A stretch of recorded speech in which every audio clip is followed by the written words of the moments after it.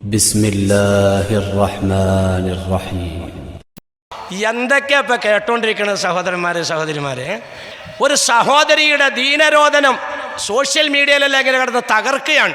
പൊന്നാര ഉസ്താദേ, ആ സ്ത്രീയുടെ ഭർത്താവ് മൊബൈലിലും അതുപോലുള്ള ഈ ആധുനിക സംവിധാനത്തിലും ഒക്കെ നോക്കി അയാൾ ഇങ്ങനെ രസിക്കലാണ്. ഈ അശ്ലീല ചിത്രങ്ങളൊക്കെ നോക്കി അയാൾക്ക് 10-70 വയസ്സ് പ്രായമുണ്ട്. അയാൾ എൻ്റെ കാര്യം നോക്കണില്ല, ഞാൻ കണ്ണീരിലാണ്, ദുരിതത്തിലാണ്, വിഷമത്തിലാണ്.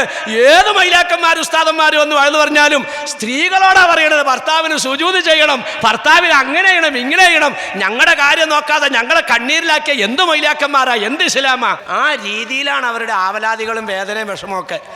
എൻ്റെ ബഹുമാനികളെ, ഈ ഹജ്ജത്തുൽ വദാഇന്റെ പ്രസംഗം എന്ന് പറഞ്ഞാൽ ഏറ്റവും പ്രധാനപ്പെട്ട നബി തങ്ങളുടെ സമുദായത്തിനോട് കൊടുത്ത ഉപദേശം. ആ ഉപദേശത്തിൽ പുരുഷന്മാരുടെ ഭാഗത്തേക്ക് തിരിഞ്ഞിട്ടാ, സ്ത്രീയുടെ ഭാഗത്തേക്ക് തിരിഞ്ഞിട്ടല്ല പറഞ്ഞ്, പുരുഷന്മാരുടെ ഭാഗത്തേക്ക് തിരിഞ്ഞിട്ട് പറഞ്ഞു, ഇസ്തൗസു ബിന്നിസാഇ ഖൈറാ. നിങ്ങളോട് ഞാൻ നിങ്ങളുടെ ഭാര്യമാരെ സംബന്ധിച്ച് ചില നല്ല കാര്യങ്ങൾ പറഞ്ഞു തരികയാണ്, വളരെ ശ്രദ്ധിക്കണം. എന്നിട്ട് തങ്ങളങ്ങ് എണ്ണി പറയാൻ തുടങ്ങി. നിങ്ങൾ അവരുടെ മുഖത്തടിക്കരുത്, ആക്ഷേപവാക്ക് പറയരുത്, നിങ്ങളെക്കാൾ കഴിവ് കെട്ടവരാണ്, നിങ്ങളെക്കാൾ ആരോഗ്യവും ശക്തിയും കുറഞ്ഞവരാണ്, ഇബാദത്ത് കുറഞ്ഞവരാണ്. എന്നിട്ട് നബി തങ്ങൾ അവസാനിപ്പിക്കണമെന്നറിയോ? അല്ലാഹു ഫിന്നിസാ. നിങ്ങളുടെ ഭാര്യമാരുടെ വിഷയത്തിൽ അള്ളാഹുവിന്റെ ശിക്ഷ പുരുഷന്മാരെ നിങ്ങൾ സൂക്ഷിച്ചോളണം. ഇന്നഹുന്ന അവാനും ഫി ഐദീകും ഔ കമാ ഖാല റസൂലുള്ളാഹി. ഒരു വല്ലാത്ത വാക്കായി പറഞ്ഞത്. നിങ്ങളെ അഭയം പറ്റി അവർ ജീവിക്കുന്നവരാണ് കേട്ടോ. അവർക്ക് വേറെ എങ്ങും പോയി ജീവിക്കാനില്ല, അതുകൊണ്ട് അവരെ വേദനിപ്പിക്കരുത്. ഇത് പറഞ്ഞ നബി തങ്ങളോട് ഒരിക്കൽ സഹാബാക്കൾ ചോദിച്ചു, ഏറ്റവും പരിപൂർണമായ മൂമിനാരാണ് നബിയെ? അയ്യുൽ മൂമിനിൻ അക്മൽ ഈമാന. പരിപൂർണമായ ഈമാനുള്ള മനുഷ്യൻ ആരാണ് നബിയെ? അഹ്സനു ഖുലുഖൻ മഅ അഹ്ലിഹി ഔ കമാ ഖാല റസൂലുള്ളാഹി. ഭാര്യയോട് നല്ല നിലയ്ക്ക് സഹവർത്തിക്കുന്ന ഭർത്താവാണ് പരിപൂർണമായ മൂമിൻ എന്ന് നബിയുനാ റസൂലുള്ളാഹി. നബി തങ്ങൾ പറഞ്ഞു, ഭാര്യമാർ ഏതെങ്കിലും രീതിയിൽ നിന്നെ വേദനിപ്പിച്ചാൽ, നിന്നെ വിഷമിപ്പിച്ചാൽ അതിന് പ്രതികാരം ചെയ്യാതെ അത് സഹിച്ചുകൊണ്ടിട്ട് വീണ്ടും നീ അവൾക്ക് സഹായം ചെയ്തു കഴിഞ്ഞാൽ, മൻ സബറ അലാ സൂഇ ഖുലുഖി ഇംറാതിഹി, ഭാര്യയുടെ ദുസ്വഭാവത്തിന് ഒരു ഭർത്താവ് ക്ഷമിച്ചാൽ, അഅതാഹുല്ലാഹു മിസ്ല മാ ഉഅതി അയ്യൂബ് അലൈഹിസ്സലാം ഔ കമാ ഖാല റസൂലുള്ളാഹി. രാത്രി മുഴുവൻ നിക്കരിക്കാനല്ല ആണുങ്ങളോട് പറഞ്ഞത്, പകല് മുഴുവൻ നോമ്പ് പിടിക്കാനല്ല ആണുങ്ങളോട് പറഞ്ഞത്, മൊത്തം വാരി സദക്ക ചെയ്യാനല്ല ആണുങ്ങളോട് പറഞ്ഞത്. എന്ത് കിട്ടാൻ? നിങ്ങളെ പ്രവാചകന്മാരുടെ പദവിയിലേക്ക് ഉയർത്താൻ. ശ്രദ്ധിച്ചത്, ഒരു പുരുഷന് പ്രവാചകന്മാരുടെ പദവിയിലേക്ക് എത്തണോ? നബി തങ്ങൾ പറഞ്ഞു, ഭാര്യമാരുടെ ഭാഗത്തു നിന്നുള്ള വിഷമിപ്പിക്കലും അവരുടെ ദുർവാശികളും അവരുടെ പിണക്കങ്ങളും അവരുടെ ബുദ്ധിമുട്ടിപ്പിക്കലും നീ ക്ഷമിക്കുകയും സഹിക്കുകയും ചെയ്താൽ നിന്നെ അല്ലാഹു തആല പ്രവാചകന്മാരുടെ പദവിയിലേക്ക് ഉയർത്തുമെന്ന് നബിയുനാ റസൂലുള്ളാഹി. ഇതെല്ലാം പുരുഷൻ എത്ര ഞാൻ ഈ കുടുംബജീവിതം പറഞ്ഞാൽ 1.5 ദിവസം ഭർത്താക്കന്മാർക്ക് ഭാര്യയോടുള്ള കടമയെ പറയാം, 1/2 ദിവസം ഇങ്ങോട്ടുള്ളത് പറയുള്ളൂ. കാരണം അവിടെ നിന്ന് അത്രയേ ഉള്ളൂ, ഇവിടെ നിന്നാണ് കൂടുതലേ. നബി തങ്ങളുടെ സ്വഭാവത്തെ പറ്റി തങ്ങൾ എന്താ പറഞ്ഞ്? വീട്ടിലേക്ക് ചെന്നാൽ അടിച്ചു വാരും, പാത്രം കഴുകി കൊടുക്കും, തുണി അലക്കി കൊടുക്കും, ചെരുപ്പ് തുന്നിക്കൊടുക്കും, വെള്ളം കോരി. ഇതൊക്കെ ചെയ്താലേ സുന്നിയാവുള്ളൂ. കാരണം ഇത് ആരുടെ പരിപാടിയാ? അഷ്റഫുൽ ഖൽഖി നബിയുനാ റസൂലുള്ളാഹി. അങ്ങനെ ക്ഷമിച്ചതിന്റെ വ്യക്തമായ തെളിവ് പരിശുദ്ധ ഖുർആൻ എടുത്തു പറയാ. ലറബല്ലാഹു മസലൻ ലില്ലദീന കഫറു ഇംറാത നൂഹ് വഇംറാത ലൂത്ത്. ഭാര്യയുടെ പീഡനങ്ങൾ സഹിച്ചിട്ട് വിവാഹമോചനം നടത്താതെ അവരെ തൻ്റെ ഭാര്യയാക്കി കൊണ്ടുപോയി നടന്നതിൻ്റെ പേരിൽ അല്ലാഹു തആല ഉയർന്ന പദവി കൊടുത്ത പ്രവാചകന്മാരാണ് ലൂത്ത് നബിയും നൂഹ് നബിയും. നോക്കിക്കേ, ഇങ്ങനെ എന്തോരാ വാർത്ത. ഇവിടെയൊക്കെ പെശകട എന്താണെന്നറിയോ? നബിത്തങ്ങൾ വിവാഹിതരാകാൻ പറഞ്ഞപ്പോൾ എന്താ പറഞ്ഞ്? ഫളഫർ ബിദാത്തിദ്ദീൻ തരിബത് യദാക്. നോക്കിക്കേ, മതബോധമുള്ള ഇണയെ നിങ്ങൾ തിരഞ്ഞെടുത്തോ, നിങ്ങളുടെ ദാമ്പത്യ ജീവിതം സന്തോഷകരൻ. ഏതാണ്ട് ഇരുകാലി 2 കാലയിൽ ഇങ്ങനെ അടക്കണു, തന്നെയല്ല കുറേ പണം ഉണ്ടാവും. ദീനെന്ന് പറയണതുണ്ടായി വേണ്ട, ദീനില്ലേ? നിങ്ങൾ ഉദ്ദേശിച്ച പോലെ വിവാഹ ജീവിതം സന്തോഷകരമാക്കാൻ പറ്റൂല എന്ന് നബിയുനാ റസൂലുള്ളാഹി. 1.5 ദിവസമാ ഭർത്താവിന് ഭാര്യയോടുള്ള കടമ പറയണേ. 1.5 ദിവസം. എൻ്റെ ശൈലി എങ്ങനെയാ? 1/2 ദിവസമാ അവിടെ നിന്ന് ഇങ്ങോട്ട് പറയുള്ളൂ. കാരണം അവിടെ നിന്ന് ഇങ്ങോട്ടല്ല കടപ്പാട് കൂടുതൽ, ഇവിടുന്ന് അങ്ങോട്ടാ കടപ്പാട് കൂടുതൽ. അർരിജാലു ഖവ്വാമൂന അലന്നിസാ ബിമാ ഫളലല്ലാഹു ബഅദഹും അലാ ബഅദ് വബിമാ അൻഫഖൂ മിൻ അംവാലിഹിം ഫസ്സാലിഹാതു ഖാനിതാത്തുൻ ഹാഫിളാത്തുൻ ലിൽഗൈബി ബിമാ ഹഫിളത. ഇവർക്ക് 2-3 കാര്യം മാത്രം ചെയ്താൽ മതി. ഇവർക്ക് സ്വർഗ്ഗത്തിൽ പോകാൻ കൂടുതൽ പണിയൊന്നും എടുക്കണ്ട. 5 നേരം നിസ്കരിക്കുക, റമളാൻ മാസത്തിൽ നോമ്പ് പിടിക്കുക, ഗുഹ്യ ഭാഗത്തെ ഹറാമിൽ സൂക്ഷിക്കുക, ഭർത്താവിനെ അനുസരിക്കുക. 4 എണ്ണുള്ളൂ.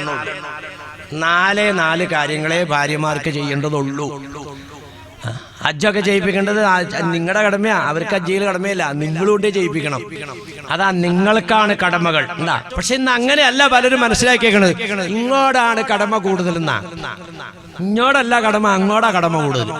അല്ലാഹു സുബ്ഹാനഹു വ തആല തങ്ങളല്ലേ പറഞ്ഞത്, ഇന്നഹുന്ന അവാനും ഫീ ഐദീകും. ഞാൻ അതിലേക്ക് കടന്നു വരുവാ. നമ്മുടെ വിഷയം എന്താണ്? ഭർത്താവ് ഭാര്യയുടെ മടിയിൽ തലവെച്ച് കിടക്കുകയാണ്. ഭർത്താവാരാണ് നബിയുനാ റസൂലുള്ളാഹി. ഭാര്യ ആരാണ്? ബഹുമാനപ്പെട്ട ആയിഷത്തു തുഹ്റ റളിയല്ലാഹു തആല അൻഹ. ഇങ്ങനെയുള്ളൊരവസ്ഥ ഈ മാളികപ്പടിക്കലും പരിസരത്തുമൊക്കെ എന്നാണോ ഉണ്ടാകുന്നത്, അന്നാണ് നിങ്ങളുടെ കുടുംബം സന്തുഷ്ട കുടുംബമാകുക. അതാണ് വിഷയം. സന്തുഷ്ട കുടുംബം. ഭാര്യയുടെ മടിയിൽ ഭർത്താവ് തലവെച്ച് കിടക്കുക, ഭർത്താവിന്റെ മടിയിൽ ഭാര്യ തലവെച്ച് കിടക്കുക. ഇങ്ങനെ ഒരു അവസ്ഥ നിങ്ങളുടെയൊക്കെ കുടുംബജീവിതത്തിൽ എന്നാണോ വരുന്നത്, അന്നാണ് സന്തുഷ്ട കുടുംബം. ഞങ്ങൾ അങ്ങനെയൊക്കെ കിടക്കുന്ന ആൾക്കാരാണ് മുസ്ലിയാരെ. ഓഹോ, അപ്പൊ നിങ്ങൾ വലിയ സുന്നികളാണല്ലോ. അതെങ്ങനെയാ നിങ്ങളങ്ങനെ കിടന്നേ? അതേ മുസ്ലിയാരെ, ഞാൻ കല്യാണം കഴിഞ്ഞപ്പോ ഒരു കാറ് വാടകയ്ക്ക് എടുത്തോണ്ട് പെണ്ണുമ്പിള്ളേനെ കയറ്റി നേരെ കോവളത്തേക്ക് അങ്ങോട്ട് പോയി. ഓഹോ, സ്വന്തം കാറ് ഞാൻ കാശില്ലാത്തവരാണ് ഈ വാടകയ്ക്ക് എടുക്കുക.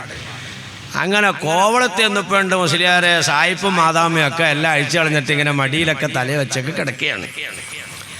അപ്പം ഞാനും അഴിച്ചു കളഞ്ഞു, പെണ്ണുമ്പിള്ളയുടെ അഴിച്ചു കളഞ്ഞു. ഞങ്ങൾ രണ്ടാളും അങ്ങനെ ആ മുണപ്പുറത്ത് അങ്ങനെ തലയൊക്കെ വെച്ച് കിടന്നു മുസ്ലിയാരെ. അല്ലാണ്ട് ഇപ്പം ഞങ്ങളൊക്കെ ആ രീതിയിലൊക്കെ ഉള്ള ആൾക്കാർ തന്നെയാണ്. ഇതിൻ്റെ പേര് തനിച്ച ഹറാമെന്നാ. ആ കാറ് വാടകയ്ക്കെടുത്തത് ഹറാമാണ്, യാത്ര ചെയ്തു ഹറാമാണ്, അതിന് സമയം മുടക്കിയത് ഹറാമാണ്, അവിടെ ചെന്നിട്ട് കോവളത്ത് ചെന്നിട്ടല്ല അഴിച്ചു കളഞ്ഞത് ഹറാമാണ്, മടിയിൽ വെച്ചതും ഹറാമാണ്. ഇതിനൊക്കെ ശിക്ഷയാണ്. അങ്ങനെയുള്ള ശൈലി അല്ല ഈ പറഞ്ഞു വന്നത്. പിന്നെ എന്താ ഇന്നിപ്പോൾ വീട്ടിലേക്ക് അങ്ങോട്ട് എല്ലാം മടിയുള്ള എന്നാ നീ ഇവിടെ ഇരിക്കണി, ഞാൻ മടിയിലേക്കൊന്ന് വെക്കട്ടെ എന്ന് പറഞ്ഞിട്ട് അങ്ങനെ അതാണോ? അതുമല്ല. അവിടെ അപ്പായുമായും കാരണവന്മാരും മക്കളൊക്കെ ഉണ്ട്. അങ്ങനെയൊന്നുമല്ല. പിന്നെ ഇതിനൊക്കെ ഒരു സാഹചര്യം കിട്ടുമ്പോൾ അത് ആ നിലയ്ക്ക് ഉപയോഗപ്പെടുത്തണം. അത് സുന്നത്താണ്. ഇത് ചുമ്മാ വേറെ ആരെങ്കിലും ചെയ്തതല്ല. മഹാനായ നബിയുനാ റസൂലുള്ളാഹി തങ്ങളാണ് ഇപ്പൊ ഈ മടിയിലേക്ക് തല വെച്ചത്. ആരുടെ മടിയിലേക്കാണ്? ഭാര്യയുടെ മടിയിലേക്കാണ് വച്ചിരിക്കുന്നത്. ഇതിനൊക്കെ സാഹചര്യങ്ങൾ വരുമ്പോൾ നിങ്ങൾ അത് ഉപയോഗപ്പെടുത്തുമ്പോൾ നിങ്ങൾക്കൊരു സുന്നത്ത് കിട്ടുവാണ്. ഭാര്യയുടെ മടിയിൽ ഭർത്താവ് തലവെക്കുമ്പോൾ ഒരു സുന്നത്ത് വന്നു, ഭർത്താവിന്റെ മടിയിൽ ഭാര്യ തലവെക്കുമ്പോഴും ഒരു സുന്നത്ത് വന്നു. അപ്പൊ ആ സന്ദർഭത്തിലൊന്നും അതിനെ എതിർക്കൊച്ചപ്പാടൊന്നും ചെയ്യരുത്. പിന്നെ ഇപ്പം ഇതൊക്കെ എതിർക്കണതൊക്കെ എപ്പോഴാ? അതൊക്കെ ഉണ്ടാവും. നിങ്ങൾ എന്നിട്ട് വെണ്ണുമ്പോൾ ആരുമില്ല, മുറിയിൽ ആരുമില്ല, മുപ്പത്തേരം ഒറ്റയ്ക്ക് ആ കട്ടിലിരിക്കുകയാണ്. നിങ്ങൾ അടുത്ത് ചെന്നിട്ട് ആ മടിയിലേക്ക് തല വയ്ക്കുമ്പോൾ ഓഹോ ഇപ്പൊ കയറ്റി മടിയിലേക്കാണല്ലോ ആ തലകടയിൽ വെക്കണം. ഇത് പറയണത് എന്തുകൊണ്ടാ? ബാക്കിയുള്ളത് ശരിയായിട്ടില്ല, അതുകൊണ്ട് തന്നെ ഇവിടെ പ്രശ്നം. ഇത് വയ്ക്കണത് പെണ്ണുമ്പോൾ അംഗീകരിക്കണില്ല. അതുപോലെ തന്നെ ഇനി പെണ്ണുമ്പോൾ ഒന്ന് വെക്കട്ടെ. ആ റസൂലുള്ള സുന്നത്ത്, റസൂലുള്ളാന്റെ സുന്നത്തല്ലേ എന്നാ ഞാൻ നിങ്ങളുടെ മടിയിലേക്ക് തല വെക്കട്ടെ. അങ്ങനെ മനസ്സുകൊണ്ട്, അല്ലാണ്ട് നാക്കൊണ്ട് പറയണമൊന്നുമില്ല. ഓഹോ ഇവളിപ്പോ മടിയിലേക്കാണല്ലോ കയറ്റിയേക്കണേ, അങ്ങോട്ട് മാറ്റിയാണെങ്കിൽ ഒരു തട്ടം അങ്ങോട്ട് തലക്കിട്ടല്ല. ഇത് രണ്ടും പറ്റൂല. ഇതെന്ത് തട്ടാവുന്ന കണ്ടീഷനിലെ രണ്ട് നിൽക്കണത്. അങ്ങനെയല്ല. ഈ ഒരു അവസ്ഥ നിങ്ങൾക്ക് എപ്പോഴാണോ സന്തോഷത്തോടെ വരുന്നത്, അപ്പോഴാണ് കുടുംബജീവിതം സന്തോഷമാവുക. അതെങ്ങനെയാ അതുണ്ടാവണേന്നാണ് ഇൻഷാ അല്ലാഹ് ഇന്നും നാളെയൊക്കെ ആയിട്ട് പറയാൻ പോണു. കുടുംബജീവിതം എങ്ങനെ സന്തുഷ്ടമാക്കാം. ഭാര്യയുടെ മടിയിൽ ഭർത്താവ് തലവെച്ച് കിടക്കുന്ന ഒരവസ്ഥ ഈ പിന്നെ മാളിയൊക്കെ പഠിക്കലോ കുഴിയേലി പഠിക്കലോ ഈ പരിസരത്തൊക്കെ എന്നാണോ നിങ്ങളുടെ കുടുംബത്തിൽ ഉണ്ടാകുന്നത്, അന്നാണ് നിങ്ങളുടെ കുടുംബം സന്തുഷ്ട കുടുംബം. അതാണ് നോട്ടീസിൽ വെച്ചാണ് വിഷയം. അതാണ് സന്തുഷ്ട കുടുംബം. നിങ്ങൾ കുറെ കാശുണ്ടാക്കിയത് കൊണ്ടിട്ടൊന്നും നിങ്ങളുടെ കുടുംബജീവിതം സന്തോഷമാക്കാമെന്നും നിങ്ങൾ ധരിക്കേണ്ട. കുറെ പണമുണ്ട്, അങ്ങനെയുള്ളപ്പോൾ പാടുവിട്ട് പണമൊക്കെ ഉണ്ടാക്കുകയാണല്ലോ. നിങ്ങളൊരു വലിയ മനോഹരമായ അമ്പര ചുംബിയാവുന്ന കൊട്ടാരം ഉണ്ടാക്കി നിങ്ങളുടെ കുടുംബജീവിതം സന്തോഷമാക്കാൻ നിങ്ങൾ ധരിക്കൊന്നും വേണ്ട. വിലപിടിപ്പുള്ള കോടികൾ വിലമതിക്കുന്ന കാറ് നിങ്ങൾ വാങ്ങി കുടുംബജീവിതം സന്തോഷമാക്കാൻ നിങ്ങൾ ധരിക്കൊന്നും വേണ്ട. വൈകുന്നേരം ആകുമ്പോഴത്തേക്കും കോടികളുടെ ബിസിനസ് ലാഭവുമായിട്ട് വീട്ടിലേക്ക് കയറി ചെല്ലുമ്പോ കൊട്ടാര തുല്യമായ വീടിന്റെ മട്ടുപ്പാവിൽ നിന്നിട്ട് ഭാര്യ വൈകുന്നേരം കേട്ടോ അങ്ങനെ സാരി ഇങ്ങനെ ഒരു കുത്തൊക്കെ കുത്തിയിട്ട് വന്നു തുടങ്ങി. സന്ധ്യ ഇപ്പോൾ പറയടാങ്ങാതി നിങ്ങൾ AC മുറി അവിടെ ഉണ്ടാക്കിയിട്ടാണ് പട്ടുമെത്തി. അതിനകത്ത് കയറി കിടക്കാൻ എന്താ സുഖം പറ? പെണ്ണുമ്പിള്ളേ ഇപ്പൊ പറയണേ, നിങ്ങൾക്ക് കാശില്ലേ? ഇല്ലേ? കാറില്ലേ? സൗകര്യമില്ലേ? പെണ്ണുമ്പിള്ള സ്വീകരിക്കണേ കേൾക്കണേ. ഇനി നീ വീട്ടിലേക്ക് കയറി ചെല്ലുമ്പോ ഭാര്യ എന്തോ ഒരു സംഭവത്തിന് സാക്ഷിയായിട്ട് ഇങ്ങനെ വേദനിച്ച് വിഷമിച്ച് ഇങ്ങനെ മുഖം വല്ലാതെ വീർത്തിരിക്കുകയാണ്, സങ്കടപ്പെട്ടിരിക്കുകയാണ്. നീ അങ്ങോട്ട് കയറി ചെല്ലുമ്പോ എന്താടി ഈ കടന്നിലൂത്തിയ മോന്താരിക്കനെ വീർപ്പിച്ചോണ്ടിരിക്കണേ? പറ. അവിടെ നല്ല പട്ടുമെത്തയുണ്ട്, AC മുറിയുണ്ട്. പറ, എങ്ങനെയാ കുടുംബത്തിൽ സന്തോഷം ഉണ്ടാകുക? പറ.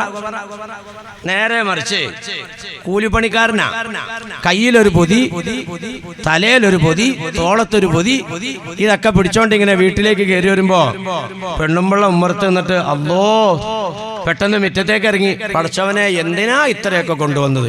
അല്ലെങ്കിൽ തന്നെ പുറം വേദനയാണ്, കഴുത്തിന് വേദനയാണ്, നമുക്ക് ഇതിൻ്റെയൊക്കെ ആവശ്യമുണ്ടോ? വല്ല ഒരു പൊതി അങ്ങ് കൊണ്ടുവന്നാ പോരെ? വേഗം ആ പൊതിയെല്ലാം വാങ്ങി പിന്നെ വരാന്തയിലും അകത്തൊക്കെ കൊണ്ടുവന്ന് വെച്ച് ആ കാത്തു വെച്ചാർന്ന കട്ടൻ ചായ എടുത്തോ നമ്മൾ കൊടുത്ത്, വെള്ളം ഞാൻ ചൂടാക്കി വെച്ചോണ്ട് ഇപ്പൊ കുളിക്കണ്ട, അതേ ഭക്ഷണം കഴിച്ചിട്ടാണോ കുളിക്കുന്നത്? ഞാൻ നിസ്കരിച്ചിട്ടില്ല, നമുക്ക് ഒരുമിച്ച് നിസ്കരിക്കാൻ വേണ്ടി ഞാൻ കാത്തിരിക്കുകയാണ്. എടി എന്നാ ഞാൻ കുളിക്കട്ടെ, ഇൻഷാ അല്ലാഹ് കുളിച്ചിട്ട് നമുക്ക് നിസ്കാരം കഴിഞ്ഞിട്ട് ഭക്ഷണം കഴിക്കാം. എന്നാ വേഗം പോയി കുളിച്ചോണ്ടോ, ഞാൻ ഈ പൊതിയൊക്കെ എടുത്ത് അകത്തേക്ക് വെക്കാം. അവിടെ കാറ് വേണോ? കോടികളുടെ വേണോ? അവിടെ പിന്നെ കൊട്ടാരം വേണോ? അവിടെ പട്ടുമെത്ത വേണോ? ചുമ്മാ പലപുറത്ത് ഇടുന്ന മതിയല്ലോ രണ്ടെണ്ണത്തിനോട്. ഇനി പെണ്ണുമ്പിള്ള നീ അങ്ങോട്ട് കയറി ചെല്ലുമ്പോ അസ്സലാമലൈക്കും. വലൈക്കും അസ്സലാം. അല്ല എന്താ എന്നൊരു സലാം അടക്കണേന് ഒരു ജീവനില്ലാത്ത? ഒന്നുമില്ല എന്ന് പറയണ്ട, എന്തോ വിഷയമുണ്ട്. നിന്റെ മുഖത്തിന് എന്തോ ഒരു വല്ലാത്തൊരു എന്തോ ഇവിടെ എന്താ എന്തോ ഉണ്ടായതുപോലെ. ഒന്നും ഉണ്ടായില്ല എന്ന് പറഞ്ഞാൽ ശരിയാവില്ല. സാധാരണ ഇപ്പൊ നീ സലാം അടക്കലല്ലോ. അതെ, എൻ്റെ പെണ്ണെ ഞാൻ ആ ഫ്രിഡ്ജിന്റെ പ്ലഗ് ഊരിയിട്ടേക്ക് പറഞ്ഞു. അത് എൻ്റെ പഠിച്ചവനെ ഞാനതെല്ലാം ഫ്രിഡ്ജെല്ലാം ഒക്കെ ക്ലീൻ ചെയ്തിട്ട് രണ്ടാമത് ആ പ്ലഗ് അങ്ങോട്ട് കുത്തി സ്വിച്ച് അങ്ങോട്ട് ഇട്ടതൊരു ഞാൻ നോക്കുമ്പോ ഫ്രിഡ്ജിന്റെ ഉള്ളിൽ നിന്നൊക്കെ പുക പുറത്തേക്ക് വരാണ്. തുറന്നു നോക്കിയപ്പോ മൊത്തം പുകയാ. പിന്നെ ഒരനക്കോ ഇല്ല, കരിഞ്ഞിരിക്കുക ഫ്രിഡ്ജാകെ. അല്ലാ, നീ ഇതിനു വേണ്ടിയിട്ട് ഇപ്പൊ ഈ വിഷമിക്കണേ? നീ ഇതിനു വേണ്ടി ഇപ്പൊ ഈ ദുഃഖിക്കണേ, വേദനിക്കണേ? ഒരു ഫ്രിഡ്ജ് പോയെന്ന് പറഞ്ഞോണ്ട് ഇങ്ങനെ ആലോചിച്ച് വെറുതെ ഇല്ലാത്ത സൂക്കടക്ക്. ഫ്രിഡ്ജ് എന്നല്ല, ഈ വീട് പോകാനുള്ളതാ, ഞാൻ പോകാനുള്ളതാ, നീ പോകാനുള്ളതാണ്, ഈ ദുനിയാവ് ഒക്കെ പോകാനുള്ളതാണ്. നീ അതുകൊണ്ട് വിഷമിക്കല്ലേ. നാളെ തന്നെ ഇൻഷാ അല്ലാഹ് ഇതിനേക്കാൾ നല്ല അത് നീ അവിടെ എങ്ങാണ്ട് തുടക്കോ ക്ലീൻ ചെയ്യുന്നത് എങ്ങാണ്ട് എവിടെയെങ്കിലും വെള്ളം എന്തെങ്കിലും കയറിയിട്ടുണ്ടാവും. അപ്പൊ രണ്ടാമത് പിളക്ക് കുത്തി കഴിഞ്ഞപ്പോ എന്തായി? ഷോർട്ടായി, അങ്ങനെ തട്ടിയതാണിത്. നീ അതിനൊന്നും പേടിക്കൊന്നും വേണ്ട. ഇൻഷാ അല്ലാഹ് നമുക്ക് വേറെ നല്ല ഫ്രിഡ്ജ് ഇന്ന് തന്നെ പോയി മേടിക്കണോ? ഇന്ന് വേണ്ട, അത് എന്തായാലും ഇത് പോയല്ലോ എന്നുള്ള വിഷമത്ത് നീ അന്ന് എനിക്കൊന്നും വേണ്ട, നീ ചായ എടുക്കുക. പറ, ഇവിടെ പട്ടുമെത്ത വേണോ? ഒരു പുല്ലായി വരാങ്ങാതെ രണ്ടുപേർക്കും പറ. എന്തിനാന്നേ കാശ്? പറ. നിങ്ങളുടെ രണ്ടുപേരുടെയും ഇടയിൽ നേരത്തെ സൂചിപ്പിച്ച ഒരവസ്ഥ ഉണ്ടാകാൻ എന്ന് പറഞ്ഞാൽ ഭർത്താവിന്റെ മടിയിൽ ഭാര്യയോ ഭാര്യയുടെ മടിയിൽ ഭർത്താവോ തലവെച്ച് കിടക്കുന്ന ഒരവസ്ഥ നിങ്ങളുടെ കുടുംബത്തിൽ ഉണ്ടാകാൻ നിങ്ങളുടെ രണ്ടുപേരുടെയും മധ്യത്തിൽ ഒരു മൂന്നാം കക്ഷി കയറുന്നു വരണം. അപ്പോഴാണ് നിങ്ങളുടെ കുടുംബജീവിതം സന്തോഷമുള്ളൂ. രണ്ടുപേരുടെയും നടുക്ക് ഒരു മൂന്നാം കക്ഷി കയറി വരണം. ഈ മൂന്നാം കക്ഷി രണ്ടുപേരുടെയും സെൻട്രൽ ഉണ്ടെങ്കിൽ ഇവിടം ക്ലിയർ ആകുള്ളൂ, ഇവിടം ക്ലിയർ ആകുള്ളൂ. ഏതാണ് ആ മൂന്നാം കക്ഷി? ആ കക്ഷീനെ നിങ്ങൾക്ക് പരിചയപ്പെടുത്തി തരാൻ പോകുന്നു.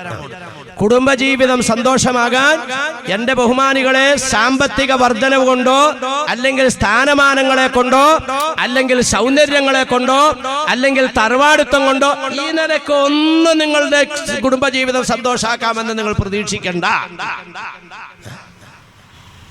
അധികാരൊക്കെ ശരിയിരുന്ന ആളല്ലേ. പിന്നെ ബ്രിട്ടനിലെ ചാൾസിന്റെ ഭാര്യ ഡയാന രാജകുമാരി അല്ലേ? ചിന്തിച്ചു നോക്കി, അധികാരം ഉണ്ടായിരുന്നില്ലേ? കൊട്ടാരത്തിൽ നിന്നും രാജാവിനെ ഒഴിവാക്കിയിട്ട് ആ സ്ത്രീ എന്തു പറഞ്ഞു? ഡയാന രാജകുമാരി പറഞ്ഞു, എനിക്ക് മനുഷ്യനുമായിട്ടുള്ള ജീവിതം വേണ്ട, ഇറങ്ങിപ്പോന്നു കൊട്ടാരത്തിൽ നിന്ന്. എന്തേ അവരുടെയൊക്കെ ജീവിതത്തിൽ എന്താ സംഭവിച്ചു മാനികളെ? അവളെ പിന്നെ അള്ളാഹ് അനുഗ്രഹിച്ച് പിന്നെ സഹായിക്കാൻ നമ്മുടെ കാക്കാച്ചടക്കം കൂടി. അത് നമ്മൾ പിന്നെ അങ്ങനെയൊക്കെയുള്ള കാര്യത്തിലൊക്കെ വലിയ മുമ്പന്തിയിലാണ്. നീ രാജാവിനെ കളഞ്ഞൊഴിയുള്ള കാര്യങ്ങളൊക്കെ ഞാൻ പരിഹരിച്ചു തരാണ്. ഈ കാരടിച്ചപ്പോൾ അവനും ചത്തുപോയി, കണ്ടില്ലാന്ന പേപ്പറിൽ. ഡയാന രാജകുമാരിയുടെ ചത്തു ചെയ്തൊരു കാക്കാച്ചടക്കനാ. നമ്മളൊക്കെ എല്ലാത്തിലും മുമ്പന്തിലാട്ടോ. എന്തോരം കഞ്ചാവ് വേണം, എന്തോരം ബ്രാൻഡി വേണം, എന്തോരം. ഇപ്പൊ പുതിയൊരു സാധനം ഇറങ്ങിയിട്ടുണ്ടല്ലോ, LCD ഇങ്ങനെ ഈ നാക്കേലിങ്ങനെ ഒട്ടിക്കണമെന്ന് പറയണേ, വളരെ ചെറുത്. അതൊക്കെ നമ്മുടെ പിള്ളേർ കാക്കാൻ പിള്ളേരോട് ചോദിച്ചാൽ കിട്ടും. അല്ലാണ്ട് ഇവിടുത്തെ രസാടി പിള്ളേരോട് ചോദിച്ചാൽ അവന്മാർക്ക് അറിയാൻ പാടില്ല എന്താ സാധനം. ഹിന്ദു പിള്ളേരോട് ചോദിച്ചാൽ അവന്മാർക്ക് അറിയാൻ പാടില്ല. നമ്മുടെ കാക്കാ പിള്ളേരോട് ചോദിച്ചാൽ അവർ വേണമെങ്കിൽ ഹോൾസെയിലായിട്ട് സാധനം എത്തിച്ചു. അള്ളാഹുവേ അള്ളാഹുവേ, ഉമ്മത്തിനെ നേരെയാക്കണമെങ്കിൽ അള്ളാഹുവിൻ്റെ അദാബില്ലാതെ നടക്കൂല. ബഹുമാനികളെ, പോട്ടെ, വിഷയം മാറിപ്പോവും. ഇവിടെ ഇരുന്നോട്ടെ. അള്ളാഹ് നമ്മുടെ മക്കളെയൊക്കെ നല്ല വഴിക്ക് നയിച്ച് കണ്ണിന് കുളിർമ നൽകുന്ന നല്ല മക്കളാക്കി അള്ളാഹു കബൂലാക്കുമാറാകട്ടെ. നമ്മൾ ശ്രദ്ധിച്ചാൽ എന്താ പറഞ്ഞത്? അധികാരം കൊണ്ടിട്ട് നിങ്ങളുടെ കുടുംബജീവിതം സന്തോഷമാക്കാമെന്നത് അല്ല. നമ്മുടെ കേരളത്തിലുണ്ടായില്ലേ ഗണേശ് എന്ന് പറഞ്ഞിട്ടൊരു ട്രാൻസ്പോർട്ട് മന്ത്രി ഉണ്ടായതല്ലേ? മുകളിൽ ചുവന്ന ലൈറ്റ്, മുമ്പിൽ കൊടി, പുറയിലും പിന്നെ മുന്നിലും എല്ലാം പിന്നെ സെക്യൂരിറ്റി പോലീസുകാര് ഒക്കെ ഉണ്ടായിരുന്നല്ലേ നമ്മുടെ കേരളത്തില്. ബാലകൃഷ്ണൻ പിള്ളയുടെ മോൻ മന്ത്രിയായിട്ടിരിക്കുമ്പോഴാണ് പെണ്ണുമ്പിള്ള ടിക്കറ്റ് അടിച്ച്. നിങ്ങളൊക്കെ കണ്ടില്ലേ? ഞാൻ ചോദിക്കട്ടെ, ഒരു മന്ത്രി കസേര ഇരുന്നിട്ട് എന്തിയെ അയാളുടെ ദാമ്പത്യ ജീവിതം സന്തോഷമാക്കാൻ കഴിയാതിരുന്നത്? നിങ്ങൾ ആ വഴിക്കൊന്നും ചിന്തിക്കണ്ട. കുടുംബജീവിതം സന്തോഷമാക്കാൻ വേണ്ടി പഞ്ചായത്ത് പ്രസിഡന്റ് ആവാനും നോക്കണ്ട. പണത്തിന്റെ പുറകെ നിങ്ങൾ പോകണ്ട. കുടുംബജീവിതം സന്തോഷം. നമ്മളൊക്കെ പണിയെടുക്കണമെന്നില്ല, സന്തോഷത്തിനല്ലേ. എന്റെ ജീവിതത്തിൽ മറക്കാത്തൊരു സംഭവം ഉണ്ട് എനിക്ക്. കോട്ടയം ജില്ലയിൽ ഞാനൊരു സ്ഥലത്ത് വഴുതിന് പോയി. ഒരു 4-5 ദിവസത്തെ പരിപാടിയാണ്. വയത് കഴിഞ്ഞിട്ട് ഒരു ദിവസം അവിടെ താമസിക്കുകയാണ്. ഒരു ദിവസം ഉച്ചഭക്ഷണം കഴിക്കാൻ എന്നെ ഒരു വീട്ടിലേക്ക് കൊണ്ടുപോകണം. അയാൾ എന്ന കാറെ തന്നെ അയാളുടെ കാറെ തന്നെ കയറ്റി കൊണ്ടുപോകണം. അവിടെ ചെന്ന് ഒരു വിശാലമായ റബ്ബർ തോട്ടത്തിന്റെ നടുക്കുള്ളൊരു ടെറസ് വീട്, വിശാലമായ ഡൈനിങ് ഹാള്, ഇഷ്ടം പോലെ വിഭവസമൃദ്ധമായ ഭക്ഷണമൊക്കെ കിട്ടി.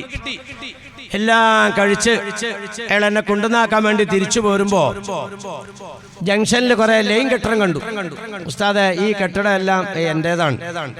ഇത് ഞാൻ എവിടെന്നെങ്കിലും ആരെങ്കിലും വാങ്ങിച്ചൊന്നും ഉണ്ടാക്കിയതല്ല, എന്റെ സ്വന്തം അധ്വാനത്തിൽ ഞാൻ ഉണ്ടാക്കിയതാണ്. അതുപോലെ ഉസ്താദെ, അവിടെ ഇരുന്ന് എൻ്റെ ആ വീടുണ്ടല്ലോ ഉസ്താദ്, ഞാൻ സ്വന്തം അധ്വാനത്തിൽ അള്ളാഹു എനിക്ക് തന്നുണ്ടാക്കിയ വീടാണ്. 10-16 ഏക്കർ റബ്ബർ തോട്ടമുണ്ട് ഉസ്താദെ, എൻ്റെ സ്വന്തം സ്വത്താണ്. ഇതെല്ലാം ഇങ്ങനെ പോകുന്ന വഴിക്ക് എന്നോട് പറയുന്ന ഇയാള് ഈ താമസിക്കുന്ന റൂമിന്റെ അവിടെ ചെന്ന് എന്നെ ഇറക്കി ഇട്ട് കഴിഞ്ഞിട്ട് ഇയാൾ എൻ്റെ പുറകെ റൂമിലേക്ക് കയറും. റൂമിൽ കയറി വന്നിട്ട് എന്നോട് ചോദിച്ചു, ഉസ്താദെ, ഞാനിവിടെ ഇരുന്ന് ഇത്തിരി നേരം വർത്താനം പറയണേന് വല്ല. ഞാൻ പറഞ്ഞു, ഒരു വർത്താനം വിഷമമില്ല, നിങ്ങൾ ഇഷ്ടം പോലെ പറഞ്ഞോളാം പറഞ്ഞു. അവളെ ഇടന്നിട്ട് പറഞ്ഞു, ഉസ്താദെ, ആ കാണിച്ചു തന്ന സ്വത്തുക്കളെല്ലാം എൻ്റെ സ്വന്തം അധ്വാനത്തിൽ ഉണ്ടായതാന്ന് ഞാൻ പറഞ്ഞല്ലോ. അതെ, എനിക്ക് എത്ര വയസ്സുണ്ടാവും ഉസ്താദെ? അയാളെ എങ്ങനെ നോക്കിയിട്ട് നിങ്ങൾ 40 വയസ്സിൻ്റെ മുകളിൽ പ്രായം കയറാൻ സാധ്യതയില്ലാന്ന്. ഉസ്താദിൻ്റെ നോട്ടം കറക്റ്റാണ്, എനിക്ക് 40 വയസ്സേ ആയിട്ടുള്ളൂ. എൻ്റെ പെണ്ണുമ്പിള്ളേക്ക് 36 വയസ്സായുള്ളൂ ഉസ്താദ്. ഉസ്താദിനോട് എനിക്ക് പറയാനുള്ള സങ്കടം എന്താണെന്നറിയോ? ഉസ്താദിന് ആ ഭക്ഷണം കഴിച്ച ടെറസ് വീടില്ലേ, ആ വീടിന്റെ 2 റൂമിലാണ് ഞങ്ങൾ കഴിഞ്ഞ 4 വർഷമായിട്ട് താമസിക്കുന്നത്. ഭാര്യ ഒരു റൂമില്, ഞാൻ മറ്റേ റൂമില്. കഴിഞ്ഞ 4 വർഷമായി ഉസ്താദെ ഞങ്ങൾ അങ്ങനെ 2 റൂമിൽ കഴിയുകയാണ്. ഞങ്ങളുടെ ഈ അവസ്ഥയൊന്ന് മാറി ഞങ്ങളുടെ ഇടയിൽ സന്തോഷകരമായ ഒരു അവസ്ഥ ഉണ്ടാകാൻ ഉസ്താദ് ദുആ ഇറക്കണം. ഇതാണ് അയാൾക്ക് അവസാനമായിട്ട് എന്നോട് പറയാനുള്ള അപേക്ഷ. 4 കൊല്ലായി 2 പേരും 2 മുറിയിലാണ്. ഞാൻ ഈ പിന്നെ മാളിയപ്പടിക്കുള്ള നിങ്ങളോട് ചോദിക്കുകയാണ്, നിങ്ങളുടെ പശു സമ്മതിക്കുമോ ഈ പറഞ്ഞ ഡിമാൻഡിന്? പറയോ, സമ്മതിക്കുമോ? നിങ്ങൾ വലിയ കാശൊക്കെ കൊടുത്ത് നല്ല കറവയുള്ള 10-50 ലിറ്റർ പാലുള്ള പശുവാണ് നിങ്ങൾ മേടിച്ചു കൊണ്ടുവന്നു. ഒരു 7 മാസം 8 മാസം കറക്കുമ്പോൾ 8 മാസം കറന്നുകൊണ്ടിരിക്കുകയാണ് തുടർച്ചയായിട്ട്. അങ്ങനെ കറന്നുകൊണ്ടിരിക്കുന്ന നിങ്ങൾ ബക്കറ്റും വെള്ളമൊക്കെ ആയിട്ട് ചെന്ന് ആ പതിവ് പോലെ തന്നെ ആ വെള്ളം ഇത്തിരി ആ മലയിലേക്ക് ഒഴിച്ചോടുകൂടി ഇവളൊരറ്റ ചവിട്ട ബക്കറ്റും വെള്ളവും ചാണാക്കുഴിയിൽ നിങ്ങൾ തെറിച്ച് മിറ്റത്തേക്ക്. ദേശം വരായിരിക്കോ, പുൽത്തട്ടിക്കകത്ത് നിറച്ച് പുല്ലെടുക്കോളൂ നിന്നിട്ടില്ല. ബക്കറ്റിനകത്ത് കൊപ്പറവെള്ളം കലക്കി വെച്ചിട്ട് തൊട്ടിട്ടുമില്ല. ഒരു ശീമക്കൊന്നയുടെ 10 കൊടിച്ചോണ്ട് നിന്നിട്ടുണ്ട്. 5-6 എണ്ണ പുറത്തേക്ക് ഇട്ട് എടുത്തിട്ട് നീ എന്നെ കൊന്നേലോടി മറ്റവളെ ബക്കറ്റും വെള്ളം കിടക്കണൊക്കെ. അപ്പൊ ഈ ചീത്തയും ഈ അടിയൊക്കെ കേട്ടപ്പോ നമ്മുടെ ഗോപാലഞ്ചോല ഇറക്കി വന്നിട്ട്, അല്ല എന്തേ മാലി പശുവിനെ തല്ലണേ? ഗോപാലഞ്ചോല ഇവിടെ നോക്കിയാൽ ഇവിടെ തല്ലോ, ഇവിടെ കൊല്ലണ്ടേ അധികം. ബക്കറ്റും വെള്ളം കിടക്കണ നോക്കിയത് ചാണകുഴിയിൽ. ഞാൻ തെറിച്ച മിറ്റത്തേക്ക് പോയിന്നേ. ഇവളൊരു ഒറ്റ ചവിട്ടേ ഇതേവരെ ചവിട്ടാത്ത ഗോപാലഞ്ചോടി ഇങ്ങനെ കറങ്ങിയൊക്കെ ഇങ്ങനെ നോക്കിയിട്ട് പറഞ്ഞേ, മലികാക്ക തൽക്കാലം ഇനിയിപ്പോ ഈ ബക്കറ്റ് വെള്ളമായിട്ട് ഇവക്കിനടുത്ത് ഇരിക്കണ്ട. ഇവള് ഈ പുല്ലും തിന്നൂല, ഈ കൊപ്രയും കഴിക്കൂല. ഇവക്കിപ്പോ എന്താ ഡിമാൻഡ് എന്നറിയ? ചവിട്ടേന്റെ കാര്യം മനസ്സിലാക്കണ്ടേ? ഇവളെ ഇപ്പൊ കെട്ടിക്കണോന്നുള്ളതാണ് ഇവക്കുടെ ഡിമാൻഡ്. 8 മാസം കറന്ന പശു അറിയാ, ഇനി ഈ പണി ഇയാളെ കൊണ്ടാ നെടിപ്പിക്കൂല. ഇയാൾ കറന്ന പാല് കിട്ടും, പക്ഷെ എന്റെ മൊലയിൽ തൊടിപ്പിക്കില്ല. എനിക്കിനി 2ാമത് ഗർഭം ധരിക്കണം, എന്റെ പുതിയാപ്പിളനെ കെട്ടിക്കണം. 8 മാസമായ നാൽക്കാലി പറയുന്നു, എന്റെ ഇണയുമായിട്ട് എനിക്ക് കൂടണം. ബഹുമാനികളെ, എല്ലാ നിലയ്ക്കും വിവേകവും പക്വതയും ബുദ്ധിമാനെന്നൊക്കെ അറിയപ്പെടുന്ന 2 കാലിൽ ജീവിക്കുന്ന മനുഷ്യൻ പറയുന്നു, ഞാനും എന്റെ ഭാര്യയും കഴിഞ്ഞ 4 വർഷമായി 2 റൂമിലാണ് കിടക്കുന്നത്. എന്തിനാടോ കൊട്ടാരം പറ, എന്തിനാ കാശ് പറ? എന്റെ ബഹുമാനികളെ, ഇങ്ങനെ നിങ്ങൾ എടുത്ത് പരിശോധിച്ച് നോക്കിയാല് ഈ ലോകത്ത് എന്തെല്ലാം നമ്മൾ നേടുന്നുണ്ടോ. ഈ എറണാകുളം DIG ഓഫീസിന്റെ മുമ്പിലാ ഒരു പെണ്ണുമുള്ള മുൻ DIGയുടെ മോളാന്ന് പറയണത്. പത്രത്തിൽ ഞാൻ വായിച്ച ഒരു 10 കൊല്ലം മുമ്പ്. ഇന്നും എന്റെ മനസ്സിൽ നിന്ന് പോയിട്ടില്ല. അവള് നിരാഹാര സത്യാഗ്രഹം കിടന്നു. എന്താ ഡിമാൻഡ് എന്നറിയോ? IAS-കാരനായ എന്റെ ഭർത്താവ് എന്റെ 2 മക്കളെയും കൊണ്ട് ബോംബെയിലേക്ക് മുങ്ങിയിരിക്കുകയാണ്. കേരള പോലീസ് എന്റെ മക്കളെ പിടിച്ചു തന്നെ. IAS-കാരനാണ് ഭർത്താവ്. ഈ കിടക്കുന്ന പെണ്ണാരാ, യുവതിയാരാ? മുൻ DIGയുടെ മോളാണ്. വിദ്യാഭ്യാസമല്ലേ ബഹുമാനികളെ? 4ാം ക്ലാസ്സുകാരിയാണോ ഇവള്? 4ാം ക്ലാസ്സുകാരനാണോ ഭർത്താവ്? വിദ്യാഭ്യാസം കൊണ്ട് എന്ത് അവരുടെ കുടുംബജീവിതം തകർന്നു. ഞാൻ ചോദിക്കട്ടെ, ഇന്ന് കേരളത്തിൽ ഏറ്റവും കൂടുതൽ വിവാഹമോചനം നടക്കുന്നത് ഇവിടെ കാക്കാമാരുടെ ഇടയിലല്ല, സിനിമാ നടീ നടന്മാരുടെ ഇടയിലാണ്. സൗന്ദര്യമുള്ളവരല്ലേ നടീ നടന്മാരെന്നൊക്കെ പറയുന്നത്? സിനിമാ നടീ നടന്മാരെന്നൊക്കെ പറഞ്ഞാൽ സൗന്ദര്യമുള്ളവരാണ്. ഏറ്റവും കൂടുതൽ വിവാഹമോചനം നടക്കുന്നത് ഇന്ന് വേറെ ഏത് മേഖലയേക്കാൾ കൂടുതൽ സിനിമാ നടീ നടന്മാരുടെ ഇടയിലാണ്. ഇത് ശരിയാണോ ബഹുമാനികളെ? ഈ വിവാഹമോചനം നടത്തിയവന്മാരുടെ പേരും അതിന്റെ തലാക്കിയിലെ പെണ്ണിന്റെ അവർ തമ്മിൽ അടികൂടിയതിന്റെ പേരും മറ്റും ഞാൻ കാണാൻ പഠിച്ചിട്ടില്ല. നിങ്ങൾക്ക് ഇതിന്റെ പറയുന്നത് ശരിയാണോ? വിവാഹമോചനം ഏറ്റവും കൂടുതൽ നടന്നിരിക്കുന്ന അതിലാണോ? ബഹുമാനികളെ, ഈ ഒരു അവസ്ഥ നിങ്ങളുടെ ഇടയിൽ ഉണ്ടാകാതിരിക്കാൻ നിങ്ങളുടെ 2 പേരുടെയും നടുക്കൊരു 3ാം കക്ഷി കയറി വരണം. ആരാണ് ആ 3ാം കക്ഷി? അഷ്റഫുൽ ഖൽഖ് നബിയുനാ റസൂലുള്ളാഹി. ഭാര്യയുടെയും ഭർത്താവിന്റെയും ഇടയ്ക്ക് നബിത്തങ്ങൾ കയറി വന്നാൽ കുടുംബജീവിതം സന്തുഷ്ടമായി. എങ്ങനെയാ നബി കയറി വരുന്നത്? നബിത്തങ്ങളുടെ ദർശനം, നബിത്തങ്ങളുടെ പാഠങ്ങൾ, നബിത്തങ്ങളുടെ സംസ്കാരം നമ്മുടെ ജീവിതത്തിലേക്ക് കടന്നു വരേണ്ടതുണ്ട്. അല്ലാഹുവിന്റെ റസൂൽ പഠിപ്പിക്കുന്നു, തുൻകഹുൽ മർഅതു ലിഅർബഇൻ ലിമാലിഹാ വലിജമാലിഹാ വലിഹസബിഹാ വലിദീനിഹാ ഫദ്ഫർ ബിദാത്തിദ്ദീൻ തർബത് യദാക് ഔ കമാ ഖാല റസൂലുള്ളാഹി. വിവാഹ ജീവിതത്തിലേക്ക് നിങ്ങൾ കടക്കുന്നതിന് മുമ്പ് 4 കാര്യങ്ങൾ നിങ്ങൾ ശ്രദ്ധിക്കേണ്ടതുണ്ട്. ഇത് ശ്രദ്ധിക്കാതെ ഒരുത്തൻ വിവാഹിതനായാൽ, ഒരുത്തി വിവാഹിതയായാൽ, അതിന്റെ പേരിൽ നിങ്ങൾ ദുരിതം അനുഭവിക്കുന്നുണ്ടെങ്കിൽ അതിന് സമാധാനം പറയേണ്ടത് മുസ്ലിം ഉമ്മത്തല്ല, അല്ലെങ്കിൽ അള്ളാന്റെ റസൂലല്ല, അല്ലെങ്കിൽ ഖുർആനല്ല. നിങ്ങളോട് ജീവിതം ബന്ധപ്പെടേണ്ട ജീവിതത്തിന്റെ ശൈലി നബിത്തങ്ങൾ വിശദീകരിച്ച് ഞങ്ങൾ കാറ്റിപ്പറത്തി. അതാണ് സംഭവം. നബിത്തങ്ങൾ പറഞ്ഞു 4 കാര്യം വിവാഹിതരാകുന്നതിന് മുമ്പ് നിങ്ങൾ ശ്രദ്ധിച്ചിട്ടേ വിവാഹത്തിലേക്ക് കടക്കാവുള്ളൂ. തുൻകഹുൽ മർഅതു ലിഅർബഇൻ ലിമാലിഹാ വലിജമാലിഹാ വലിഹസബിഹാ വലിദീനിഹാ ഫദ്ഫർ ബിദാത്തിദ്ദീൻ. ബാവാ മുസ്ലിയാരെ, ഇത് ഞങ്ങളുടെ ഖത്തീബ് ഉസ്താദേ ഈ നിക്കാഹിന് വന്നിരിക്കുമ്പോ പുതിയാപ്പിളേട്ട പറഞ്ഞു കൊടുക്കണ ഹദീസാണല്ലോ. അതെ അതെ അതെ. ഇതിപ്പോ ഈ മജ്‌ലിസിൽ ഞങ്ങളോട് പറഞ്ഞിട്ട് ഇപ്പൊ എന്താ കാര്യം? നിങ്ങളോട് എന്താ കാര്യമുണ്ട്? കാര്യമില്ലേ പിന്നെ ഞാൻ പറയൂ? അല്ല, ഞങ്ങളെന്ന് പറഞ്ഞാൽ മനസ്സിലാവുന്ന കണ്ണൂർന്ന് നോക്കിയാൽ എപ്പോഴും കണ്ണടച്ച് പിടിച്ചിട്ടാണ് കാര്യം മനസ്സിലാവത്ത്. ഒന്ന് കണ്ണൂർന്ന് നോക്കിയാൽ ഞങ്ങളുടെയൊക്കെ അവസ്ഥ എന്താത്? ഞങ്ങളിൽ ഈ ഇരിക്കുന്നവരുടെ കഴുത്തേൽ ഓരോന്ന് തൂങ്ങാത്തതും ഓരോ സ്ഥലത്ത് പോയി കുടുങ്ങാത്തും ഇതിനകത്ത് വളരെ അപൂർവമുള്ളൂ. എന്ന് പറഞ്ഞാൽ കെട്ടാത്ത ചെറുക്കന്മാരും കെട്ടിക്കാത്ത പെൺപിള്ളേരും ഇതിനകത്ത് വളരെ കുറച്ചുള്ളൂ. ഇങ്ങനെയുള്ള ഞങ്ങളോട് തുൻകഹുൽ മർഅതു ലിഅർബഇൻ ലിമാലിഹാ വലിജമാലിഹാ ഇത് പറഞ്ഞിട്ട് വല്ല കാര്യമുണ്ടോ? മനസ്സിലായി കാര്യമുണ്ടോ? ഞാൻ ചുമ്മാറിനാലേത് ഇതിനകത്ത് കാര്യമുണ്ട്. എന്താ കാര്യം? ഒരു സ്ഥലത്ത് പോയി കുടുങ്ങിന്നേരി അവിടെ കിടന്ന് ചാവണ്ടാന്ന് നിങ്ങളൊരു പൊട്ടക്കിണറിലേക്ക് ചാടി. ഒരാളൊരു കയറിട്ട് വരും, അതെ ഇതേ പിടിച്ചും കൂടി കയറിപ്പോരെ. ഞാനിവിടെ കിടന്ന് ചാവാൻ പോവാണ്, അങ്ങനെ ചാവണ്ട, ഈ കയറെ പിടിച്ച് കയറിപ്പോരേന്ന്. അതെങ്ങനെ കയറിപ്പോന്നെ മാമസിലാറ്? അപ്പൊ ഈ കഴുത്തെ തൂങ്ങിയാക്കണതിനെ ഒഴിവാക്കണമെന്നാണ് മാമലിയാറോണ്. അല്ലാഹു ഇന്നാ അബ്ഗദൽ ഹലാലി ഇൻദല്ലാഹി അത്തലാഖ് നബിയനാ റസൂലുള്ളാഹി. ഒരു കാരണവശാലും നിങ്ങൾ പിരിയാൻ ഇസ്ലാം അനുകൂലിക്കുന്നില്ല. പിന്നെ എന്താ വാംശിലേര് പറയുന്നത്? ഇതിനെ ഒഴിവാക്കലല്ലേ ഇപ്പൊ വേറെ മാർഗമുള്ളൂ. ഒഴിവാക്കാൻ ഒരിക്കലും അനുവദിക്കുന്നില്ല. അള്ളാഹുവിന്റെ നബി പറയാണ്, തലാഖ് എന്ന് പറയുന്നത് അല്ലാഹു സുബ്ഹാനഹു വ തആല നിങ്ങൾക്ക് അനുവദിക്കപ്പെട്ട കാര്യങ്ങളിൽ പടച്ച തമ്പുരാന് ഏറ്റവും കോപമുള്ളത് വിവാഹമോചനമാണെന്ന് നബിയുനാ റസൂലുള്ളാഹി. ഒരിക്കലും നിങ്ങളോട് തലാഖെല്ലാം പറയണില്ല. അപ്പൊ ഇങ്ങനെ ബില്ല് അവതരിപ്പിക്കാൻ എന്തോരം ബില്ലാണ് അവതരിപ്പിക്കുന്നത്. എല്ലാം നിങ്ങളെ കൊല്ലാൻ തന്നെ. ഇറാഖിലേക്ക് ചുമ്മാ കയറി അമേരിക്കക്ക് ആക്രമിക്കാൻ പറ്റുമോ? ഇല്ല. അപ്പൊ ജൂതനെ കൊണ്ട് എന്ത് ചെയ്തു? വേൾഡ് ടെറർ സെന്ററിലേക്ക് ഒരു പ്ലെയിൻ പറപ്പിച്ചിട്ട് അങ്ങ് ഇടിപ്പിച്ചു. ഒറ്റ ജൂതനുണ്ടായില്ല എന്നാണ് അന്ന്. ആയിരക്കണക്കിന് ആളുകൾ പണിയെടുക്കുന്ന ആ സ്ഥാപനത്തില് നിരവധി ജൂതന്മാരുണ്ടായി, ഉദ്യോഗസ്ഥന്മാര്. ഒറ്റയാളും വന്ന് ഡ്യൂട്ടിയിലുണ്ടായില്ല. എല്ലാവരും ലീവ് എടുത്തു. ലോകം അന്വേഷിച്ചില്ല എന്താണ് ഈ ജൂതന്മാരെല്ലാം ഒറ്റ അടക്കിൽ ലീവ് എടുത്ത് അന്വേഷിച്ചില്ല. ഇടിച്ചു കഴിഞ്ഞപ്പോ, തകർന്നു കഴിഞ്ഞപ്പോ അമേരിക്ക കണ്ടെത്തി ഇതിന്റെ ഒറിജിനൽ ആള് സദ്ദാം ഹുസൈനാണ്. കയറി അടിച്ചു. ലക്ഷക്കണക്കിന് മുസ്ലിമിനെ കൊന്നുകളഞ്ഞു. ഇത് തന്നെയാണ് ഈ ബില്ലിന്റെ ഒക്കെ ലക്ഷ്യം. മുസ്ലിമിനെ അകത്തിടുക, അവനെ ആക്രമിക്കുക, അവനെ ഉപദ്രവിക്കുക. ഇതിന് കാരണം ഇവരെ അല്ലാതെ ഒന്നും ആക്രമിക്കാൻ പറ്റണില്ല. ഇവരെ ചുമ്മാ തീവ്രവാദികളെ, രാജ്യദ്രോഹികളെ, അക്രമികളാണെന്നൊക്കെ ഇങ്ങനെ നായിക്കാൻ അപ്പോട്ടും പറയുന്നുണ്ടെങ്കിലും അതൊന്നും ഇവരിൽ തെളിയിക്കാൻ കഴിയണില്ല. ഇവരെ പിടിച്ചൊന്ന് അകത്തിടണ്ടേ? അകത്തിടണമെങ്കിൽ ഒരു കാര്യം. എന്താ കാര്യം? അവിടെ ആ പെണ്ണിനെ ഇയാൾ തലാക്കിയില്ല, അതിന് തെളിവൊന്നും വേണ്ട. തലാക്ക് ചെല്ലി എന്ന് പറഞ്ഞാൽ പിടിച്ചകത്തിടാം. എങ്ങനെ തലാക്കല്ലി? ആ 3 തലാക്ക് ചെല്ലി.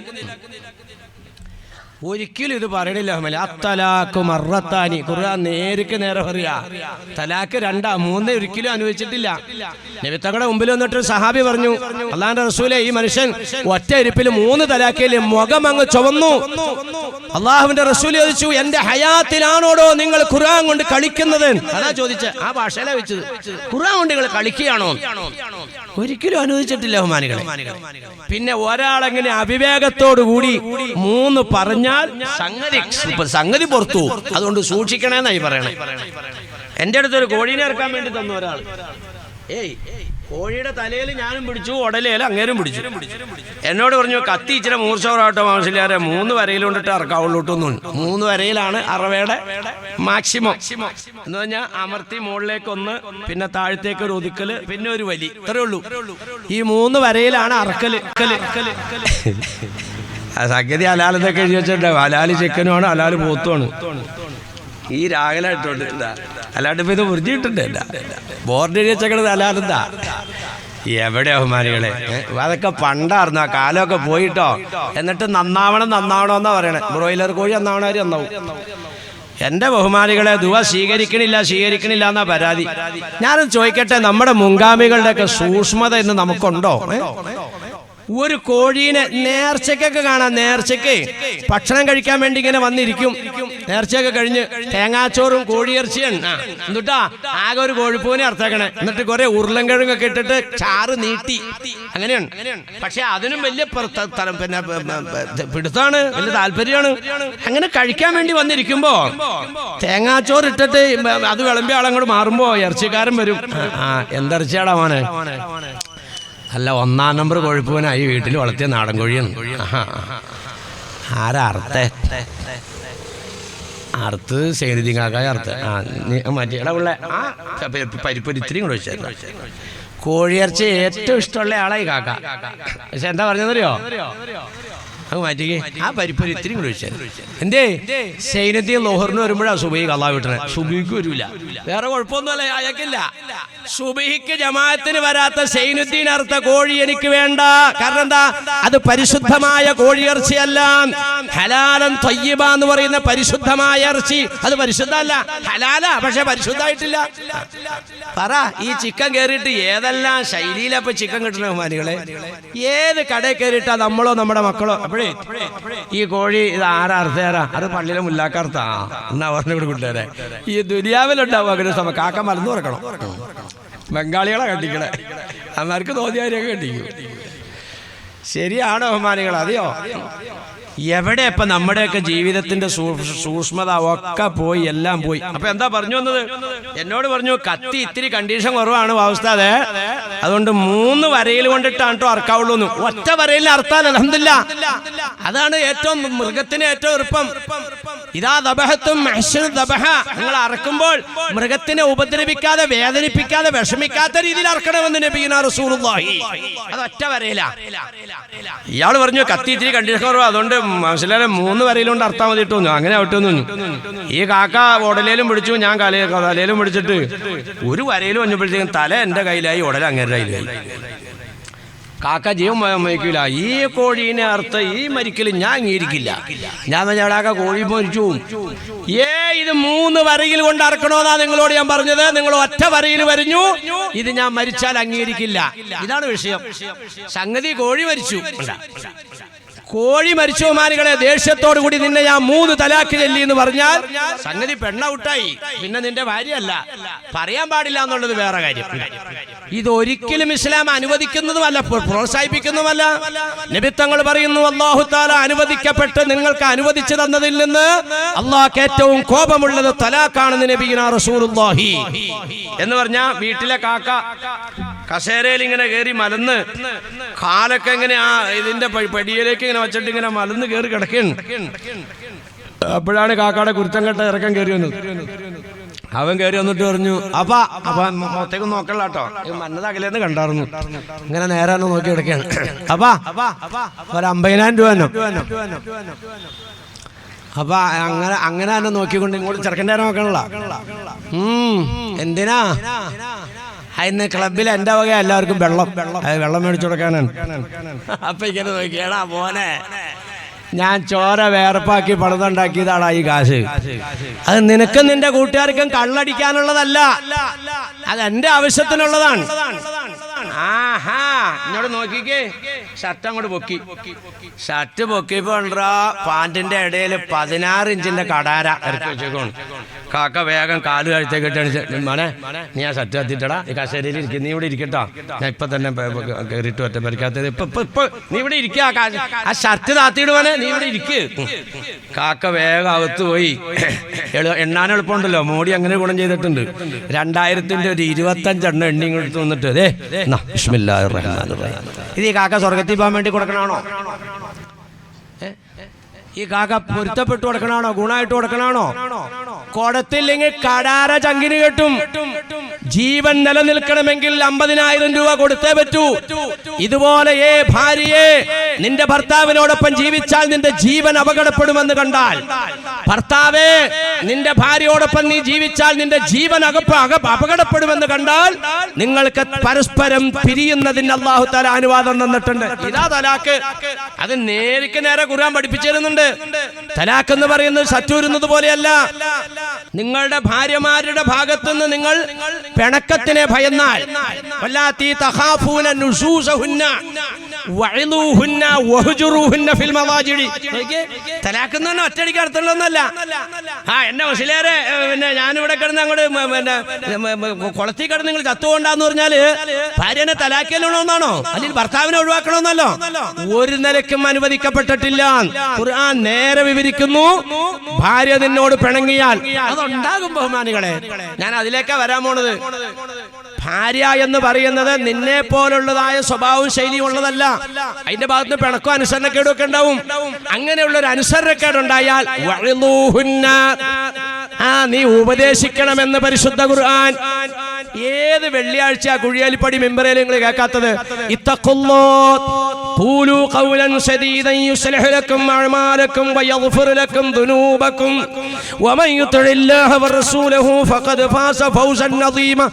ഏത് മിമ്പറേല ലോകത്ത് കേൾക്കാത്ത ഖുതുബ?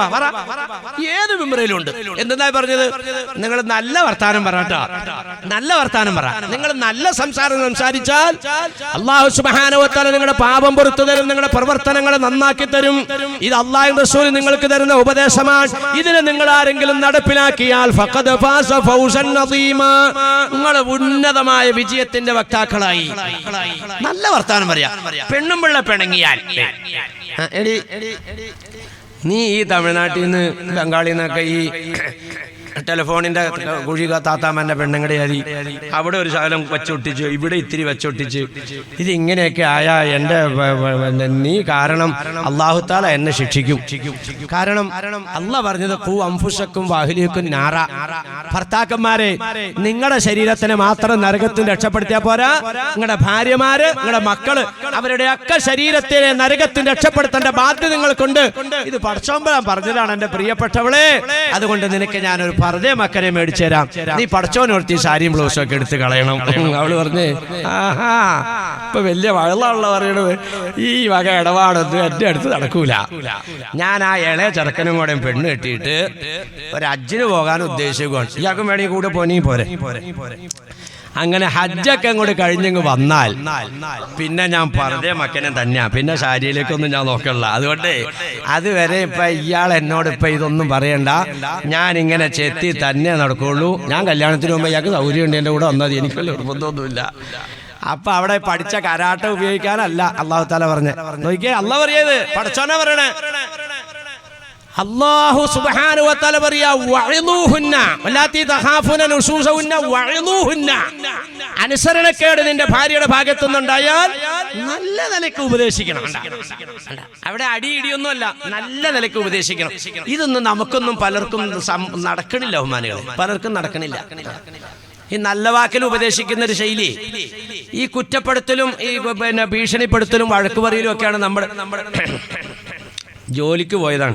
നിങ്ങളുടെ കാര്യമല്ല, കൗൺസിലർ തന്നെ കുട്ടികൾ നേരം വെളുത്തു പെണ്ണുപിള്ള ഉണ്ടാക്കി തന്നൊക്കെ ആയിട്ട് വാരി കെട്ടിയൊക്കെ ഓഫീസിലേക്ക് പോവാണ്, അല്ലെങ്കിൽ കച്ചവടത്തിന് പോവാണ്. ഓഫീസ് തന്നെ ആവട്ടെ. അങ്ങനെ അവിടെ ചെന്ന് കഴിഞ്ഞപ്പോൾ മറന്നുപോയി, ഓഫീസില്ല. കാരണം എന്താ, പണിമുടക്ക് കാരണം ആരും എത്തിയിട്ടില്ല, ഇന്ന് കാര്യങ്ങൾ ഓടുമില്ല. വെറുതെ വണ്ടിക്കൂലി മുടക്കി ഇവിടം വരെ വന്നല്ലോ, തിരിച്ച് നേരെ വീട്ടിലേക്ക് എല്ലുവാണ്. ശ്രദ്ധിച്ചോട്ടോ, നമ്മുടെയൊക്കെ ശൈലി ഇതാണോ ഒന്ന് നോക്കിക്കോ. നബിത്തങ്ങളുടെയൊക്കെ സ്വഭാവം, അല്ലാഹുവിന്റെ റസൂലിന്റെ ശൈലി. ആയിഷാബിയോട് ചോദിച്ചു വീട്ടിലേക്ക് വന്നാ എന്താ അവസ്ഥ. നബി സല്ലല്ലാഹു അലൈഹി വസല്ലം തങ്ങളുടെ സ്വഭാവം തന്റെ സ്വന്തം ഭാര്യ വർണ്ണിക്കുകയാണ്. മഹാനായ നബി തങ്ങൾ വീട്ടിലേക്ക് ഇങ്ങോട്ട് വന്നാൽ ഒരു അടുക്കളപ്പണിക്കാരനാണെന്ന് ആയിഷത്തു തുഹ്റ റളിയല്ലാഹു തആല അൻഹാ. വീട്ടിലേക്ക് നബി തങ്ങൾ ഇങ്ങോട്ട് വന്നാൽ അടുക്കളപ്പണിക്കാരനാ. മറ്റൊരിക്കൽ ചോദിച്ചു പറഞ്ഞു കാന റജുലൻ സഹല. വീട്ടിലേക്ക് ഇങ്ങോട്ട് നബി തങ്ങൾ കയറി വന്നാൽ പിന്നെ ഒരു തമാശക്കാരനാണ്. നമ്മുടെയൊക്കെ അവസ്ഥ എന്താ? നിങ്ങളുടെ കാര്യം അറിയില്ല. വീട്ടിലേക്ക് എന്ന് കഴിഞ്ഞാൽ മോന്തൊക്കെ ഒരു കൊട്ടുണ്ടാവും. ഈ ചായ വെള്ളം കൊണ്ടേ പശുവിന് കൊടുക്കടി തിളപ്പിച്ചുകൊണ്ട് വന്നേക്കോ. കാരണം എന്താ, അതെന്താന്നുള്ളത് പിന്നെ പറഞ്ഞു തരണ്ട. പെണ്ണുമ്പിള്ള ചായ കൊണ്ടു തരുമ്പോ ഈ ദേശപ്പെണ്ണിന്റെ കാര്യം എന്താണെന്നുള്ളത് നമ്മുടെ സംസാരത്തിൽ വരും, അതപ്പം പറയാം. നരച്ചവര് ശ്രദ്ധിച്ചോ. 65 വയസ്സായ പെണ്ണുമ്പിള്ള കെട്ടിയവനോട് പറഞ്ഞ വർത്താന നബിത്തങ്ങൾ അതേ ശൈലി തന്നെ പകർത്തിയേക്കാണ്. നബിത്തങ്ങള് പറയാ 65 അല്ല ഇപ്പൊ പെണ്ണുമ്പിള്ള കെട്ടിയവനോ ഒത്തു കിട്ടാണ്. 65 കൊല്ലത്തെ ഈ ഭാഗത്ത് മൊത്തം പൊളിഞ്ഞു. ഇവിടെ ശ്രദ്ധിച്ചോ, 2 പാർട്ടിക്കും ഉണ്ട്. എത്ര മനോഹരമായിട്ടാണ് കുടുംബജീവിതം അല്ലാഹുവിന്റെ റസൂൽ നമുക്ക് പഠിപ്പിച്ചെന്നേക്കണെന്നറിയോ? എത്ര മനോഹരമായിട്ട്. അതിനെയൊക്കെ വികൃതമാക്കാനുള്ള തകൃതിയായ പ്രവർത്തനങ്ങളും കാര്യങ്ങളും ഒക്കെ ഇപ്പൊ ലോകത്ത് നടക്കണം. ഇവിടെ ശ്രദ്ധിച്ചോ. അങ്ങനെ ജോലി ഇല്ല, തിരിച്ചിങ്ങോട്ട് വരികയാണ്. ഗേറ്റിന്റെ ഓടോമ്പല് നീക്കിപ്പോ പെണ്ണുമ്പിള്ള തുണി കഴുകിക്കൊണ്ട് ഇങ്ങനെ കിണറിങ്ങിയെന്നിങ്ങനെ അല്ല എന്തേ പോയിട്ട് അവൻ നിനക്കും ബോധമില്ല. പേപ്പറിലുണ്ടായിരുന്നില്ലേടി പണി കൊടുക്കാന്നുള്ളത് പറയാൻ പാടില്ലേ? ഇതപ്പം മനസ്സുകൊണ്ട് അങ്ങോട്ട് നാക്കൊണ്ട് പറയില്ല. നാക്കൊണ്ട് പറഞ്ഞാൽ അപ്പൊ തന്നെ കല്ല് വെച്ചെറിയും. അതുകൊണ്ട് മനസ്സും കൊണ്ട് അറിയേ അപ്പൊ നിന്റെ ഓതിക്കിലേക്ക് അപ്പൊ നിനക്ക് പേപ്പറിനകത്ത് നീ വായിച്ചല്ലേ, അപ്പൊ നിനക്കെന്താ ഓർമ്മയില്ലാത്ത? അത് മനസ്സുകൊണ്ടാ പറഞ്ഞോളൂ പെണ്ണുമ്പിള്ള. അത് വെച്ചിട്ട് ഇയാളിങ്ങനെ വെറുതെ പാടുപെട്ട് അവിടം വരെയും പോയി ഈ പൊതിക്കെട്ടും ഒക്കെ ഏറ്റിക്കൊണ്ട്. എന്നാ വാതില് കുറ്റിയിട്ടിട്ടില്ല, കേറിക്കോ. വേറെ ഒന്നും നാക്കൊണ്ട് പറഞ്ഞില്ല കേട്ടോ, ബാക്കിയൊക്കെ മനസ്സുകൊണ്ട് പറഞ്ഞോളൂ. അങ്ങനെ ഇയാള് സിറ്റ് ഔട്ടിലേക്ക് വന്നപ്പോ കാണാം കോഴി ഇങ്ങനെ അങ്ങോട്ട് നിരത്തി വെളിക്കിറങ്ങിയിട്ട് സിറ്റ് ഔട്ടിനകത്ത്. അവിടെ ഡാഷിന്റെ മോളെ അത് പൂരിപ്പിച്ചോട്ടോ, ഒക്കെ നമുക്ക് കറക്റ്റ് ആയിട്ടൊക്കെ അറിയാലോ.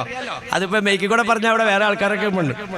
എടി ഡാഷിന്റെ മോളെ, നിന്റെ കണ്ണിലും തൊട്ടാടി കോഴി വെളിക്കിറങ്ങിയിട്ട് കണ്ടുകൊണ്ട് കോരിക്കളയാൻ പാടില്ല മനസ്സേറി. അപ്പൊ അവിടെ അലക്കലൊക്കെ നിർത്തിയിട്ടോ. അപ്പൊ മനസ്സും കൊണ്ട് പറയും, ഓ അടച്ച തമ്പുരാനെ, ദുനിയാവിൽ എന്തോരം മനുഷ്യന്മാരെ വണ്ടി ഇടിച്ച് ചാവണ്ടല്ലോ, അതിൻ്റെ ഒടുക്കത്തെ അവൻ ഇതിനെ ഒരു വണ്ടി ഇടിക്കണില്ലല്ലോ. ഇങ്ങനെ ശപിച്ച് പിരാഗി നേർന്ന് ആ പാവം അപ്പുറത്തോടെ വീടിന്റെ അപ്പുറത്തോടെ കറങ്ങി വന്ന് ഈ കോഴി വെളിക്കിറങ്ങുന്ന എപ്പോഴാന്ന് ഇത് നോക്കി എടുക്കുവാണോ, 100 കൂട്ടം ജോലിയുണ്ട്. ചകിരിയും കൊണ്ട് വന്നിട്ട് ഇതിങ്ങനെ കോരി. അപ്പൊ ഇവനിങ്ങനെ നോക്കിയിരിക്കണതിന്റെ ഇടയിലും കുറെ പറയുന്നുണ്ട് കുറെയൊക്കെ. അങ്ങനെ ബഹുമാനികളെ ഈ പാവപ്പെട്ടത് കോരി. ഞാൻ ചോദിക്കട്ടെ, ആ ശൈലിയാണോ നല്ലത്, അതോ തങ്ങൾ പരിചയപ്പെടുത്തി തന്ന മറ്റേ ശൈലിയാണോ? അതെന്താ ശൈലി? ഏറ്റിക വന്നു. ഇതെന്തേ ഇത്ര അല്ലാടി ഒന്നും പറയണ്ട. ഞാനും ഓർത്തില്ല, നീ ഓർത്തില്ല, പത്രത്തിലുണ്ടായി. ഇന്ന് പണിയോടൊക്കല്ലേ. അല്ലോ, വെറുതെ അവിടെ വരുമ്പോൾ സാരമില്ല, പടച്ചോന്റെ കളയാണ്. ഇന്ന് വെറുതെ ഒരു ദിവസം ഇങ്ങനെ അവിടെ പോയിട്ട് തിരിച്ചു വന്നു. ഇതാ ഡോറ് ലോക്ക് ഇട്ടിട്ടില്ല കേട്ടാ, കയറിക്കോട്ടെ. അത് ഞാൻ കയറിക്കോളാം, നീ കഴിക്കോ, തുണി കഴിക്കോ. അങ്ങനെ കേറിക്കോളാന്ന് പറഞ്ഞ ആള് ഈ മുറിക്കകത്തേക്ക് കയറുന്നതിന് വേറെ എന്ത് ചെയ്തു? ഇതേ വാഴയില കീറുവാണ്. അപ്പൊ കറന്നുള്ള കീറില് കേട്ട് കഴിഞ്ഞപ്പോ ഈ പുള്ളിക്കാരത്തി എന്തേ ഈ വാഴയില കയറുന്നതിലാ? ഈ ഒരു കഷ്ണം ഇല ഇത് ഈ വാഴയിൽ എടുക്കേണ്ട ആവശ്യം അവിടെ റൂം തുറന്നിട്ടുണ്ടെന്നേ. ഇതെന്താ ഉള്ള? ഇപ്പൊ ഞാൻ നട്ടേക്കണ വാഴയെന്ന് ഒരു കഷ്ണം ഇല എനിക്ക് എടുക്കാൻ പാടില്ലേ? ഞാൻ ഒരു കഷ്ണം ഇല കീറാന്നേ. നീ അവിടെ നിന്ന് തുണി കഴിക്കോ. ഇയാൾ എന്നിട്ട് എന്ത് ചെയ്തു? ഈ കോഴിച്ചെടി ടൈലേക്ക് കിടക്കണത് ഈ വാഴയിലയും കൊണ്ട് ഇങ്ങനെ അങ്ങോട്ട് കോരാൻ തുടങ്ങി. അപ്പൊ നല്ല ഒന്നാന്തരം നെയ്റോസ്റ്റ് പോലെയായി. ഇത് വാഴയില കൊണ്ട് കോരിയാ കിട്ടുമോ? മൊത്തം ആ ടൈലേല അങ്ങോട്ട് പരന്നു. അപ്പൊ ഈ വാഴയില കീറിയത് എന്തിനാന്നറിയാൻ ഈ മൂപ്പത്തേര് അലക്കലൊക്കെ നിർത്തിയിട്ട് കറങ്ങി ഇപ്പുറത്തേക്കൊന്ന് റഹ്മാനായ പടച്ചവനെ ഇതെന്തെന്നെ കാണും. ഒന്നുമില്ലാടി, അല്ല ഒന്നുമില്ലാന്ന് തന്നെ. ഞാനേ ഈ കോഴിച്ചിട്ടൊന്ന് കോരും. നല്ല കളി, കയ്യിലേക്ക് വയ്ക്കുക, ഇല പൊട്ടി. അല്ലാ, ഇത് കണ്ടില്ലോ, ഒന്ന് മടത്തു വയ്ക്കുക. റഹ്മാനായ അതവിടെ അഞ്ചോടെ അറിയുക. ഇത് പടച്ചവനെ ഇതെന്നെ ഈ കോഴിച്ചിട്ട് ഈ ടൈലേക്ക് കിടക്കണ വാഴയില കൊണ്ട് കോരിയാ കിട്ടും. അത് ഇങ്ങോട്ട് ഇറങ്ങി വാ, എന്നെ സോപ്പിട്ട് ഒന്ന് കഴിക്കുക, ഒന്ന് മണത്തു വയ്ക്കാൻ മണം പോയി. ഒന്നോടിയേ പോയില്ല, അന്ന് ഒന്നുകൂടെ സോപ്പൊന്നിട്ട്. പടച്ചവനെ ഇത് എന്നോട് പറഞ്ഞാ പറ, ഞാനിത് കോരി കളിയില്ലേ. ഈ മാതിരിയാണ് കയറി വേണ്ടാത്ത പഠിക്കേണ്ട കാര്യം. നന്നായിട്ട് കഴിയുന്ന ഈ തുണി കൊണ്ട് തൂത്ത് കളഞ്ഞോ, കയറി പൊക്കോ. എന്നിട്ട് എന്ത് ചെയ്തു? ഇവള് ചകിരി എടുത്തോണ്ടിട്ട് അത് നന്നായി കോരി അത് കഴുകിയതിന്റെ ശേഷം അണുനാശിനിയൊക്കെ ഒഴിച്ച് ക്ലീൻ ചെയ്ത് നല്ല സുഗന്ധമുള്ളതൊക്കെ അങ്ങോട്ട് തേച്ച് നല്ല റാഹത്താക്കി. ഞാൻ ചോദിക്കട്ടെ, ആദ്യത്തതാണോ നല്ലത്, രണ്ടാമത്താണോ നല്ലത്? കോഴിച്ചെടി കോരിയത് പെണ്ണുമ്പിള്ളേ, രണ്ടാമത്തേലും ആദ്യത്തേതിലും പെണ്ണുമ്പിള്ളേ കോരിയത്. രണ്ടുപേരും തമ്മിലുള്ള വ്യത്യാസം കുറ്റപ്പെടുത്തരുത്. അവിടത്തേക്ക് ഞാൻ പറയുന്നു, ഇവിടത്തോടും പറയുന്നു. കുറ്റപ്പെടുത്തൽ കുടുംബജീവിതം തകരാൻ കാരണമാക്കപ്പെട്ട ഒരു വിഷയമാണ്. കുറ്റപ്പെടുത്തരുത് തന്നെയല്ലേ ഖുർആൻ? അതല്ലേ ഞാൻ ചോദിച്ചത്. എല്ലാ വെള്ളിയാഴ്ച ഇത് തന്നെയല്ലേ ഉപദേശിക്കുന്നത്? ഖൂലു ഖൗലൻ സദീദ. നിങ്ങൾ നല്ല വർത്താനം സ്വന്തം മക്കളെ ഒന്ന് കുറ്റപ്പെടുത്താൻ തിരുത്തൂല. നിങ്ങൾ മനസ്സിലാക്കിയോ? നിങ്ങളുടെ ഭാര്യയും പെണ്ണല്ലേ, നിങ്ങളുടെ ഭർത്താവും പെണ്ണല്ലേ. ഭർത്താവിനെ കുറ്റപ്പെടുത്തണമൊക്കെ ഞാൻ പറഞ്ഞുതരാം. കുറ്റപ്പെടുത്താത്ത ശൈലിയിൽ ഭർത്താവ് നല്ല വഴിയിലേക്ക് വന്ന് ഭാര്യ കാരണമായി ഭർത്താവ് സ്വർഗാവകാശിയായ ചരിത്രവും ഞാൻ പറഞ്ഞുതരാം. ഇതൊക്കെ ഇതിനകത്തുള്ളത് തന്നെയാ, പുതുക്കിക്കൊണ്ട് നേക്കണമൊന്നുമല്ല. ആ പരസ്പരമുള്ള സംസാരത്തിൽ സ്വന്തം മക്കളെ കുറ്റപ്പെടുത്താൻ മക്കൾ വഴിക്ക് വരൂല. നിങ്ങൾ മനസ്സിലാക്കിയോ? കുറ്റപ്പെടുത്തലല്ല വേണ്ടത്. 1.5 വയസ്സുള്ള കൊച്ച്, അതിനിപ്പോ എന്തറിയാം? അത് മുറ്റത്തിരുന്ന് വെളിക്കിറങ്ങുവാണ്. നിങ്ങൾ ചെല്ലുമ്പോൾ അവൻ വെളിക്കിറങ്ങണതിന്റെ കൂടെ നേന്ത്രപ്പഴം ഇങ്ങനെ തൊണ്ട് ഒളിച്ചിട്ട് കടിച്ച് തിന്നുകയും ചെയ്യുകയാണ്. നിങ്ങൾ എങ്ങനെയായിരിക്കും ആ കൊച്ചിനെ കൈകാര്യം ചെയ്യണത്? വെളിക്കിറങ്ങണതിന്റെ കൂട്ടത്തിൽ ഇത് തിന്നലും നടന്നുകൊണ്ടിരിക്കുകയാണ്, രണ്ടും നടന്നുകൊണ്ടിരിക്കുകയാണ്. നിങ്ങൾ എന്ത് ചെയ്യും? എന്റെ ശൈലി പറയുകയാണെങ്കിൽ ദാസേന്ന് കൂട്ടിയിട്ട് ഒരു വിളി അങ്ങ് വിളിച്ചിട്ട് തിന്നണെന്ന് ചോദിച്ചോണ്ട് 2 ചാട്ടമൊക്കെ ചാടി. 1.5 വയസ്സേ കൊച്ചിന് പ്രായമുള്ളൂ. പക്ഷെ ഞാൻ ഈ 2 ചാട്ടം ചാടി ഇന്നലെ ദേഷ്യപ്പെട്ട് കണ്ണൊക്കെ മിഴിച്ച് കാണിക്കണ്ടിട്ട് ഞാൻ പെരക്കാത്തേക്ക് വരുമ്പോ ആ കൊച്ചിങ്ങനെ തിരിഞ്ഞു നോക്കും. കൊച്ചു അപ്പ അകത്തേക്ക് പോയോന്ന്. അകത്തേക്ക് പോയാ പിന്നെ അവൻ ചെയ്യണ പണി എന്താണെന്നറിയോ? ആ തൊണ്ട് ബാക്കിയും കൂടെ അങ്ങോട്ട് ഉരിഞ്ഞിട്ട് ഇനി തിരിഞ്ഞിരിക്കും. വെളിക്കിറങ്ങുമ്പോ തിന്നണ്ടെന്നല്ലോ. അപ്പൊ എന്നാ ഞാൻ ഈ മലത്തിനകത്തൊന്ന് കുത്തി തിന്നോക്കട്ടെ, എന്താ ടേസ്റ്റ് ഉണ്ടാവും. അതിന്റെ പേരായി വാശിന്ന്. കണ്ടാ, കുറ്റപ്പെടുത്തിയപ്പോൾ വാശി കൂടി. ഇത് നിങ്ങൾ മനസ്സിലാക്കിയേക്കുക. അങ്ങോട്ട് കുറ്റപ്പെടുത്തിയാലും ഇങ്ങോട്ട് കുറ്റപ്പെടുത്തിയാലും കുറ്റകൃത്യത്തിൽ നിന്ന് പിന്തിരിയിലല്ല 195 കൂടുതൽ കുറ്റത്തിലേക്ക് പോകല. പോട്ടെ ജനങ്ങളെ, പോട്ടെ. എന്താ ഞാൻ പറഞ്ഞു വന്നത്? അനുസരണക്കേട് കാണിച്ചു, ഫർദ ധരിക്കൂല എന്നാ പറയണത്. അപ്പൊ എന്ത് ചെയ്യണം? ഇടിയല്ല വേണ്ടത്, അടിയല്ല വേണ്ടത്, വഅ്ളുഹുന്ന, നല്ല നിലയ്ക്ക് ഉപദേശിക്കണം. എടി, ഞാനിത് പറയുന്നത് എനിക്കും ഖൈറിനാണ്, നിനക്കും ഖൈറിനാണ്. നമുക്ക് രണ്ടാൾക്കും നാളെ നന്മയ്ക്ക് വേണ്ടിയിട്ട് പറയാണ്, നമ്മുടെ മക്കളുടെ നല്ല ഭാവിക്ക് വേണ്ടിയിട്ടും പറയാണ്. ഇങ്ങനെ നല്ല നിലയ്ക്ക് ഉപദേശിക്കാൻ അനുസരിക്കുന്നില്ല, തലാഖിയല്ലായില്ല, അനുസരിക്കുന്നില്ല. പിന്നെ എന്ത് ചെയ്യണം? വഹ്ജുറൂഹുന്ന ഫിൽ മളാജിഇ, വഹ്ജുറൂഹുന്ന ഫിൽ മളാജിഇ. നിങ്ങൾ രാത്രി വർത്താനം പറഞ്ഞിട്ടില്ല കേട്ടോ, ഇതിങ്ങനെ പറഞ്ഞു, സാരി ഉടുക്കൂല, ഞാൻ ഹജ്ജ കഴിഞ്ഞിട്ടേ ചെയ്യുള്ളൂ എന്ന് പറഞ്ഞാൽ ആ വിഷയം അവിടെ അവസാനിച്ചു. വേറെ അതിനെ പറ്റി ചർച്ച ഒന്നുമില്ല. അത്താഴം കുടിച്ചു, ഭക്ഷണമൊക്കെ കഴിഞ്ഞിട്ട് നിങ്ങൾ നേരത്തെ പോയി ബെഡ്റൂമിൽ ചെന്ന് പിന്നെ കിടക്കയിലേക്ക് കയറി രണ്ട് കാലും ഇങ്ങനെ അങ്ങോട്ട് പരമാവധി അങ്ങോട്ട് അകത്തി, രണ്ട് കയ്യും ഇങ്ങനെ അങ്ങോട്ട് വിടുത്തി, അങ്ങനെ അവിടെ കിടക്കും. അങ്ങനെ പെണ്ണുമ്പുള്ള പിന്നെ പാത്രമൊക്കെ കഴുകി വാതിലൊക്കെ അടച്ച് ബെഡ്റൂമിലേക്ക് വന്നു കഴിഞ്ഞപ്പോഴേ,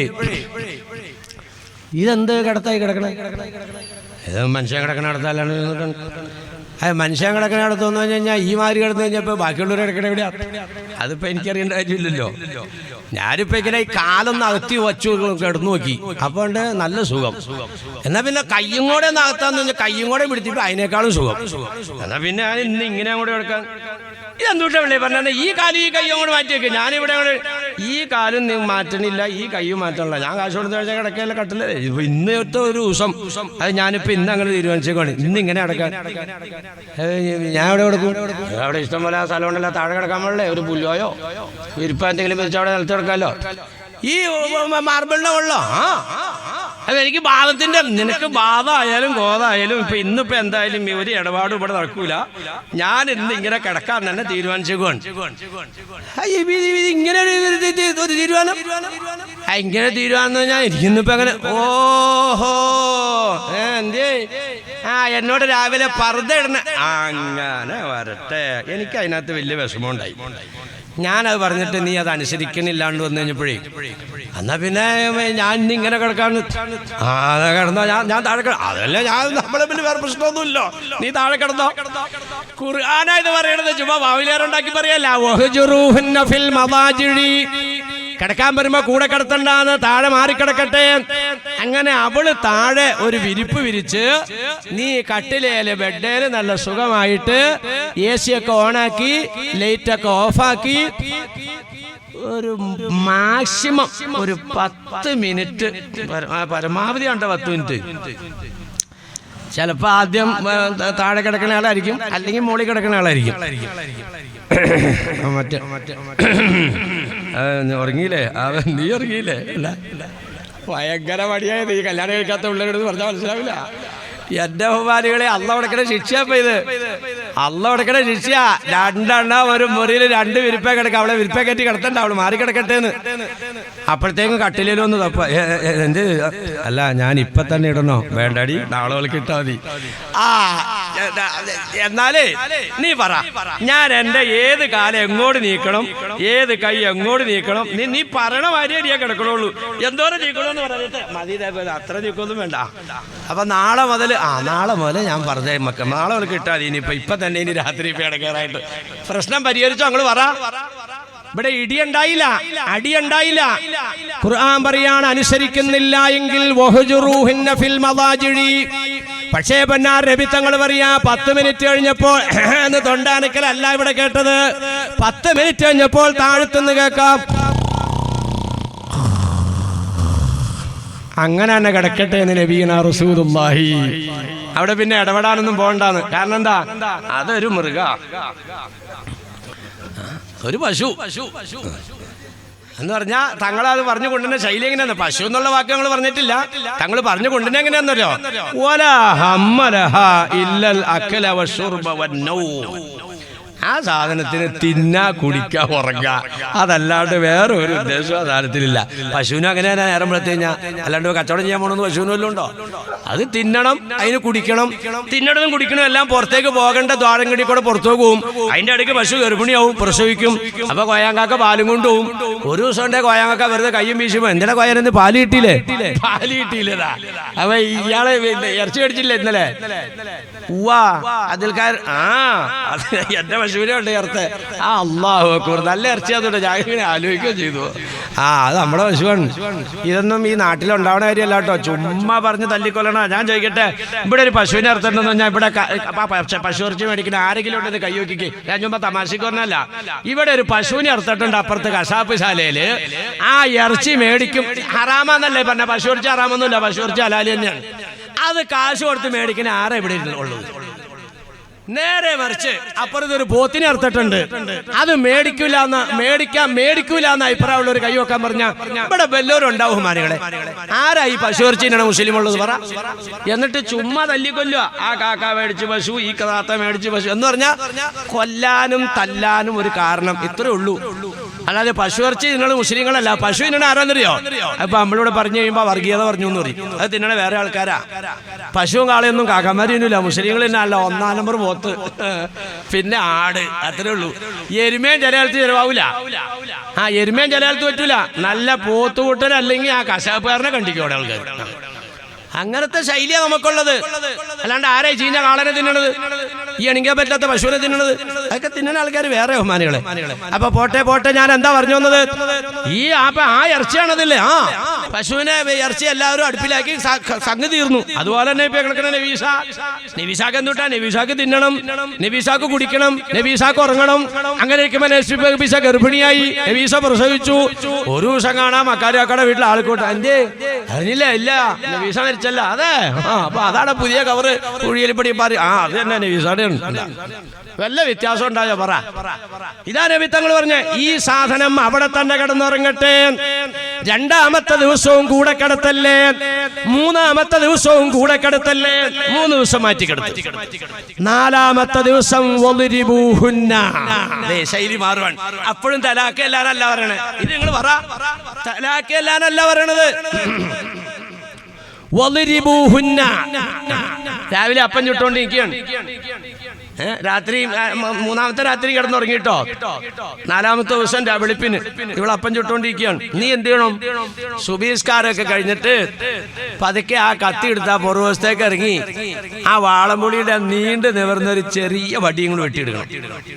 എന്നിട്ട് ആ അപ്പം ചുട്ടോണ്ടിരിക്കണേന്റെ ആ സാരിയിൽ ഇങ്ങോട്ട് സാരിയാണല്ലോ വെച്ചാണ് കൂട്ടി ഇങ്ങോട്ട് പിടിച്ചിട്ട് ഒരു 2 എണ്ണം തുടക്കിട്ട് കൊടുക്കണം. നീ അപ്പൊ സാരി മാറ്റൂല അല്ലേ എന്ന് ചോദിച്ചോണ്ട് 2 എണ്ണം. പക്ഷേ 8 കൊടുക്കുന്നതിന് നിബന്ധനയുണ്ട്. പൊട്ടാൻ പാടില്ല, അടിച്ചു പൊട്ടിക്കാനൊന്നും പാടില്ല, മുഖത്തൊന്നും അടിക്കാൻ പറ്റൂല. വലിച്ചു പിടിച്ചിട്ട് എന്ത് ചെയ്യണം? ആ തൊടഭാഗം നോക്കിയിട്ട് 2 എണ്ണം കിട്ടു കൊടുക്കണം. തലാക്കായിട്ടില്ല.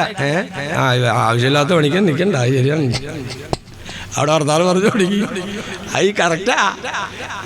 നമ്മള് വടി കൂട്ടിയാലും പാവപ്പത്തിയാണേലും ചട്ടകാരിക്കണേ. മാത്രല്ല നമ്മളെ അടി ഒറ്റ തുണിയാ എടുത്തിട്ടുള്ളൂ, അടിയിലൊന്നും ഇട്ടിട്ടില്ല. വലിയ പ്രശ്നാ ഇതൊക്കെ. നിക്കാഹിന്ന് കിടക്കണോടായി പറഞ്ഞ ഈ വടി വെട്ടാനും ഈ പറഞ്ഞൊക്കെ ആരോടാന്നറിയോ? നിക്കാഹ് ചെയ്ത ഭർത്താവിനോടായി പറഞ്ഞേ.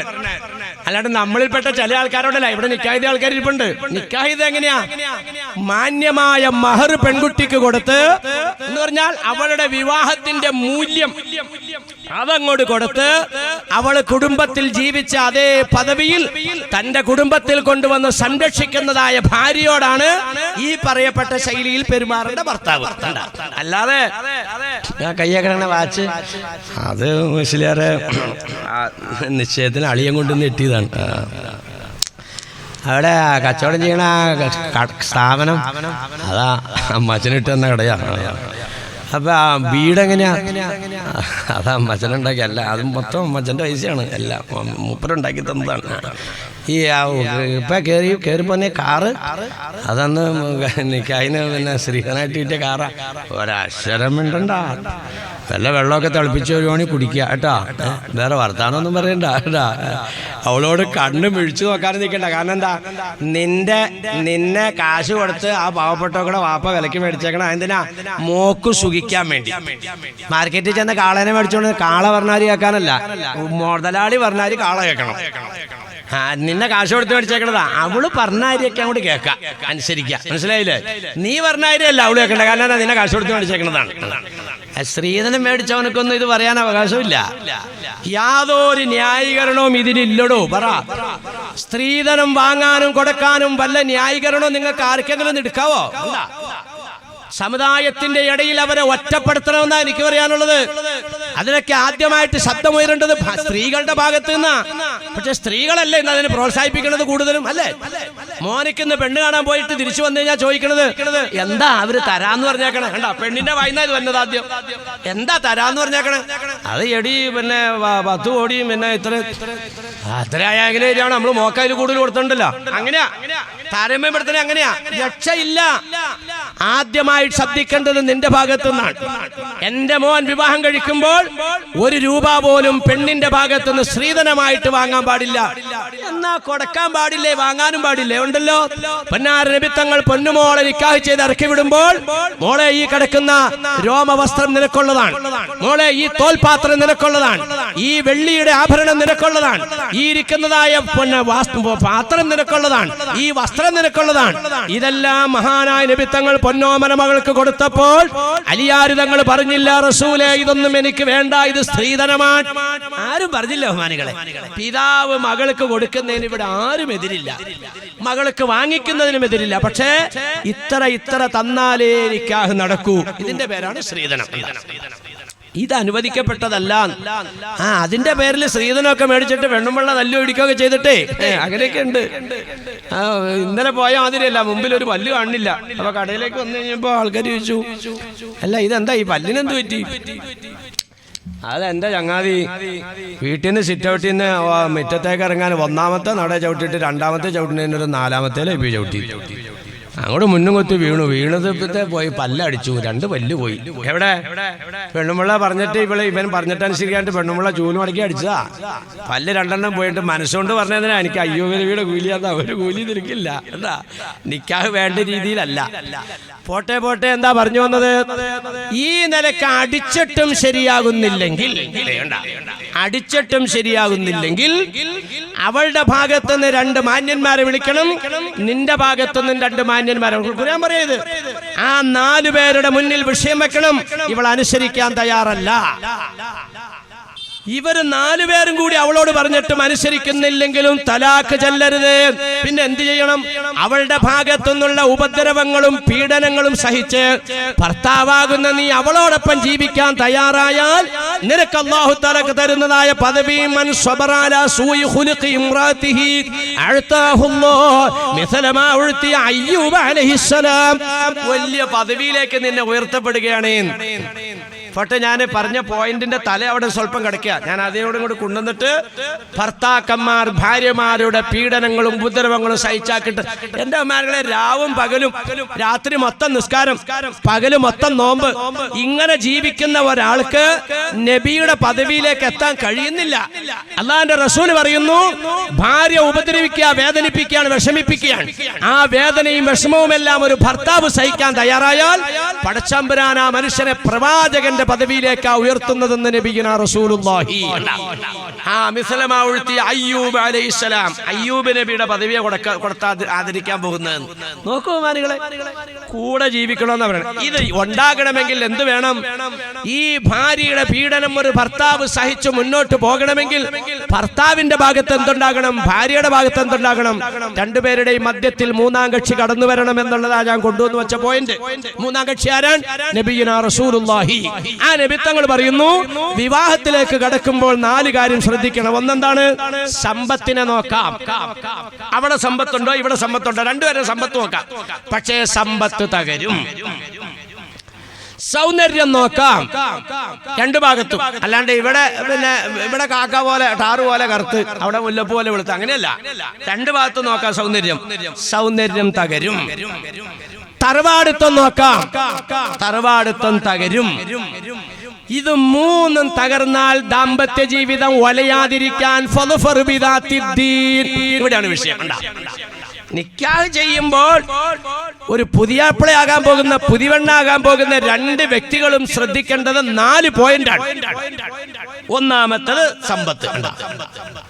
കാശ് പോയി കഴിയുമ്പോൾ പിന്നെ അപ്പുറത്തേക്കും ഇപ്പുറത്തേക്കും ഒക്കെ തിരിയും. കാശുള്ളിപ്പൊക്കെ കൂടെ കഴിക്കും. കാശ് പോയി കഴിയുമ്പോൾ അപ്പുറത്തേക്ക് തിരിയും. നമ്മൾ കുറ്റം പറഞ്ഞിട്ട് കാര്യമില്ല. ഇപ്പം ഇവിടെ തന്നെ ഒരു പശുവിനെ കൊണ്ടുവന്ന് കെട്ടി നമ്മൾ കെട്ടിയ കയറിൻ്റെ നീളത്തിൽ ഉള്ള അത്രയും പുല്ല് തിന്നു, മൊത്തം നക്കി തിന്നു. പക്ഷേ അതിന് വിഷമടങ്ങിയിട്ടില്ല. അപ്പുറത്തെ പറമ്പിൽ അല്ല മുട്ടോളം പുല്ലിങ്ങനെ അല്ല തളുത്ത് നിൽക്കുകയാണ്. പശുവിനെ നമ്മൾ കുറ്റം പറഞ്ഞിട്ട് കാര്യമില്ല. അതിങ്ങനെ എത്തിക്കുമ്പോൾ കയറ് വലിയും. പുല്ല് കിട്ടാനുള്ള ആർത്തിയിലാണ് ഈ എത്തിക്കണത്, വലിക്കണത്. അങ്ങനെ വലിയുമ്പോ കയറ് പൊട്ടും. കയറ് പൊട്ടുമ്പോ എന്ത് ചെയ്യും? പശു അപ്പുറത്തെ പറമ്പിലേക്ക് ആടും. അപ്പുറത്തെ പറമ്പിലേക്ക് ആടി കഴിഞ്ഞാൽ പിന്നെ വയറെറിച്ച് പുല്ലിനു. അതിന് നമുക്ക് പശുവിനെ കുറ്റം പറയാൻ പാടുണ്ടോ? പറ. ആ കുറ്റം പറയാൻ പറ്റില്ല. ഇനി കാളയാണെങ്കിലും സഹോദരിമാരെ കാളനെ കുറ്റം പറയാൻ പറ്റുമോ? കുറ്റം പറയാൻ പറ്റില്ല. ഇതാണ് അതിന്റെ കാര്യം. മനസ്സിലായോ? അപ്പൊ നിങ്ങൾക്ക് പറഞ്ഞത് അവർക്കൊന്നും ഇരുന്നാൽ മനസ്സിലാവില്ല. മനസ്സിലായില്ല, ഇത്ര മനസ്സിലായാൽ മതി കേട്ടാ. കുറച്ച് പരിധിയൊക്കെ ഇട്ട് അത് മനസ്സിലാക്കാൻ പറ്റുള്ളൂ. കാര്യങ്ങൾ ശ്രദ്ധിച്ചോ, മനസ്സിലാവും. മുആവിയ റളിയല്ലാഹു തആല അൻഹു രാജ്യം ഭരിക്കുക. മദീനയിലുണ്ടായ സംഭവം. നല്ല സൗന്ദര്യവതിയായ ഒരു പെൺകുട്ടിയെ സാമ്പത്തിക ശേഷിയുള്ള ഒരാൾ വിവാഹം കഴിക്കുകയാണ്. നിസ്സാര കാലം കൊണ്ടിട്ട് ഇയാളുടെ സമ്പത്ത് തകർന്നു. സംഭവിക്കും ബഹുമാനികളെ. ഇതൊക്കെ സമ്പത്തൊന്നും നമുക്ക് പിടിച്ചു നിർത്താൻ പറ്റുന്ന കാര്യങ്ങളല്ല.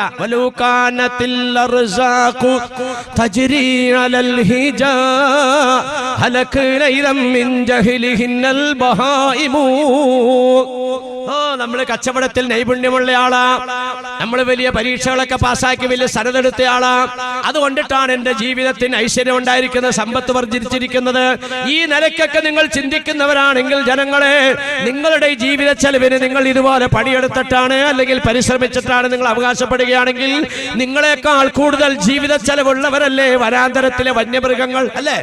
നിങ്ങൾ തിന്നുന്നതിനേക്കാൾ എത്രയോ ഇരട്ടി ഇറച്ചിയാ സിംഹവും പുലിയൊക്കെ തിന്നുന്നത്. സിംഹം ആശാങ്കളരി പോയിട്ടില്ല, സർവകലാശാല കേട്ടിട്ടില്ല. അല്ലാഹു ഖൈറുർ റാസിഖീൻ. പടച്ചമ്പരാനാ നിങ്ങളെ സമ്പത്തേറ്റ് തന്നെ. നിങ്ങൾ പൊതുമാർക്കറ്റിൽ ചെല്ലുമ്പോൾ കുറഞ്ഞ വിലക്ക് അവിടെ കിട്ടാൻ ചരക്ക് റെഡി.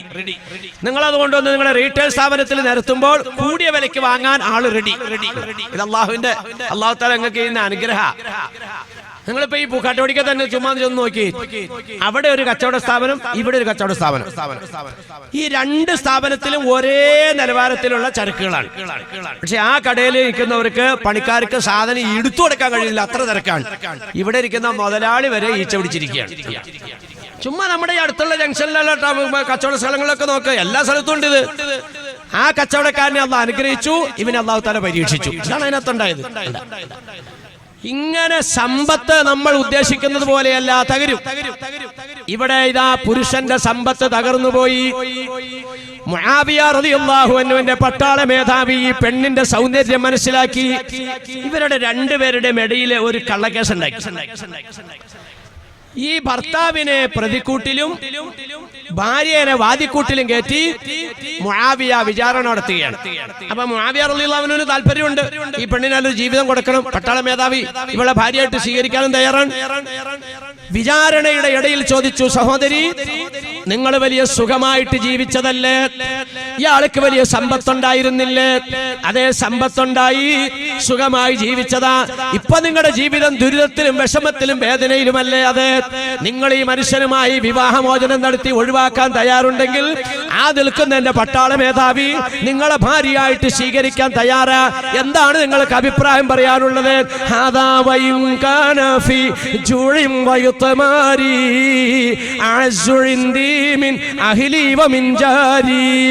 എന്റെ ബഹുമാനപ്പെട്ട ചക്രവർത്തി, ഈ നിൽക്കുന്ന തഖ്വയുള്ള മുത്തഖിയ എന്റെ ഭർത്താവിനോടൊപ്പം എന്നെ ജീവിക്കാൻ അനുവദിച്ചുകൊണ്ട് ആ പട്ടാള മേധാവിയുടെ കുതന്ത്രത്തിൽ നിന്നും എന്നെ നിങ്ങൾ രക്ഷപ്പെടുത്തണേ. ഈ മനുഷ്യൻ രാത്രി കിടന്നാൽ അല്പം ഇറങ്ങിയതിന്റെ ശേഷം എഴുന്നേൽക്കുകയാണ്, ഒളു ചെയ്തിട്ട് സുജൂദിൽ കിടന്ന് പൊട്ടിക്കരയുകയാണ്. കരയുമ്പോൾ ദുആ ചെയ്യുന്നത്, റബ്ബേ, എനിക്കും എന്റെ പ്രിയപ്പെട്ടവൾക്കും പൊറുക്കണേ അല്ലാ. ഞങ്ങളെ രണ്ടാളെയും ഒരു കുടുംബത്തിൽ നിന്ന് ഒരു വിരിപ്പിലേക്ക് കൂട്ടിച്ചേർത്ത് നീയാണ് റബ്ബേ. ഞങ്ങൾക്ക് നാളെ സ്വർഗലോകത്ത് ഒരുമിച്ച് ജീവിക്കാനുള്ള ഭാഗ്യം താട്ടേ അല്ലാ. എന്നെയും എന്റെ പ്രിയപ്പെട്ടവളെയും രോഗത്തിൽ വലക്കല്ലേ അല്ലാ. എന്തെല്ലാം റബ്ബിനോട് ദുആ ചെയ്താലും അതിനോടൊപ്പം എന്റെ കാര്യങ്ങൾ കൂട്ടിച്ചേർക്കുന്ന ഈ തഖ്വയുള്ള മനുഷ്യനോടൊപ്പം ജീവിക്കാൻ എന്നെ അനുവദിക്കണേ. മതബോധം ഭാര്യക്കുണ്ടായപ്പോ പട്ടിണിയിലേക്കും ദാരിദ്ര്യത്തിലേക്കും എത്തിയ ഭർത്താവിനെ ഒഴിവാക്കാൻ അവൾ തയ്യാറായില്ല. ഇതാണ് നമ്മൾ ശ്രദ്ധിക്കേണ്ടത്. സമ്പത്തിനല്ല മുൻതൂക്കം കൊടുക്കേണ്ടത്, മതപരമാകുന്ന വിദ്യാഭ്യാസവും വിവരവും ഭർത്താവിനും ഭാര്യയ്ക്കുമുണ്ടോ? വിവാഹം ചെയ്യാൻ തെരഞ്ഞെടുക്കുന്ന പെൺകുട്ടിക്ക് മതപരമാകുന്ന വിദ്യാഭ്യാസവും വിവരവും ഉണ്ടോ? തന്റെ ഇണയായി വരാൻ പോകുന്ന ഭർത്താവിന് മതപരമാകുന്ന വിദ്യാഭ്യാസവും വിവരവും ഉണ്ടോ? മുസ്ലിം റളിയല്ലാഹു തആല ഉറങ്ങാത്ത സഹോദരിമാരത് കേക്ക് ഉറങ്ങണത് അവിടെ നിന്ന് ഉറങ്ങാല്ലാണ്ട് പിന്നെ എന്നെ കൊണ്ടേ പറ്റില്ല. ഞാൻ സാധാരണ ഈ വിഷയമൊക്കെ പറയാൻ ഉദ്ദേശിക്കുന്ന സ്ഥലങ്ങളിലൊക്കെ 1.5 ദിവസമാ ഭർത്താവിന് ഭാര്യയോടുള്ള കടമ പറയണേ. 1.5 ദിവസം. എന്റെ ശൈലി എങ്ങനെയാ? 1/2 ദിവസമാ അവിടെ നിന്നോട് പറയുള്ളൂ. കാരണം അവിടെ നിന്നോടല്ല കടപ്പാട് കൂടുതൽ, ഇവിടുന്ന് അങ്ങോടെ കടപ്പാട് കൂടുതൽ. അർരിജാലു ഖവ്വാമൂന അലന്നിസാ ബിമാ ഫളലല്ലാഹു ബഅദഹും അലാ ബഅദ് വബിമാ അൻഫഖൂ മിൻ അംവാലിഹിം ഫസ്സാലിഹാതു ഖാനിതാത്തുൻ ഹാഫിളാത്തുൻ ലിൽഗൈബി ബിമാ ഹഫിളത. ഇവർക്ക് 2-3 കാര്യം മാത്രം ചെയ്താൽ മതി. ഇവർക്ക് സ്വർഗ്ഗത്തിൽ പോകാൻ കൂടുതൽ പണിയൊന്നും എടുക്കണ്ട. 5 നേരം നിസ്കരിക്കുക, റമദാൻ മാസത്തിൽ നോമ്പ് പിടിക്കുക, ഗുഹ്യ ഭാഗത്തെ ഹറാമിൽ സൂക്ഷിക്കുക, ഭർത്താവിനെ അനുസരിക്കുക. 4 കാര്യങ്ങളെ ഭാര്യമാർക്ക് ചെയ്യേണ്ടതുള്ളൂ. ഹജ്ജൊക്കെ ചെയ്യിപ്പിക്കേണ്ടത് നിങ്ങളുടെ കടമയാ, അവർക്ക് ഹജ്ജിൽ കടമയില്ല, നിങ്ങളുകൊണ്ട് ചെയ്യിപ്പിക്കണം. അതാ നിങ്ങൾക്കാണ് കടമകൾ. എന്താ വിവരമില്ലാത്ത ഞാനിത് 2 ദിവസം കൊണ്ട് പറയുമ്പോൾ 1.5 ദിവസം നിങ്ങളുടെ അങ്ങോട്ടുള്ള കടമകൾ, അത് അത്ര പറയാനുണ്ട്, അവിടെ നിങ്ങോട്ട് കുറച്ചുള്ളൂ. പക്ഷെ ഇന്ന് അങ്ങനെയല്ല പലരും മനസ്സിലാക്കിയേക്കണത്. ഇങ്ങോട്ടാണ് കടമ കൂടുതലെന്നാ. ഇങ്ങോട്ടല്ല കടമ, അങ്ങോട്ടാ കടമ കൂടുതൽ. അല്ലാഹു സുബ്ഹാനഹു വ തആല തങ്ങളല്ലേ പറഞ്ഞത്, ഇന്നഹുന്ന അവാനും ഫീ ഐദീകും. ഞാൻ അതിലേക്ക് കടന്നു വരുവാ. തങ്ങളുടെ ഏറ്റവും പ്രസക്തമായ, ഏറ്റവും പ്രാധാന്യമായ, ലോകത്തിന് ഒരു കാലത്തും മാറ്റാൻ കഴിയാത്ത, മറക്കാൻ കഴിയാത്ത പ്രശസ്തമായ പ്രസംഗമല്ലേ അറഫായിലെ വഅദ് നബി തങ്ങളുടെ അല്ലേ? അവസാനത്തെ പ്രസംഗമല്ലേ? അതിനകത്ത് ഊന്നി പറഞ്ഞത് ഈ സമുദായത്തിനോടാ. ഞാൻ ഇൻഷാ അല്ലാഹ് അതിലേക്ക് വരാം. സഹോദരന്മാരെ, സഹോദരിമാരെ, നിങ്ങളോട് പറയാ അവരോടുള്ളതായ കടപ്പാടുകൾ വലുതാ. അല്ലാഹുവേ, അല്ലാഹുവേ, റഹ്മാനായ പടച്ചവൻ ഖൂ അൻഫുസക്കും വഅഹ്ലിയക്കും നാറ എന്ന നിലയ്ക്ക് പടച്ചവൻ വരാൻ പ്രഖ്യാപിച്ച നമ്മുടെ ഭാര്യമാര്, നമ്മുടെ മക്കളൊക്കെ കാരണമായിട്ട് അല്ലാഹു സുബ്ഹാനഹു വ തആല അവര് കാരണമായി നാളെ അദാബിൽ അകപ്പെടുന്നവരുടെ കൂട്ടത്തിൽ അല്ലാഹു നമ്മളെ പെടുത്താതെ കാത്തു രക്ഷിക്കുമാറാകട്ടെ. 4 നിബന്ധനകളാ പറഞ്ഞു വിടുന്നത്. എന്താ? ഭർത്താവ് അവിടുന്ന് ഇങ്ങോട്ടും വേണം വിവരമുണ്ടോ നോക്കണം, ഇവിടുന്ന് അങ്ങോട്ടും വിവരമുണ്ടോ നോക്കണം. തങ്ങൾ വളരെ വ്യക്തമായിട്ടൊരു വർത്താനം പറഞ്ഞു. ഇദാ ഖതബ ഇലൈക്കും മൻ തർലൗന ദീനഹു ഖുലുഖഹു ഫസവ്വിജു ഇല്ലാ തകും ഫിത്നത്തുൻ ഫിൽ അർളി വഫസാദുൻ ഗലീൽ ഔ കമാ ഖാല റസൂലുള്ളാഹി. മതപരമാകുന്ന വിവരവും തഖ്വായുമുള്ള ഒരു ഇണയെ വിവാഹാലോചനയുമായിട്ട് വന്നാൽ നിക്കാഹ് ചെയ്തോ. ആ വിവാഹം നിങ്ങൾ ഒഴിവാക്കിയാൽ നിങ്ങൾക്ക് വരാനിരിക്കുന്നത് കടുത്തതായ നാശവും വലിയ നിരാശയുമാണ് സംഭവിച്ചുകൊണ്ടിരിക്കുന്നത്. അങ്ങനെ ഇവിടുന്ന് ഉദാഹരണം പറഞ്ഞാൽ, ഇവിടുന്ന് ഒരു ആൺകുട്ടി ദീനുള്ളതാണ്, തഖ്വയുള്ളതാണ്, നിസ്കാരമുണ്ട്, ഒരു പുകവലിയില്ല, ദുശ്ശീലങ്ങളൊന്നുമില്ല. ഒരു പെൺകുട്ടിയെ എനിക്ക് ഇഷ്ടം പോലെ അനുഭവമുണ്ട് ഈ സമൂഹത്തിന്റെ ഇടയിൽ. കല്യാണം ആലോചിച്ചിട്ട് അങ്ങോട്ട് ചെല്ലുമ്പോൾ അവള് പഠിക്കുമായിരിക്കും. ഉടനെ തന്തയുടെ മറുപടി എന്താണെന്നറിയോ? അതെ, അത് അവളിപ്പോ പഠിക്കുക, അത് കഴിഞ്ഞിട്ട് അതിനെപ്പറ്റി ആലോചനയുള്ളൂ, ഇപ്പൊ ആലോചന ഇല്ല. ഇങ്ങനെ നീക്കിയിരിക്കുന്ന കേസിൽ ആ പെൺകുട്ടിയെ കൊണ്ട് ആ മാതാവിനും പിതാവിനും ദുരിതവും കണ്ണുനീരും വന്നിട്ടില്ലെങ്കിൽ റസൂലുള്ളാഹിന്റെ വാക്ക് തിരുത്തണം, വെട്ടിത്തിരുത്തണം. തങ്ങളെ പറഞ്ഞ നിങ്ങൾക്ക് സ്വസ്ഥയും സമാധാനം കിട്ടൂല. അത് ഇവിടുന്ന് ഇങ്ങനെ അങ്ങനെ തന്നെയാ. അവിടുന്ന് ഒരു ആലോചന വന്നു, മതവും ദീനും തഖ്വായുമുള്ള പെൺകുട്ടിയാ. ഇവിടെ വന്നു കഴിഞ്ഞപ്പോ, ഇവിടെ ആലോചിച്ച് വന്നു കഴിഞ്ഞപ്പോൾ ഇവിടെ എന്താ, അവിടെ വല്ല കാശും കാര്യങ്ങളൊക്കെ കുറവാ. അത് നമുക്ക് ഇണങ്ങൂല. തട്ടിയിട്ടുണ്ടെങ്കിൽ നിങ്ങൾക്ക് വരാനിരിക്കുന്ന പെൺകുട്ടിയെ കൊണ്ട് നിങ്ങൾ ദുരിതവും വേദന അനുഭവിക്കാൻ പോണം. ദീൻ തട്ടുന്നിടത്തിലൊക്കെ അല്ലാഹു തആല കളി പഠിപ്പിക്കുന്ന നബിത്തങ്ങളുടെ ഹദീസ് നമുക്ക് പഠിക്കാനുള്ളതാ. അപ്പോ സമ്പത്ത് നിങ്ങൾക്ക് നോക്കാം, പക്ഷേ സമ്പത്ത് തകരും. സമ്പത്ത് തകർന്നാൽ ജീവിതം താളം തെറ്റാതിരിക്കാൻ മതബോധത്തിന് പ്രാധാന്യം കൊടുക്കണേ. രണ്ടാമത്തേത് ഒലി ജമാലിഹ. 4 നബി തങ്ങൾ പറഞ്ഞു, ഒലി ജമാലിഹ, സൗന്ദര്യത്തിനെ തെരഞ്ഞെടുക്കാം, സൗന്ദര്യവും പോകും. ഒരു ടെൻഷനല്ല ജോലിയാണ് ചെറുക്കന്. കല്യാണം കഴിഞ്ഞ് 1 കൊല്ലം കഴിയുമ്പോഴത്തേക്കും ഞരമ്പൊക്കെ തടിക്കും, കണ്ണൊക്കെ കുഴിയിലേക്ക് പോകും, കവളൊക്കെ സോഡാകുപ്പി പോലെയോ. അതുപോലെ തന്നെ അവിടെ ഒറ്റ പ്രസവം കൊണ്ട് കഴിഞ്ഞു കഴിഞ്ഞാൽ കൊല്ലന്റെ ഓല പോലെയോ. ഒറ്റ പ്രസവം ചിലത് 10 പ്രസവിച്ചാലും ചക്കുകുരു പോലെ ഇരിക്കും, ചിലത് ഒറ്റ പ്രസവത്തോടു കൂടി. അപ്പൊ അങ്ങനെയൊക്കെ വരുമ്പോ എന്താണെന്നറിയോ, പെണ്ണിങ്ങനെ നോക്കിയിട്ട് ആ കല്യാണം കഴിച്ചപ്പോ നല്ല തുളു കൂടുന്നിരുന്നാണ് ഈ ചെയ്താനാണ് നീർക്കോലി, ഇതാണ് മരിച്ചുപോയായിരുന്നു, എനിക്ക് ആ സുൽഫീഖറിനോട് പറഞ്ഞല്ല. ഇതാ പറഞ്ഞ ഇത് വരാതിരിക്കാൻ സൗന്ദര്യം പോവും. അവിടെ അങ്ങനെ തന്നെ എന്തെന്നാ ഇത് തലയിലാവുകയും ചെയ്തു. ഇതിനി അടുത്ത പ്രസവത്തോടെ ഇവിടെ മരിച്ചു പറഞ്ഞെങ്കിൽ എനിക്ക് ആ സെവിയാറെ കെട്ടാറ് കേട്ടാ.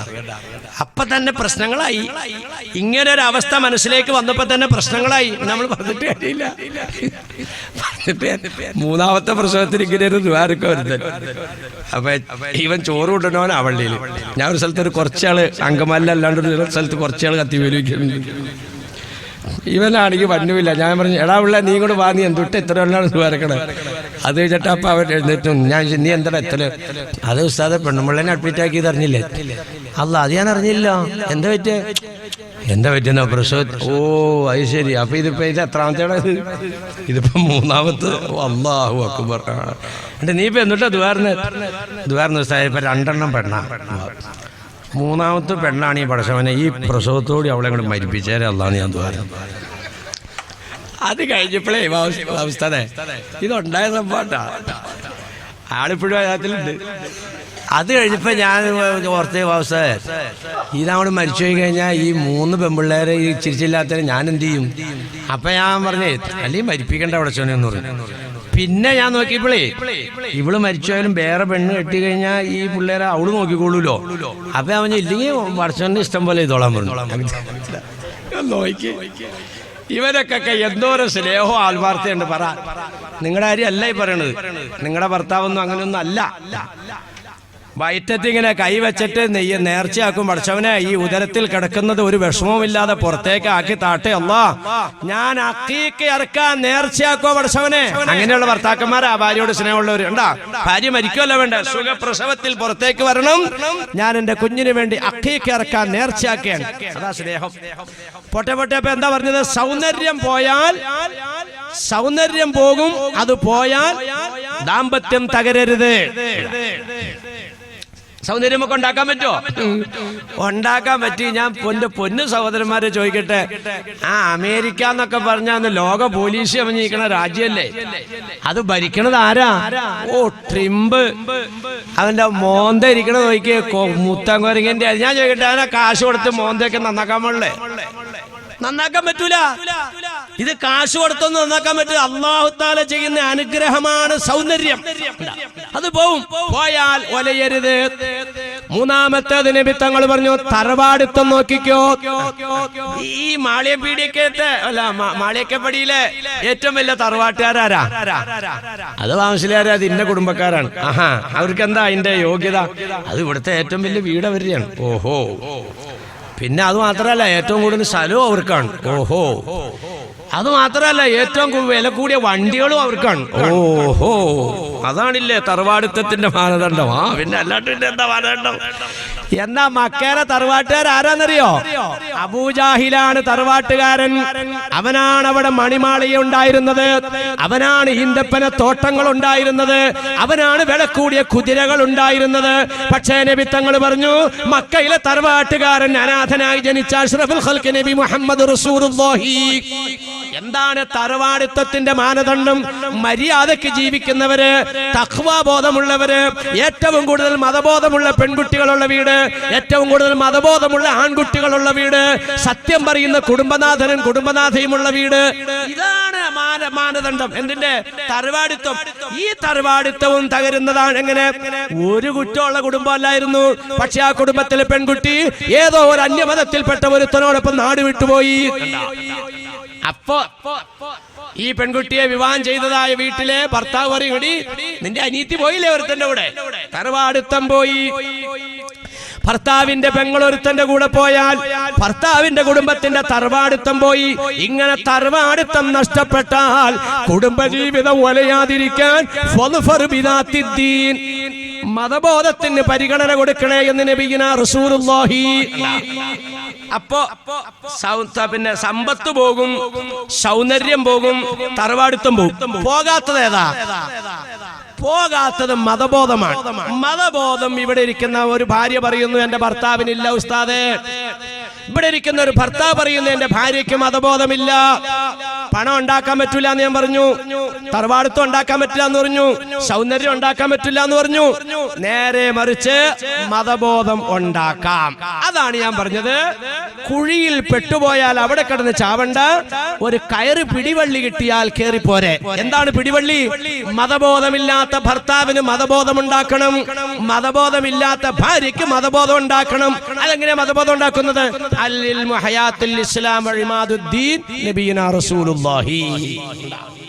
മനസ്സിലായോ? കുടുംബജീവിതം ഭദ്രമാകാൻ ഭാര്യ ഭർത്താക്കന്മാർക്ക് മതബോധം ഉണ്ടാക്കലാണ് പ്രശ്നത്തിന് പരിഹാരം.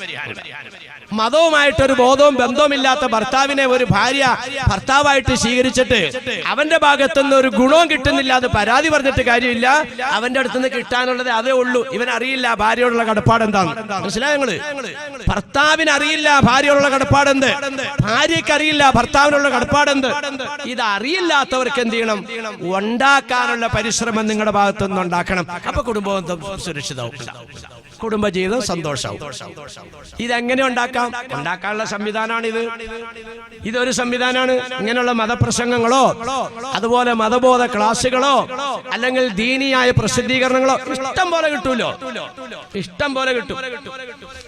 ഞാൻ നിങ്ങളോടൊക്കെ ഒന്നുകൂടി ആവർത്തിച്ച് പറയാം. നിങ്ങളുടെയൊക്കെ വീട്ടില് ബഹുമാനപ്പെട്ട ഇമാം ഗസാലി റഹ്മത്തുള്ളാഹി തആല അൻഹു തങ്ങളുടെ ഇഹ്യാ ഉലൂമുദ്ദീൻ, നിങ്ങൾക്ക് മലയാളം വായിക്കാൻ അറിയില്ലേ? പാടൂർ കുഞ്ഞു മുസ്ലിയാർ മാസങ്ങളോളം എടുത്ത് പണിയെടുത്തിട്ട് മൊത്തം പരിഭാഷപ്പെടുത്തിയിട്ടുണ്ട് പച്ച മലയാളത്തിൽ. ആ മനുഷ്യനെ പരിഭാഷപ്പെടുത്തുന്ന കാലത്ത് ഞാൻ അവിടെ വളർന്നു പോയിട്ടുണ്ട്. അല്ലാഹു അദ്ദേഹത്തിന്റെ ആഖിറ സന്തോഷാക്കി കൊടുത്ത് അനുഗ്രഹിക്കുമാറാകട്ടെ. നല്ല മനുഷ്യനാ. ഏത് ബുക്ക് സ്റ്റാളി എന്ന് ചോദിച്ചാലും കിട്ടും. ഇഹ്യാ ഉലൂമുദ്ദീന്റെ പരിഭാഷയുണ്ടോ? മേടിക്കണം. വീട്ടിൽ കൊണ്ടുവന്നിട്ട് എന്ത് ചെയ്യണം? ഒരു കൃത്യമായ ടൈം വെക്കണം. ഇന്ന സമയത്ത് എല്ലാവരും കൂടിയിരുന്നിട്ട് വായിക്കണം. ഒരു പേജ് വായിച്ചാൽ മതി. ഒരാൾ വായിക്കുക, ബാക്കിയുള്ളവർ കേൾക്കുക. ഈ ഭാര്യയും ഭർത്താവാണെങ്കിൽ രണ്ടുപേർക്കും കൂടി വായിച്ച് കേൾക്കാൻ ഒരു ദിവസത്തിൽ ഒരു ടൈം. ഭക്ഷണം കഴിക്കാൻ ടൈം എടുക്കണില്ലേ? മലവിസർജനം ചെയ്യാൻ ടൈം എടുക്കണില്ലേ? ഇതുപോലെ ജീവിതം നന്നാക്കാൻ ഒരു ടൈം, ഒരു 5 മിനിറ്റ് ഇത് വായിക്കാൻ. ഇഹ്യാ ഉലൂമുദ്ദീൻ എന്ന് പറഞ്ഞാൽ ദീനിനെ ഹയാത്താക്കുന്ന ഇൽമെന്നാണ്. ദീനിനെ ഹയാത്താക്കുക. വിശ്വാസം ഉണ്ടെങ്കിലല്ലേ ഈ പറഞ്ഞ കാര്യങ്ങളൊക്കെ ഉണ്ടാവുള്ളൂ. ഞാൻ നിങ്ങളോട് പറയാം, നിങ്ങളുടെ ഒക്കെ വീട്ടിൽ മേടിച്ചു നോക്കി. ഞാൻ ഇതിന്റെ ഏജന്റ് അല്ലാട്ടാ, എനിക്കിതിനകത്ത് കമ്മീഷനും ഇല്ല. നിങ്ങൾ ഏത് ബുക്ക് സ്റ്റാളിൽ പോയി എങ്ങനെ മേടിച്ചോ? ഞാൻ പറയാണ് അതൊക്കെ വീട്ടിൽ മേടിച്ചു. ഈ ഏഷനെയും വിത്തനെയും പറയുന്ന മാസികകൾ മേടിക്കാതിരിക്കും. ആ പാർട്ടിക്കാരനെ മേടിച്ച ഈ പാർട്ടിക്കാരുടെ കുറ്റം, ഈ പാർട്ടിയുടെ മേടിച്ച ആ പാർട്ടിക്കാരുടെ കുറ്റം. അങ്ങനെയുള്ളത് മേടിക്കണ്ട. പിന്നെ മേടിക്കാം ബഹുമാനപ്പെട്ട തഴവ ഉസ്താദിന്റെ അൽ മവാഹിബുൽ ജലിയ. എന്താ ഒരു പരിഭാഷയും വേണ്ട. ദം മുതൽ പല കാലവും കഴിഞ്ഞില്ലേ, അതിലത്ഭുതം ഇന്നോളവും നിനക്കില്ലേ, ലോകം മടക്കി ഭരിച്ചിരുന്നവരല്ലേ, മൗത്തെന്ന സിംഹം കൊന്നതത്ഭുതമല്ലേ. ഒരു പരിഭാഷകനും വേണ്ട. ചുമ്മാ ഇങ്ങനെ പാടാ. 10-12 വാല്യം എഴുതി ഉണ്ടാക്കേണ്ട മുമ്പ്. ഞങ്ങൾ തമ്മിൽ നേരിട്ട് സംസാരിച്ചിട്ടുണ്ടെങ്കിലും ഇത് നേരിട്ട് കിട്ടിയ ഒരു അറിവല്ല, വേറൊരാൾ പറഞ്ഞെനിക്ക് കിട്ടിയ ഒരു അറിവ്. കഅബയുടെ കില്ല പിടിച്ചിട്ടാ നല്ല മനുഷ്യൻ ദുആ ചെയ്തു എന്നാ പറയണം.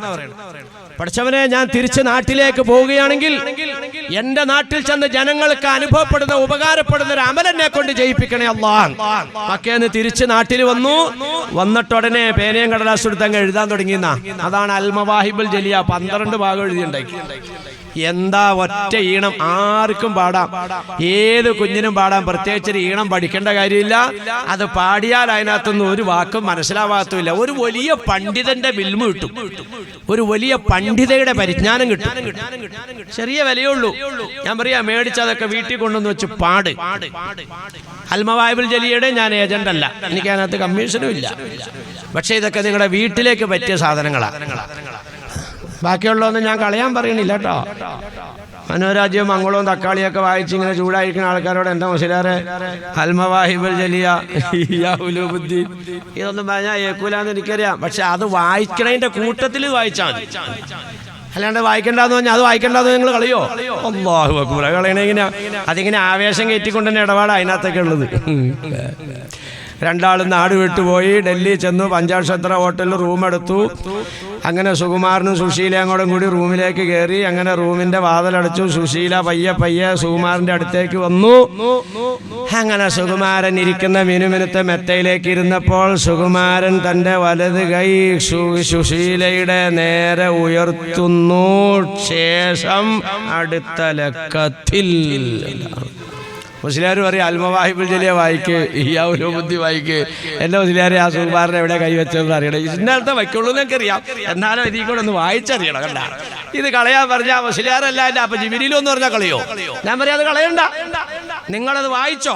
പക്ഷെ അതിന്റെ കൂടെ ഇത് വായിക്കുമ്പോൾ കുറെ അങ്ങോട്ട് വായിച്ചു കഴിയുമ്പോൾ ഈമാൻ അങ്ങോട്ട് കേറുമ്പോ മംഗളം ഭണ്ഡാരം വേണ്ട, തന്നെ എടുത്തു കളയും, തന്നെ കളയും. അതിനാരും പറയേണ്ട എടുത്തു കളയാം, തന്നെ വീട്ടിൽ നിന്ന് പോകും. അശ്ലീല മാസികകളും ദുഷിപ്പിക്കുന്ന പ്രസിദ്ധീകരണങ്ങളും അല്ല നമുക്ക് വേണ്ടത്, ഇൽമ കിട്ടുന്ന ഭാഗങ്ങൾ. അതുപോലെ തന്നെ ഈ പരിപാടിക്കൊക്കെ ഞാൻ നിങ്ങളോട് പറയാണ്, ഭാര്യമാരെ, നിങ്ങളുടെ ഭർത്താക്കന്മാരെ, ഇത് ഞാൻ ചുമ്മാ ഈ ഭാരതത്തിന്റെ ഭാഷ പറയണം കേട്ടോ. ഭാര്യ എന്നും ഭർത്താവ് എന്നുള്ളത് ഇസ്ലാം പരിചയപ്പെടുത്തി തരുന്നതല്ല. ഖലഖനാകും അസ്വാജാ, മരക്കൊമ്പിൽ രണ്ട് കിളികൾ ഇരിക്കുകയാണ്. ആരും കണ്ടാ പറഞ്ഞു കൊടുക്കും, തേടാവേ രണ്ട് ഇണക്കുരുവികൾ ഇരിക്കുന്നത് കണ്ടോ? ഇതാണ് ഖുർആൻ പരിചയപ്പെടുത്തുന്നത്. രണ്ടുപേരും ഇണകളാണ്. ഖലഖനാകും അസ്വാജാ, ഇണകളായിട്ട് അല്ലാഹു തആല നിങ്ങളെ സൃഷ്ടിച്ചു. ഹുന്ന ലിബാസുൻ ലക്കും അൻതുൽ ലിബാസുൻ ലഹുന്ന, നിങ്ങൾക്ക് അവർ വസ്ത്രമാണ്, അവർ നിങ്ങൾക്കും വസ്ത്രമാണ്. തണുപ്പ് വരട്ടെ, വെയിൽ വരട്ടെ, മഞ്ഞ് വരട്ടെ, വസ്ത്രം ഇല്ലാണ്ട് രക്ഷപ്പെടാൻ പറ്റുമോ? നിനക്ക് പെണ്ണില്ലാതെ പറ്റൂല, നിനക്ക് ആണില്ലാതെയും പറ്റൂല. സുബ്ഹാനല്ലദീ ഖലഖൽ അസ്വാജ കുല്ലഹാ മിമ്മാ തുംബിത്തുൽ അർള് വമിൻ അൻഫുസിഹിം വമിമ്മാ ലാ യഅലമൂൻ. ഭൂമിയിൽ മുളയ്ക്കുന്നതും സർവ്വ ശരീരങ്ങളും എല്ലാത്തിനെയും പടച്ച തമ്പുരാൻ ഇണകളായിട്ടാണ് സൃഷ്ടിച്ചത്. അങ്ങനെ അവിടെ ജീവിക്കാൻ പറ്റുള്ളൂ. നിങ്ങൾ ഏത് ചെടി എടുത്തു നോക്ക്, എല്ലാത്തിനും ഇണയുണ്ട്. ഏത് ജീവിയെ എടുത്തു നോക്ക്, അതിനകത്ത് ഇണയുണ്ട്. ഏത് അല്ലാഹുവിന്റെ സൃഷ്ടി എടുത്തു നോക്ക്, അതിനൊക്കെ ഇണയുണ്ട്. ഖലഖൽ അസ്വാജ കുല്ലഹാ, ഇണകളില്ലാതെ ലോകത്ത് ജീവിക്കാൻ കഴിയില്ല. അപ്പൊ ബഹുമാനികളെ, ആ ജീവിതം സന്തോഷമാക്കാൻ നമ്മൾ പരിശ്രമിക്കേണ്ടത്. അപ്പൊ എന്താ ഞാൻ പറഞ്ഞു വന്നത്? മതവിജ്ഞാനമാണ് നോക്കേണ്ടത്. ഞാൻ ചോദിക്കട്ടെ, ഇതിനൊന്ന് പരിഗണനയുണ്ടോ? ഉണ്ടാ. അങ്കമാലിയില് ഒരു നിക്കാഹിൽ പങ്കെടുത്തിട്ട് ഭക്ഷണം കഴിക്കാനിരുന്നപ്പോ അവിടുത്തെ ഇടവകയിലെ അച്ഛനെയും ഈ കുടുംബക്കാരും വിളിച്ചിട്ടുണ്ട് കല്യാണത്തിൽ. ഞാനും ഞങ്ങളുടെ മുദരിസ് ഇബ്രാഹിം മുസ്ലിയാരും അച്ഛനും ഒരുമിച്ചിരുന്ന് ഭക്ഷണം കഴിക്കുകയാണ്. ഭക്ഷണം കഴിച്ച് കഴിഞ്ഞ് കഴിഞ്ഞപ്പോ ഈ അച്ഛനിങ്ങനെ സംസാരിച്ച കൂട്ടത്തിൽ പറഞ്ഞു, ഇമാമേ, ഞങ്ങളുടെ ഇടവഴകയിൽ ഒരാണിനോ പെണ്ണിനോ വിവാഹിതരാകണമെങ്കിൽ ഞങ്ങൾക്ക് അപേക്ഷ തരും. അപേക്ഷ എന്നാൽ അവർക്ക് ഞങ്ങൾ കുറെ പുസ്തകങ്ങൾ കൊടുക്കും. വേണ്ട, ഈ സമുദായത്തിന് പറ്റിയിരിക്കുന്ന വീഴ്ച എവിടെയാ നിങ്ങൾ മനസ്സിലാക്കി. ഭർത്താവിനെ കൊണ്ട് ഞാൻ കണ്ണീര് കുടിക്കുന്നു എന്ന് ഭാര്യ പറയുന്നെങ്കിൽ, ഭാര്യയെ കൊണ്ട് ഞാൻ കണ്ണീര് കുടിക്കുന്നു എന്ന് ഭർത്താവ് പറയുന്നെങ്കിൽ, ഇതിന്റെ അടിത്തറ ഇളകി കിടക്കുകയാണ്. നാടൻ ഭാഷ പറഞ്ഞാൽ അടയ്ക്കാൻ കുഴിച്ചിട്ടാൽ അടയ്ക്കാൻ വരാൻ മുളയ്ക്കാ, തെങ്ങ് മുളയ്ക്കൂല. നമ്മൾ കുഴിച്ചിട്ടതേ നമുക്ക് മുളച്ച് കിട്ടുന്നത്, വിതച്ചതേ കൊയ്യൂ. അങ്ങനെ തന്നെയാ. എന്റെ ബഹുമാനികളെ, ഈ ഫാദർ പറയാണ്, ഈ പുസ്തകങ്ങൾ അങ്ങോട്ട് കൊടുത്താൽ ഇത്ര ദിവസത്തിനകം ഞങ്ങളുടെ മുമ്പിൽ ഹാജരാകണം എന്ന് പറഞ്ഞാൽ അച്ഛന്റെ മുമ്പിൽ അച്ഛൻ ചോദ്യം കൊടുക്കും, ഇതിന് ഉത്തരം ആൻസർ ചെയ്യണം. ഈ ക്വസ്റ്റ്യൻ ആൻസർ ചെയ്തത് അച്ഛൻ പരിശോധിക്കും. അയാൾ ഞങ്ങളോട് നേരിട്ട് പറഞ്ഞതാണ്.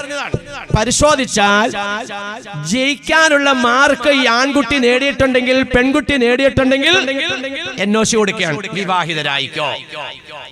ബൈബിളിൽ ഇല്ല. ഇണയെ തെരഞ്ഞെടുക്കുമ്പോൾ വിദ്യാഭ്യാസമുണ്ടോ, മതബോധമുണ്ടോ എന്ന് നോക്കണേ എന്ന് ബൈബിളിൽ പറയുന്നില്ല, അല്ലെങ്കിൽ രാമായണത്തിൽ പറയുന്നില്ല. നേരെ മറിച്ച് തിരുസുന്നത്ത് വളരെ അസന്നിഗ്ധമായി ഗൗരവത്തിന്റെ ഭാഷയിൽ നിർദ്ദേശിക്കുന്നു, ഇണയെ തെരഞ്ഞെടുക്കുമ്പോൾ മതബോധം നോക്കണം. പരാജയപ്പെട്ടോ?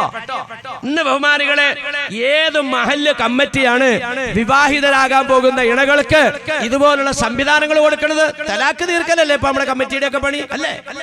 ആകെ വിവാഹമോചന കേസുകളാണ്. ഏത് കോടതിയിൽ ചെന്നാലും വിവാഹമോചന കേസുകളുടെ പരമ്പരയാണ്. എന്തുകൊണ്ടിട്ടാണ് സംഭവിക്കുന്നത്? വിവാഹത്തിലേക്ക് കടക്കുന്നത് തന്നെ റൂട്ട് തെറ്റിയാണ്. എല്ലാ ഭാഗത്തും അങ്ങനെ തന്നെ. നിക്കാഹിന്റെ അവസ്ഥ ഇപ്പൊ എന്താ? ഇന്ന ആളും നിക്കാഹ് ബർക്കത്തുൻ ഐസറുഹു മൂനത്തുൻ നബിയുനാ റസൂലുള്ളാഹി.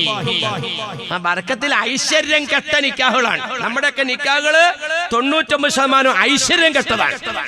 നബിത്തങ്ങൾ എന്താ പറഞ്ഞത്? ഏറ്റവും ഐശ്വര്യമായ വിവാഹം ഐസറുഹു മൂനത്തുൻ, ഏറ്റവും ചെലവ് കുറഞ്ഞ വിവാഹമാണെന്ന് നബിയുനാ റസൂലുള്ളാഹി. ആർഭാടമല്ല നിക്കായില്, ആർഭാടമല്ല. ഇപ്പൊ എല്ലാ ഉസ്താദന്മാരൊക്കെ പ്രസംഗിച്ച് അതിന്റെ പ്രസക്തി പോയി. അവിടെ കണ്ട് പയ്യ പിന്നെ ശവപ്പെട്ടിയിൽ ഒന്നു ചേർക്കാൻ. ക്രിസ്ത്യാനി അല്ല വന്നത്, ഹിന്ദു അല്ല വന്നത്, അവനൊക്കെ വിവരമുണ്ട്. ഈ ശവപ്പെട്ടിയിൽ കയറി വന്ന എന്നാൽ ഈ ഹൈവാനൊക്കെ മയ്യത്തിട്ടില്ലാത്ത ഒരു വിവരമുള്ള ആ സന്തോക്കിലൊരു മരണ എന്തെങ്കിലും ഉണ്ടാവും. ഉദർ സിന്ദഗി കാ ജനാസ ഉഠേഗാ, ഉദർ സിന്ദഗി കാ ദുൽഹൻ ബനേഗാ. അവിടെ അണിഞ്ഞൊരുങ്ങിയാണ് പള്ളിക്കാട്ടിലേക്ക്, ഇവിടെ അണിഞ്ഞൊരുങ്ങിയാണ് മണയേറിയയിലേക്ക്. രണ്ടും അണിഞ്ഞൊരുങ്ങല. അവിടെ അത്ര പൂശുന്നുണ്ട്, അവിടെയും പുതിയ ഉണി ഉടുക്കുന്നുണ്ട്, അവിടെയും പഞ്ഞി വെക്കുന്നുണ്ട്, ഇവിടെയും അത്ര പൂശുന്നുണ്ട്, ഇവിടെയും പുതിയ ഉട എടുക്കുന്നുണ്ട്. അത് പോകുന്നത് മണിയറയിലേക്ക്, ഇത് പോകുന്നത് പള്ളിക്കാട്ടിലേക്ക്. അപ്പൊ മണിയറയിലേക്കാണെങ്കിൽ ഞാൻ പോകുന്നതെങ്കിലും എനിക്ക് പള്ളിക്കാട്ടിലേക്ക് പോകേണ്ടി വരും. ആ ഒരു ചിന്തയെങ്കിലും ഉണ്ടാക്കാൻ പഹയൻ ഈ ശവപ്പെട്ടി എടുത്താരോ കണ്ട മയ്യത്തെട്ടില്ലാത്ത തരുമെന്നെങ്കിലോ. എന്റെ ബഹുമാനികളെ, എന്തൊക്കെയാ കാണിക്കുന്നത്? ഇത് വടക്കൻ കേരളത്തില് നമ്മുടെ രണ്ടാറുകാരെ മീരാമൗലവി അനുഭവസ്ഥനാന്ന് പറയണ്ട. എന്നോട് നിങ്ങൾ മുമ്പൊരാൾ വിളിച്ചു പറഞ്ഞത് പൂർണ്ണ നഗ്നനായിട്ട് പോകണമെന്ന് പുതിയാപ്പള. എന്താ ഇപ്പൊ കേൾക്കണത്? ഒരു സ്ഥലത്ത് ചെന്നപ്പോൾ പള്ളിയുടെ ഓഡിറ്റോറിയത്തിന്റെ മുമ്പിൽ ഒരു ബോർഡ് വെച്ചേക്കുവാണ്, ഇവിടെ വീഡിയോ എടുക്കാൻ പാടില്ല, പിന്നെ പടക്കം പൊട്ടിക്കാൻ പാടില്ല, സ്പ്രേ അടിക്കാൻ പാടില്ല. അപ്പം ഞാൻ കമ്മിറ്റിക്കാരൻ നിങ്ങൾ ഈ എഴുതിയേക്കണ ശരിയല്ല എന്ന് തോന്നി. കാരണം സുഗന്ധം എന്ന് പറയുന്നത് അള്ളാഹുവിന്റെ റസൂൽ സുന്നത്താക്കിയേക്കണതാണ്. അതിപ്പോൾ വന്നവർക്ക് എല്ലാവർക്കും ചിരിച്ചൊക്കെ തൂത്ത് കൊടുത്തു എന്ന് കൊടുത്തത് ഈ ഉസ്താദ് തുല്ലേ പറഞ്ഞേ, അതിനെ സ്പ്രേ അടിക്കാമെന്ന് എഴുതി. അതങ്ങനെ അത്ര കൂശലല്ല, വല്ലതുണ്ട. ഈ വല്ല പുതിയ പിള്ളേര് പുതിയ ഉണ്ടിനെ കൂടെ ഇക്കണവരൊക്കെ കൂടെ കൂടി ഒരു സാധനം അങ്ങോട്ട് മൊത്തം അങ്ങോട്ട് ഒഴിക്കുക, ഇതിൻ്റെ മൊത്തം കോലം അങ്ങോട്ട് മാറുന്നു. ഈ കോഴിനെ വെള്ളത്തിലിട്ട് മുഖ്യം മാതിരിയാവുന്നു. ഈ നമ്മുടെ ഈ കേരളത്തിലെ ഒരു സ്ഥലത്ത് നിന്നപ്പോൾ പള്ളി കമ്മിറ്റിക്കാർ ചോദിച്ചേക്കണതാ. നിങ്ങൾ പറയാമാനുകളെ, എവിടെയാ ഇപ്പൊ ഈ കുറഞ്ഞ ചെലവിലുള്ള നിക്കാഹുകൾ നടക്കുന്നത്? നിക്കാഹിനെ സംബന്ധിച്ച് ഞങ്ങൾ തവാമുൽ അവ്വലി ഹഖുൻ വ തആമുൽ സാനി സുന്നത്തുൻ. ആദ്യത്തെ ദിവസം നിങ്ങൾ കൊടുക്കുന്ന സൽക്കാരം അത് ഹക്കാണ്. ഹക്ക നമ്മുടെ കാട്ടിലുണ്ട്, തലേ ദിവസം ഒരു സൽക്കാരം. രണ്ടാമത്തെ ദിവസം കൊടുക്കുന്നത് സുന്നത്ത്, മൂന്നാമത്തേത് സുന്നത്താണെന്ന് നബിയുനാ റസൂലുള്ളാഹി. അതുകൊണ്ട് നിങ്ങൾക്ക് കിട്ടുന്ന കുപ്രസിദ്ധിയാണ്. അതുകൊണ്ട് പിന്നെയും എന്ന് പറഞ്ഞാൽ അത് അമിതമായി കൊടുക്കുന്ന അമിതമായ ചെലവുകൾ, അതുകൊണ്ടിട്ട് നിങ്ങൾക്ക് കുപ്രസിദ്ധിയാണ് കിട്ടുന്നത്. നിങ്ങൾ പറയാമാനികളെ, എവിടെയപ്പോ നിക്കാഹിനകത്ത് സുന്നത്തുള്ള? നിങ്ങൾ പറ. ഈ മാതിരിയൊക്കെ അല്ലേ ഇപ്പൊ വിവാഹത്തിലേക്ക് കടക്കേണ്ട ശൈലികളെപ്പോ പറയണത്. മോളെ പരമാവധി കടവും വിലയും കൊടുത്ത് സ്വർണവും സാധനങ്ങളൊക്കെ മേടിച്ചിട്ട് സ്റ്റേജിലേക്ക് കൊണ്ട് അങ്ങോട്ട് പ്രദർശിപ്പിക്കുക. MLA കയറി വരുന്നു, അല്ലെങ്കിൽ മറ്റേ ആൾ കയറി വരുന്നു, അപ്പൊ കൊച്ചിന്റെ കൂടെ നിന്നോളണം. ഇതിങ്ങനെ ഒരു സ്ഥലത്ത് ഇതെങ്ങനെയാ മുസ്ലിയാർ കണ്ടതെന്നൊന്നും ഇപ്പൊ ചോദിക്കണ്ട. ഒരു സ്ഥലത്ത് ഈ വീഡിയോ എടുക്കണവൻ ഈ പെണ്ണിന്റെ കവളത്ത് പിടിച്ചിട്ട് ആ പെണ്ണിന്റെ മേട്ടല്ലാത്ത സമയത്തോട്ട് ആ കാക്ക ആ ചെറുക്കനെ ബാക്കി വെച്ച് നോക്കുവോ. ഇതിങ്ങനെ പിടിച്ചോണ്ട് ഇങ്ങനെ തിരിയോളെ കവളത്ത് പിടിച്ചിട്ട് ഇങ്ങനെ തിരിക്കുക പുതിയ പെണ്ണിനെ. ചെറുപ്പക്കാർ പിള്ളേരോട് ഞാൻ പറയാ, നല്ല പരിപാടി ഇത് പിടിക്കണ പരിപാടി. ഒരു സ്ഥലത്ത് ചെന്നപ്പോൾ അത്താഴ പട്ടിണിക്കാരനാ, ഇങ്ങനെ 2 സെറ്റ് കൊണ്ട് നിൽക്കുവാണ്. ഞാൻ ചോദിച്ചു ഇത്, അപ്പം ഞാൻ എൻ്റെ ഈ നോട്ടം കണ്ടുകഴിഞ്ഞപ്പോൾ പുള്ളിക്ക് മനസ്സിലായി.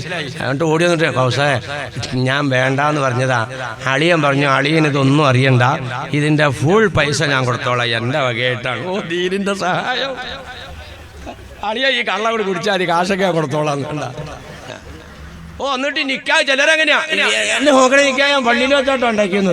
പള്ളിയിൽ വെച്ച് നിക്കാഹ് അവിടെ ഓഡിറ്റോറിയത്തിൽ നടക്കണ എന്താ അസൽ വേശ്യാലയത്തിലെ പരിപാടി. അതങ്ങനെ തന്നെ. അപ്പൊ ഞാൻ കള്ളിയാൻ കുടിച്ചില്ല, അവിടുന്ന് വിസ്മിൻ ജില്ല കുടിച്ചെന്ന്. ശരിയാണോ മാരികളെ? എന്നിട്ട് പറയാ പേരക്കിടാവ് അവിടുന്ന് മോനെ കുണ്ടിലീശി വല്യാപ്പേടാ ചെരുപ്പം കൊടുത്തുകൊടുന്നാടാ. കൊച്ചു വലിയ അനുസരണയോടെ ചെരുപ്പെങ്കിലും ഉണ്ട്. അപ്പൊ കാക്കോർത്ത് തരാനാത് ഒരു ചെരുപ്പ് ഒരേറെ അങ്ങോട്ടും കൊടുത്തു പറഞ്ഞു, ഇങ്ങോട്ടും കൊടുത്തിട്ട് പറഞ്ഞേ വല്യാപ്പ പുല്ലാക്കോടെ അവിടെ അങ്ങോട്ട് പോയാൽ ഓ പടച്ചാൻ വരാനേ പേരപ്പിള്ളേരെ കൊണ്ടിട്ട് കാരണന്മാർ സൂയിക്കൂന്ന് കേട്ടിട്ടുള്ളൂ. ഈ ചെറുക്കൻ കഴുത്തേക്കിരുന്ന് ചെവി കടിച്ചു തിന്നൂടാ കാക്ക. നിന്റെ ഈ കൊച്ചുണ്ടാവാൻ, ഈ പേരക്കുഞ്ഞുണ്ടാവാൻ നീ തെരഞ്ഞെടുത്ത ശൈലി അള്ളാന്റെ റസൂലിനെ വേദനിപ്പിക്കണതാ. എവിടെ സുന്നത്തുകൾ പറ. ഞാനിത് പറഞ്ഞു പോയാലേ ഭാര്യയും ഭർത്താവും തമ്മിലുള്ള കടമയിലേക്ക് നമുക്ക് തൊടാൻ പറ്റൂല. അല്ലെങ്കിൽ തന്നെ ഇത്തിരി അയിലേക്ക് പോയേക്കോ സംഗതി. എവിടെ ഇപ്പൊ നിക്കാഹ് പറ. നിക്കാഹ് റസൂലുള്ളാഹിക്ക് പൊരുത്തപ്പെട്ടതിലേക്ക് എവിടെ നടക്കണത്? വേശ്യാലയമല്ലേ ബഹുമാനികളെ? പല സ്ഥലത്തും ഇന്ന് നിക്കാഹ് നടക്കുന്ന ഓഡിറ്റോറിയം അല്ലേ? വേശ്യാലയല്ലേ? ഓഡിറ്റോറിയത്തിൽ നിക്കാഹ് സുന്നത്തനുസരിച്ച് നമുക്ക് നടത്താൻ പറ്റൂലേ? അതിന് പരിശ്രമിക്കണം. അപ്പൊ നടത്താം. ഇവന് ഉമ്മ മക്തും തങ്ങളല്ലേ ഇവിടെ പടിവാതിക്ക് വന്നിട്ട് സലാം ചൊല്ലിയത്? പടിവാതിക്ക് വന്ന് സലാം ചൊല്ലി, രണ്ട് കണ്ണിനും കാഴ്ചയില്ല. എടോ മലൂരിക്ക റസൂലുള്ളാഹിന്റെ രണ്ട് ഭാര്യമാര് തങ്ങൾ പറഞ്ഞു ഇഹ്തജബാ, സലാം അടക്കമല്ല ഇത്, ഇഹ്തജബാ, നിങ്ങൾ രണ്ടുപേരും എഴുന്നിട്ട് അകത്തേക്ക് പോ.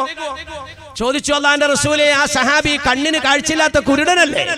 അവ ഉജ്ജാബാനി അന്തുമാ നബിയുനാ റസൂലുള്ളാഹി. അല്ല, നിങ്ങൾക്ക് രണ്ടാക്കും കണ്ണിന് കുരുട് പറ്റിപ്പോയാ? പരസ്പരം സ്ത്രീ പുരുഷന്മാർ കണ്ട് ആസ്വദിക്കൽ കണ്ണിന്റെ വ്യഭിചാരമാണെന്ന് തങ്ങൾ പഠിപ്പിച്ചെങ്കിൽ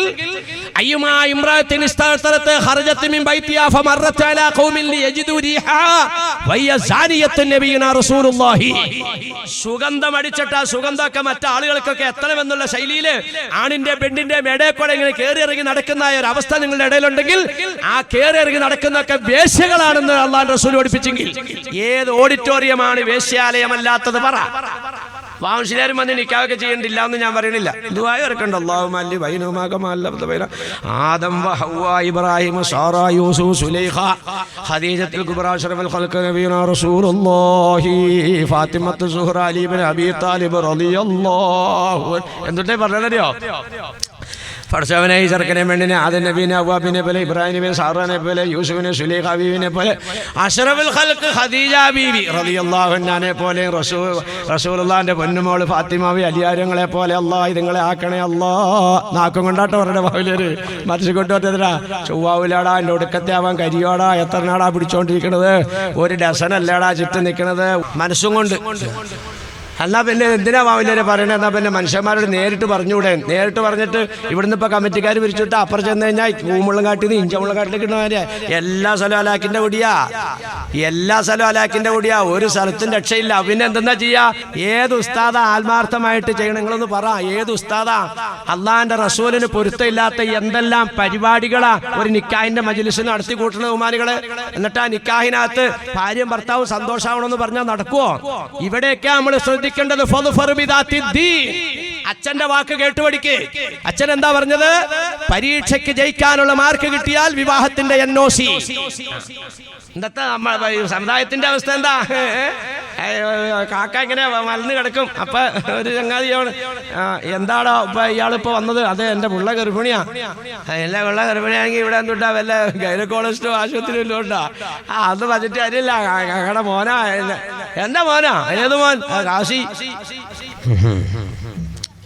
നീ ഒരു പണി ചെയ്യും, ചെറുക്കനെ വിളിച്ചിട്ടൊന്നുമില്ല, നീ ഒരു പണി ചെയ്യും, അത് 5-10 ലക്ഷം തന്നേക്കാം, നീ പോയി എവിടെയെങ്കിലും വേണ്ടി കളിക്കൊക്കെ റെഡിയാക്കണം. അല്ലാണ്ട് ഇനിയിപ്പോൾ ചെറുക്കനൊന്നും വിളിക്കാൻ നിൽക്കണ്ട. ഈ മിറ്റത്തിന് ഞാൻ പോകണമെങ്കിൽ എൻ്റെ മോക്കടെ ഭർത്താവ് നിങ്ങളുടെ മോനായിട്ട് ഞാനിവിടെ പോവുള്ളൂ. മോനെ കാശിയേ, എന്തിയാ വിജി വന്നടാ. ഈ ആഴ്ച പെണ്ണ് ചെറിയാക്കടെ പെണ്ണ് ഗർഭിണിയാന്നാൾ. ഓ, ഇത്രയോടൊന്നും ഗർഭിണിയായോ? അപ്പോൾ ഇത് എങ്ങനെയാടാ ഇത്? അത് ഞങ്ങൾ കോളേജിൽ പോകുമ്പോൾ കശുമാത്തോടത്തിൽ കൂടെ പോണപ്പോൾ ഞങ്ങൾ ക്ലാസ്സിലേക്ക് പോകണ്ടായില്ല. ഇപ്പം എടാവേ ഇന്ന് സംഗതി ഇപ്പം ചെറുക്കനും ഇപ്പം സമ്മതിച്ചിട്ടുണ്ട്. അപ്പോൾ ഇനിയിപ്പോൾ ഞാൻ എന്താ ഇച്ചിടെ കയറ്റി വെക്കട്ടെ, 10-20 ലക്ഷം രൂപ തരാം. 1 ലക്ഷം തരണ്ട, ഞാനിത് ഭാര്യയാണെന്നുള്ള റെക്കോർഡ് ഇട്ടാണ് ഞാൻ എൻ്റെ മോളെ നശിപ്പിച്ചേക്കോളൂ. എന്നാ വാ പള്ളിയിലേക്ക് വേടാ, കാശി നീയും വാടാ, കെട്ടുന്നിട്ടുണ്ട് വാ. പള്ളി ചെല്ലുമ്പോൾ പ്രസിഡന്റ് കറകട കസേരയിൽ, സെക്രട്ടറി തിരിയട കസേരയിൽ, പിയുടെ 1.5 കാലുള്ള കസേരയിൽ. അങ്ങനെ കാക്ക അസ്സലാമു അലൈക്കും. ഇസ്ലാം. പിന്നെ എന്തേ ആചാരെ? കാക്കായുമല്ല ആചാര്യ. അല്ല, ഈ പുള്ളിക്കാരൻ്റെ മോള് ഗർഭിണിയാന്നോ? അത് വല്ല 10-50 ലക്ഷം കൊടുത്താൽ അതങ്ങോട്ട് കള. 50 ലക്ഷം ആൾ 1 കോടി കൊടുത്താൽ സംഭവിക്കില്ല എന്നാണ് പറഞ്ഞത്. അപ്പോൾ ആചാര്യ സംസാരിച്ചോ? ഞാൻ സംസാരിക്കുകയോ ചെയ്തു. ആളെ പിടിക്കേണ്ട. എടാ അഭിയൂണേ, ആ കത്തീവിനോട് വരാൻ പ്രസിഡന്റിൻ്റെ ഓർഡർ. കത്തീവ് തലേക്കെട്ടെ കെട്ടി. അസ്സലാമു അലൈക്കും. അസ്സലാമു അലൈക്കും. എന്തേ പ്രസിഡന്റ് വിളിച്ച? അല്ല, ഈ ചെറുക്കൻ്റെ ആണെന്നാ പറയണേ, അയാളുടെ മോളെ. അപ്പോൾ അങ്ങനെ അത് ഒഴിവില്ലാത്തൊരവസ്ഥയിലേക്ക് വന്നേക്കണേ. അപ്പോൾ അതങ്ങനെ നിക്കാഹ് കൊടുക്കാൻ വേണ്ടി എല്ലാവരും വിളിച്ചതാണ്. അങ്ങനെ നിക്കാഹ് അത് വേറെ ഏതാണ്ട് ജാതിയാണല്ലോ. അതുപോലെ ആ പെണ്ണിൻ്റെ കൊച്ച് പ്രസവിക്കണത് പെണ്ണാണെങ്കിൽ ആ കൊച്ചിനെ ചെറുക്കനൊക്കെ കെട്ടാം. അങ്ങനെയുള്ളടത്ത് അതെങ്ങനെ നിക്കാഹ് ചെയ്ത് കൊടുക്കും. രണ്ടാമത്തെ ഭാഷ ശൈലി മാറി. എന്നാ ഇരിക്കടാ ആക്ക. ശരിയാണോ? ഇവിടെ എന്താ വേണ്ടത്? ഇവിടെ രസീത് എഴുതണം. നിക്കാഹിന് ഇത്ര, മറ്റേന് ഇത്ര, അത്ര ഇത്ര. ഏതാ ബഹുമാനികളെ, ഏത് കമ്മിറ്റിയാ? 190 അവസ്ഥ ഇതല്ലേ? ഏത് കുടുംബമാ നല്ല നിലയ്ക്ക് പോകാൻ? ഏത് കമ്മിറ്റിക്കാരാണ് ഈ സമുദായത്തിനും തലമുറയ്ക്കും വിജ്ഞാനം ഉണ്ടാകുന്ന ഒരു പദ്ധതി ആവിഷ്കരിക്കുന്ന ബഹുമാനികളെ? എവിടെയുള്ളത് പറ? ഈ ജമാഅത്ത് മഹല്ല് ഭാരവാഹികളൊക്കെ നിക്കാഹിന് ഇന്ന നിലക്കുള്ള നിബന്ധന ഇല്ലാതെ കൊടുക്കൂല എന്നൊരു നിയമം വെച്ച് വയ്ക്കാൻ ഞാൻ കാണിച്ചു തരാൻ വരുവരില്ലെന്ന് വിലാക്കന്മാർ പറഞ്ഞാലേ അനുസരിക്കില്ലാത്തത്. കമ്മിറ്റിക്കാരെന്ന് പറയട്ടെ, ഒരു പയ്യൻ ഈ മഹല്ലിൽ വിവാഹിതനാകണമെങ്കിൽ അവൻ അടിസ്ഥാനപരമായി ഇന്ന നിലക്കുള്ള വിജ്ഞാനങ്ങൾ ഉണ്ടായിരിക്കണം. ഇന്ന നിലക്കുള്ള വിജ്ഞാനം ഒരു പെൺകുട്ടിക്ക് ഉണ്ടാകണം. നിങ്ങൾ എവിടെയെങ്കിലും കൊണ്ടിരിക്കാതോ വഴിക്ക് വരും, വഴിക്ക് വരും. ബഹുമാനികളെ പോട്ടെ, ഞാൻ എന്താ പറഞ്ഞു വന്നത്? മതബോധമുള്ള ഇണകളെ തെരഞ്ഞെടുക്കണമെന്ന് നബിയുനാ റസൂലുള്ളാഹി. അങ്ങനെയുള്ള ഒരു ജീവിതത്തിലേക്ക് വന്നാൽ, നബിത്തങ്ങൾ പറഞ്ഞ ഒരു ശൈലിയിലേക്ക് വന്നപ്പോൾ നിങ്ങളുടെ രണ്ടുപേരുടെ നടുക്ക് നബിത്തങ്ങൾ വന്നു ഉണ്ടോ? ഭാര്യയുടെയും ഭർത്താവിന്റെ ഇടയ്ക്ക്. ഇങ്ങനെ വരുമ്പോൾ അവിടെ നിന്നൊരു ബുദ്ധിമുട്ട് വരുമ്പോൾ ഇവിടെ നിന്ന് മനസ്സുകൊണ്ട് അങ്ങോട്ട് പറയാൻ, കൂട്ടാഞ്ചാറ് കണ്ണിലേക്ക് ഒഴിച്ചു, കണ്ണടച്ചു പിടിച്ചോണ്ട് പൈപ്പിങ്ങ പോയി കഴുകി തിരിച്ചിങ്ങോട്ട് വന്നിട്ട് വീണ്ടും ഇരുന്ന് ഭക്ഷണം കഴിക്കാൻ തുടങ്ങിയ ഒരക്ഷരം അവളോട് പറയുന്നില്ല. പക്ഷേ മനസ്സുകൊണ്ട് പറയുന്നുണ്ട്, എടീ കൂട്ടാഞ്ചാറിന്റെ കണ്ണിലേക്ക് ഒഴിച്ചതിന് തിരിച്ചൊഴിക്കാൻ എനിക്ക് ആരോഗ്യമുണ്ട്, എനിക്ക് ശേഷിയുണ്ട്. പക്ഷേ ഞാനത് ചെയ്യാത്തത് നിന്റെ തൊലിയുടെ മിനുസം കണ്ടിട്ടല്ല, നിന്റെ വാപ്പാടെ മീശ കണ്ടിട്ടല്ല, നിന്റെ ആങ്ങളമാരുടെ മസല് കണ്ടിട്ടല്ല. ഭാര്യയുടെ ഉപദ്രവങ്ങളും വിഷമങ്ങളും ഒരു ഭർത്താവ് സഹിക്കാൻ തയ്യാറായാൽ ആ ഭർത്താവിനെ അല്ലാഹു തആല പ്രവാചകന്റെ പദവിയിലേക്ക് ഉയർത്തുമെന്ന് എന്റെ പൊന്നാർ നബി തങ്ങൾ പറഞ്ഞതുകൊണ്ട് റസൂലുള്ളാഹിന്റെ പൊരുത്തത്തിന് വേണ്ടി ഞാൻ ഇത് ക്ഷമിക്കുകയാണടി. റസൂലുള്ളാഹിന്റെ പൊരുത്തത്തിൽ കൂടി ഞാൻ ലക്ഷ്യം വെക്കുന്നത് അള്ളാഹിന്റെ തൃപ്തിയാണടി. ഇത് മനസ്സുകൊണ്ട് പറയാൻ ഭർത്താവ് യോഗ്യനായി. എന്താ കാരണം? രണ്ടുപേരുടെ നടുക്ക് മൂന്നാം കക്ഷി അഷ്റഫുൽ ഖൽഖ് റസൂലുള്ളാഹി. പരിഹാരമില്ലാത്ത ഒരു പ്രശ്നമില്ലല്ലോ നബിത്തങ്ങളുടെ മുമ്പിൽ. സാധാരണ മനുഷ്യരൊന്നും പള്ളിയിൽ നിസ്കരിക്കാൻ വരാത്ത സമയത്ത് പള്ളിക്കകത്ത് ഒരാളിങ്ങനെ അങ്ങോട്ടും ഇങ്ങോട്ടും നടക്കുകയാണ്. അപ്പൊ അല്ലാണ്ട് റസൂൽ ശ്രദ്ധിച്ചു, ഇത് ആരാ ഇപ്പൊ ഈ പള്ളിക്കകത്ത് ഇപ്പൊ ഈ സമയത്ത് ഇങ്ങനെ നടക്കണം? അപ്പൊ തങ്ങളിങ്ങനെ അടുത്ത് വന്നിട്ട്, ഇത് ആരാ ഇപ്പൊ ഈ പള്ളിയിൽ? ഉടനെ സലാം ചൊല്ലി, അള്ളാഹുവിന്റെ റസൂലെ ഞാനാണ്. തങ്ങൾ സലാം അടക്കി. എന്താണ് അബൂമാമ എപ്പ ഈ സമയത്ത്? അള്ളാഹുവിന്റെ നബിയെ, വീട്ടിലിരിക്കാൻ നിവൃത്തിയില്ല റസൂലുള്ളാഹ്, ഇങ്ങോട്ട് അടുത്തേക്ക് വാ. എന്താ പ്രശ്നം? എന്താ? എന്റെ പൊന്നോമന മക്കൾ വിശന്നിട്ട് ഭക്ഷണത്തിന് വേണ്ടി കരയുമ്പോൾ എന്റെ ഭാര്യ എന്റെ മുഖത്തേക്ക് നോക്കിക്കൊണ്ട് ചോദിക്കുന്നു, മനുഷ്യ, ഈ മക്കളുടെ വിശപ്പടക്കാൻ ആവശ്യമാവുന്ന ഭക്ഷണം കിട്ടുന്ന വല്ല ജോലിക്കും നിങ്ങൾക്കൊന്ന് പോയിക്കൂടെ? അബൂമാമ റളിയല്ലാഹു തആല അൻഹു പറയും, അല്ലാഹുവിന്റെ റസൂലേ, വീട്ടിൽ ഞാൻ ഇരുന്നപ്പോൾ എന്റെ ഭാര്യ എന്നോട് പറഞ്ഞു ഈ ഒരു വാക്ക് എന്റെ ചങ്കിലേക്ക് കത്തി കെട്ടുന്ന പോലെയായി പോയി. കാരണം എനിക്കൊരു ജോലിയില്ല, മക്കൾക്ക് ഭക്ഷണം വയസ്സിന്റെ എത്തിച്ചു കൊടുക്കാനുള്ള വക എനിക്കില്ല. ഭാര്യയുടെ വർത്തമാനം കേട്ട് ഞാൻ പുറത്തേക്കിറങ്ങി, നബിയെ, പീഡികത്തിണ്ണയിൽ ഞാൻ ഇരിക്കുമ്പോൾ എന്റെ സ്നേഹിതന്മാർ പലരും ചോദിച്ചു, അല്ല അബൂമാമ, നിന്റെ ജീവിതം അല്ലാഹു വിധിച്ചിരിക്കുന്ന പീഡികത്തിണ്ണയിലാണോ? അപ്പൊ അവിടെ ഇരിക്കാൻ നിവൃത്തിയില്ല, വീട്ടിലും നിവൃത്തിയില്ല, തിണ്ണയിലും നിവൃത്തിയില്ലാതെ വന്നപ്പോ സ്വസ്ഥമായിരിക്കാൻ ഞാൻ കണ്ടെത്തിയ ഇടമാണ് പൊന്നാര നബിയെ പള്ളി. എനിക്കൊരു ജോലിയില്ല റസൂലുള്ളാഹ്, കടബാധ്യത കൊണ്ട് ഞാൻ വല്ലാതെ അസ്വസ്ഥനായിരിക്കുന്നു നബിയെ.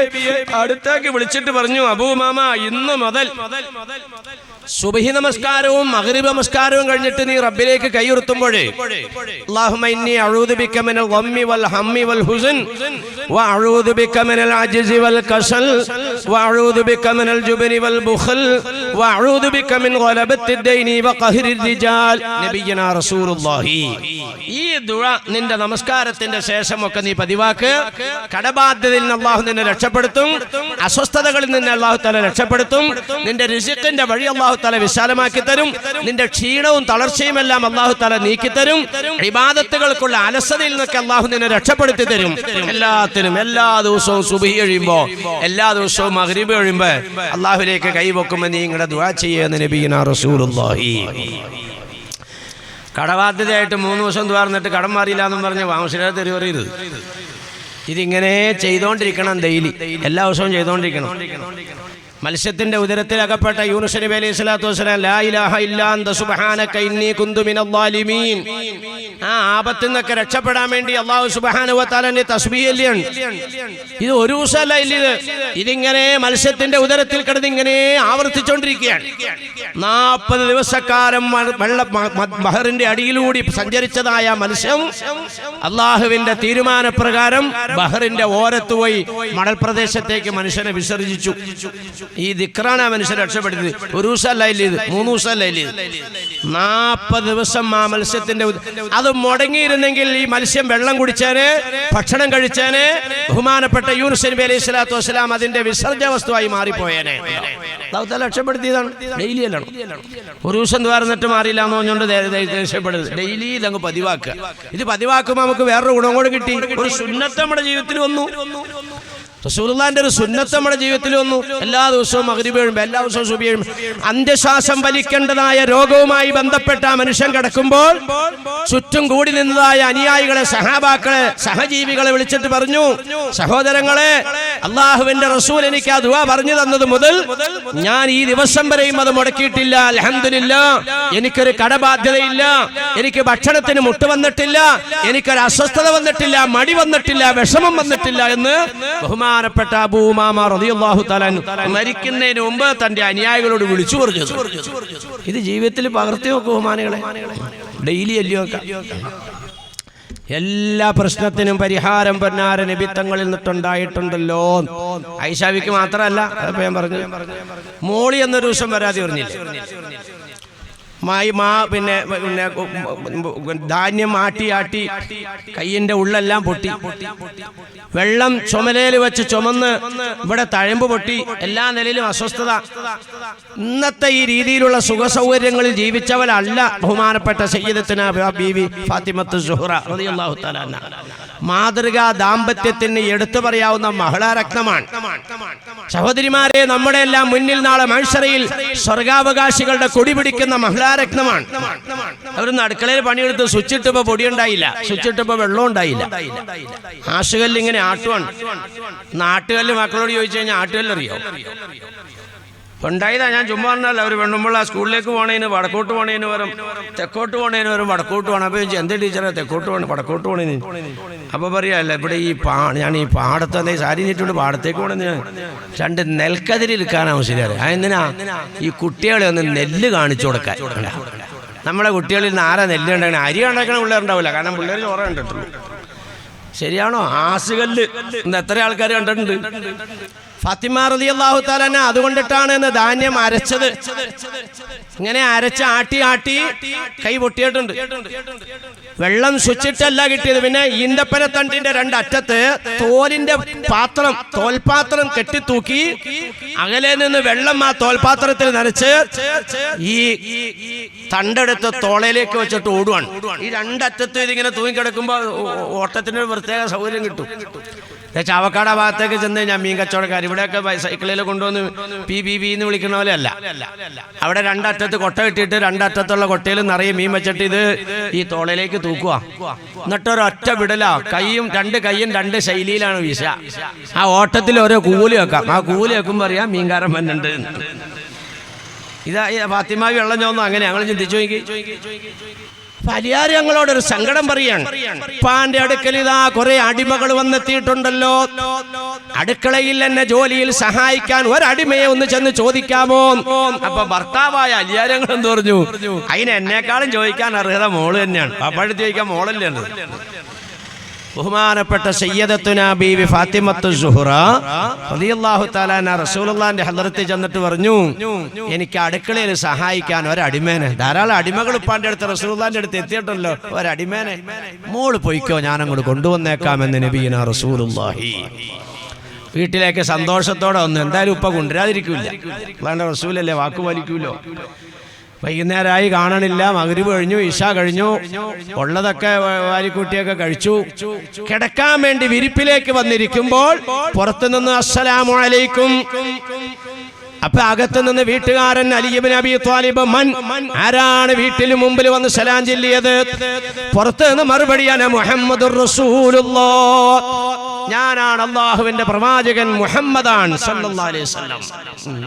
എല്ലാത്തിലും പാടും ലഖദ് കാന ലക്കും ഫീ റസൂലില്ലാഹി ഉസ്വത്തുൻ ഹസന. നിങ്ങൾക്ക് റസൂലുള്ളാഹിയിലാണ് എല്ലാത്തിനും മാതൃക. ഞാൻ ചോദിക്കട്ടെ, ഇങ്ങനെ പറയാൻ ഈ രാജ്യത്ത് ഏത് മതത്തിന്റെ പുരോഹിതനക്ക് കഴിയും? ഏത് മതത്തിന്റെ അധ്യക്ഷന് കഴിയും? ബഹുമാനികളെ, നിങ്ങൾ കുടുംബജീവിതം നയിക്കണമെന്ന് ഇവിടുത്തെ ഏതെങ്കിലും ഒരു മതത്തിന്റെ അധ്യക്ഷന് പറയാൻ പറ്റുമോ? കാരണം എന്താ? അയാൾ കല്യാണം കഴിച്ചിട്ടില്ല, അയാൾ മക്കളെ വളർത്തിയിട്ടില്ല, പിന്നെ എങ്ങനെയാണ് കുടുംബജീവിതം നയിക്കണമെന്ന് പറയാ? നബിത്തങ്ങൾ അങ്ങനെയല്ല, കുടുംബജീവിതം നബിത്തങ്ങൾ നയിച്ച് കാണിച്ചു തന്നു. ഒരാട്ടിടയനോട് എങ്ങനെയാണ് ആടിനെ വളർത്തേണ്ടതെന്ന് നബിത്തങ്ങൾ കാണിച്ചു കൊടുത്തു. കാരണം നബിത്തങ്ങൾ ഇടയനായി. അനാഥയായിട്ട് എങ്ങനെയാണ് വളരേണ്ടതെന്ന് നബി തങ്ങൾ കാണിച്ചു കൊടുത്തു. ദരിദ്രനായിട്ട് എങ്ങനെയാണ് വളരേണ്ടത്? എല്ലാത്തിനും ലഖദ് കാന ലക്കും ഫീ റസൂലില്ലാഹി ഉസ്വത്തുൻ ഹസന. എങ്ങനെയാണ് നിങ്ങൾ തുപ്പേണ്ടത്? എങ്ങനെയാണ് നിങ്ങൾ പല്ലിയേക്കേണ്ടത്? എങ്ങനെയാണ് മുടി ചീകേണ്ടത്? എങ്ങനെയാണ് താടി ചീകേണ്ടത്? എങ്ങനെയാണ് തുണി ഉടുക്കേണ്ടത്? എങ്ങനെയാണ് ബാത്റൂമിൽ കയറേണ്ടത്? എങ്ങനെയാണ് ഇണയോട് പെരുമാറേണ്ടത്? എങ്ങനെയാണ് കച്ചവടം നടത്തേണ്ടത്? എങ്ങനെയാണ് പള്ളി ഭരിക്കേണ്ടത്? എങ്ങനെയാണ് രാജ്യം ഭരിക്കേണ്ടത്? എല്ലാത്തിനും മാതൃകയാണ്. അതല്ലേ ജൂതന്മാര് പറഞ്ഞല്ല, നിങ്ങളുടെ പ്രവാചകൻ മലവിസർജനം ചെയ്ത് ശുദ്ധിയാക്കണതിനെ പറ്റി പറയണ പ്രവാചകനാ മോശത്തരായിട്ടാ പറഞ്ഞേ. അഭിമാനത്തോടെ സഹാബാക്കൾ പറഞ്ഞു, ഞങ്ങളുടെ പ്രവാചകൻ ഞങ്ങളോട് നിർദ്ദേശിക്കുന്നു, വലത് കൈകൊണ്ട് ശൗചം ചെയ്യരുത്. എല്ലാം പഠിപ്പിക്കുക. എങ്ങനെയാ മലവിസർജനം കഴിയേണ്ട? ചോറിനെ കൈ കൊണ്ടിട്ടല്ല, മറ്റേ കയ്യാൻ ഉപയോഗിക്കേണ്ടത്. ഇത് പഠിപ്പിച്ചെന്ന നബിയാണ് ഞങ്ങളുടെ നേതാവ്, നബിയുനാ റസൂലുള്ളാഹി. എല്ലാത്തിനും മാതൃക. സലാം ചൊല്ലി അകത്തുനിന്ന് ചോദിച്ചു ആരാണ്? പുറത്തുനിന്ന് മറുപടി അന മുഹമ്മദുർ റസൂലുള്ളാഹ്. എല്ലാത്തിനും മറുപടി, എല്ലാത്തിനും മാതൃക, എല്ലാത്തിനും മാതൃക. നമ്മുടെ ആണെങ്കിൽ നമ്മുടെ അവസ്ഥ എന്താ? കോളിമ്പല്ലടിക്കും. അപ്പൊ അകത്തുനിന്ന് ചോദിക്കും ആരാ? ഞാനാന്ന് പറഞ്ഞ അയാളെ വാദനങ്ങൾ കൊടുക്കാൻ കഴിയും. ശൈലി മാറി. ഇതല്ല വേണ്ടെന്ന്. പിന്നെ എന്തെന്നാ? അകത്ത് നിന്ന് ചോദിക്കാണ്, ബെല്ലടിച്ചു. അകത്ത് ആരാ? ഞാനാ, നിന്റെ വീടിന്റെ തെക്ക് വശത്ത് ആക്കുന്ന അബ്ദുൽഖാറിന്റെ മോൻ ഷൈദാലി. കറക്റ്റ് അഡ്രസ്സാ. ഇത് കറക്റ്റ് ആയിട്ട് പറയണോന്നാണ് നബിയുനാ റസൂലുള്ളാഹി. അന മുഹമ്മദുർ റസൂലുള്ളാഹ്.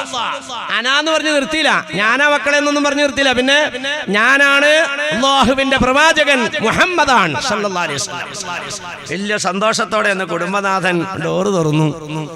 അപ്പൊ കുടുംബനാഥ വലിയ ആവേശത്തോടെ വന്നിട്ട് നോക്കി, മുമ്പിലും ഇല്ല, പുറയിലും ഇല്ല, എവിടവും വല്ല ഒന്നുമില്ല. അടിമേനെ കൊണ്ടുവരാന്നും പറഞ്ഞാണല്ലോ വന്നത്. ആള് വെറും കൈയായിട്ടാ വന്നിട്ട്, അല്ലാഹുവിന്റെ റസൂലേ എനിക്ക് അടിമയെ കൊണ്ടുവരാന്ന് പറഞ്ഞത്. അതേ മോളുവാ. പുറത്ത് തട്ടിക്കൊണ്ട് കിടക്കാൻ പോകുന്ന വിരിപ്പയിലേക്ക് വന്നിരുന്നിട്ട്, മോള് കിടക്കാൻ പോവല്ലേ? ഇതാ അവൈത ഇലാ ഫിറാഷിക വതസബ്ബിഹൂന വതഹമ്മിദൂന വതകബ്ബിറൂന 33. മോളെ കിടക്കാൻ നേരത്ത് സുബ്ഹാനല്ലാഹ് 33, അൽഹംദുലില്ലാഹി 33, അല്ലാഹു അക്ബർ 33. ഇത് നീ ചൊല്ലിക്കൊണ്ട് കിടന്നോ.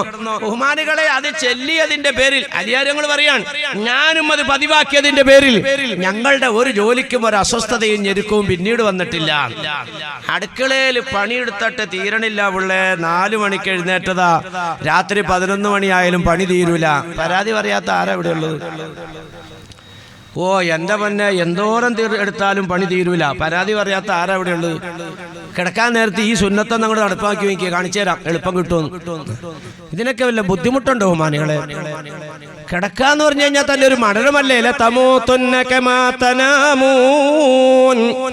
നിങ്ങൾ ഉറങ്ങുന്നത് പോലെയാണ് മനുഷ്യരെ മരിക്കുന്നത്. ഉറക്കത്തിൽ നിന്ന് ഉണരുന്നത് പോലെയാണ് നിങ്ങളെ പുനർജീവിപ്പിക്കുന്നതെന്ന് നബിയുനാ റസൂലുള്ളാഹി. ഒരു മരണമാണ് നമ്മുടെ ഉറക്കം. വല്ലതും അറിയണ്ടോ ബഹുമാനികളെ? അറിയണ്ടോ? അത് തന്നെയല്ലേ ഇപ്പൊ മയ്യത്തിന് മൂടിയിട്ടേക്കണു. അവിടെ എന്തെല്ലാം സംഭവിക്കണു? മയ്യത്തെല്ലാം അറിയുന്നു, പക്ഷേ പ്രതികരണം ഇല്ലല്ലോ. ശരിയല്ലേ ഇത്? ഉറങ്ങിക്കിടക്കുന്ന നമ്മുടെ അവസ്ഥ അങ്ങനെയല്ലേ? നമ്മളിതൊക്കെ അറിയുന്നുണ്ടെങ്കിൽ കള്ളന്മാരും വല്ലതും കൊണ്ടുപോകും. അപ്പം ഒരു മരണമാണ് നിന്റെ ഉറക്കം. ആ മരണത്തിലേക്ക് പ്രവേശിക്കുമ്പോ സുന്നത്തൊക്കെ എടുക്കാൻ പറ്റുമെങ്കിൽ എടുത്തോണ്ട് കിടക്ക്. ഇതിനൊക്കെ വല്ല പിന്നെ സർവകലാശാലയിൽ പഠിക്കണോ? വല്ല ദർസിലും പോണോ? മദ്രസയിലും പോകേണ്ടല്ലോ.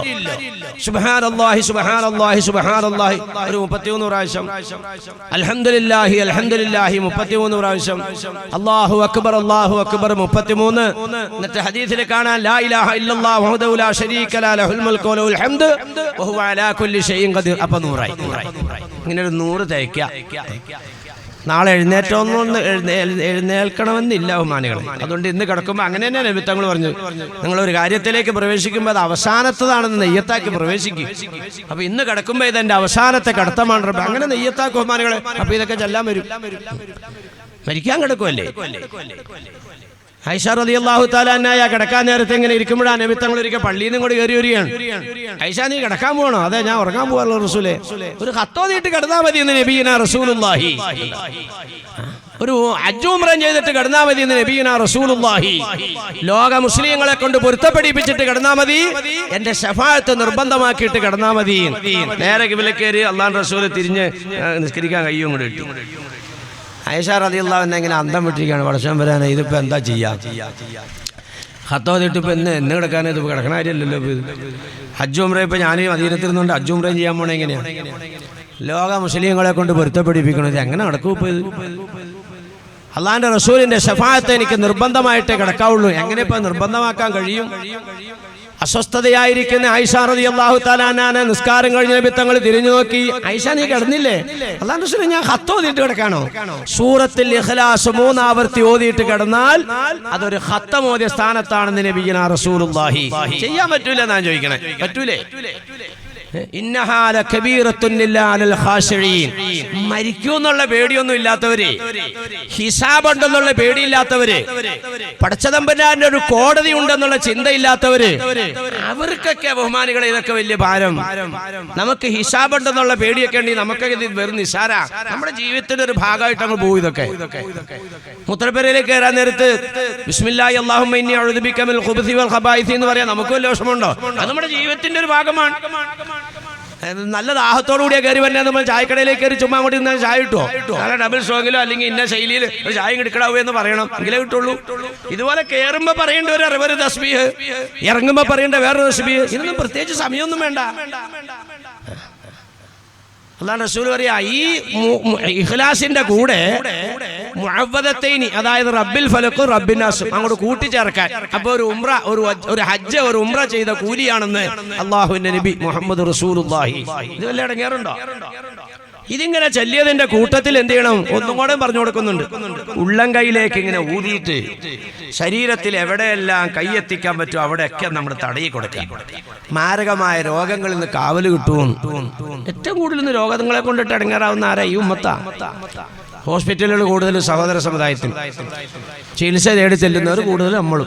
കാരണം എന്താ? നമ്മളിതൊന്നും അനുസരിക്കാൻ തയ്യാറില്ല ബഹുമാനികൾ. അതുകൊണ്ടിട്ട് തന്നെയാണ്. എത്ര സുന്നത്തായി നോക്കിയപ്പോൾ ഇതിനൊക്കെ വല്ലതും പഠിക്കാനുള്ള മനസ്സിൽ പോകേണ്ട വല്ല കാര്യമുണ്ടോ? അതുപോലെ ലോക മുസ്ലിങ്ങൾക്ക് വേണ്ടി പൊറുക്കണേ. അല്ലാഹുമ്മ ഗ്ഫിർ ലിൽ മുഅ്മിനീന വൽ മുഅ്മിനാത്ത് വൽ മുസ്ലിമീന വൽ മുസ്ലിമാത്ത്. ലോക മുസ്ലിങ്ങൾക്ക് നീ പൊറുക്കണേ തമ്പുരാനെ, മുസ്ലിമാത്തുകൾക്ക് നീ പൊറുക്കണേ റബ്ബേ. മലയാളത്തിൽ പറഞ്ഞാൽ പോരെ?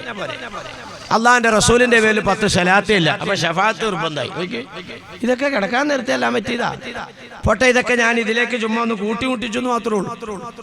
ബഹുമാനികളെ, നൂഹ് നബി അലൈഹി സ്വലാത്തു വസ്സലാമിനും ലൂത്ത് നബിയൊക്കെ അതിന് 1-ാം നമ്പർ മാതൃകയാണ്.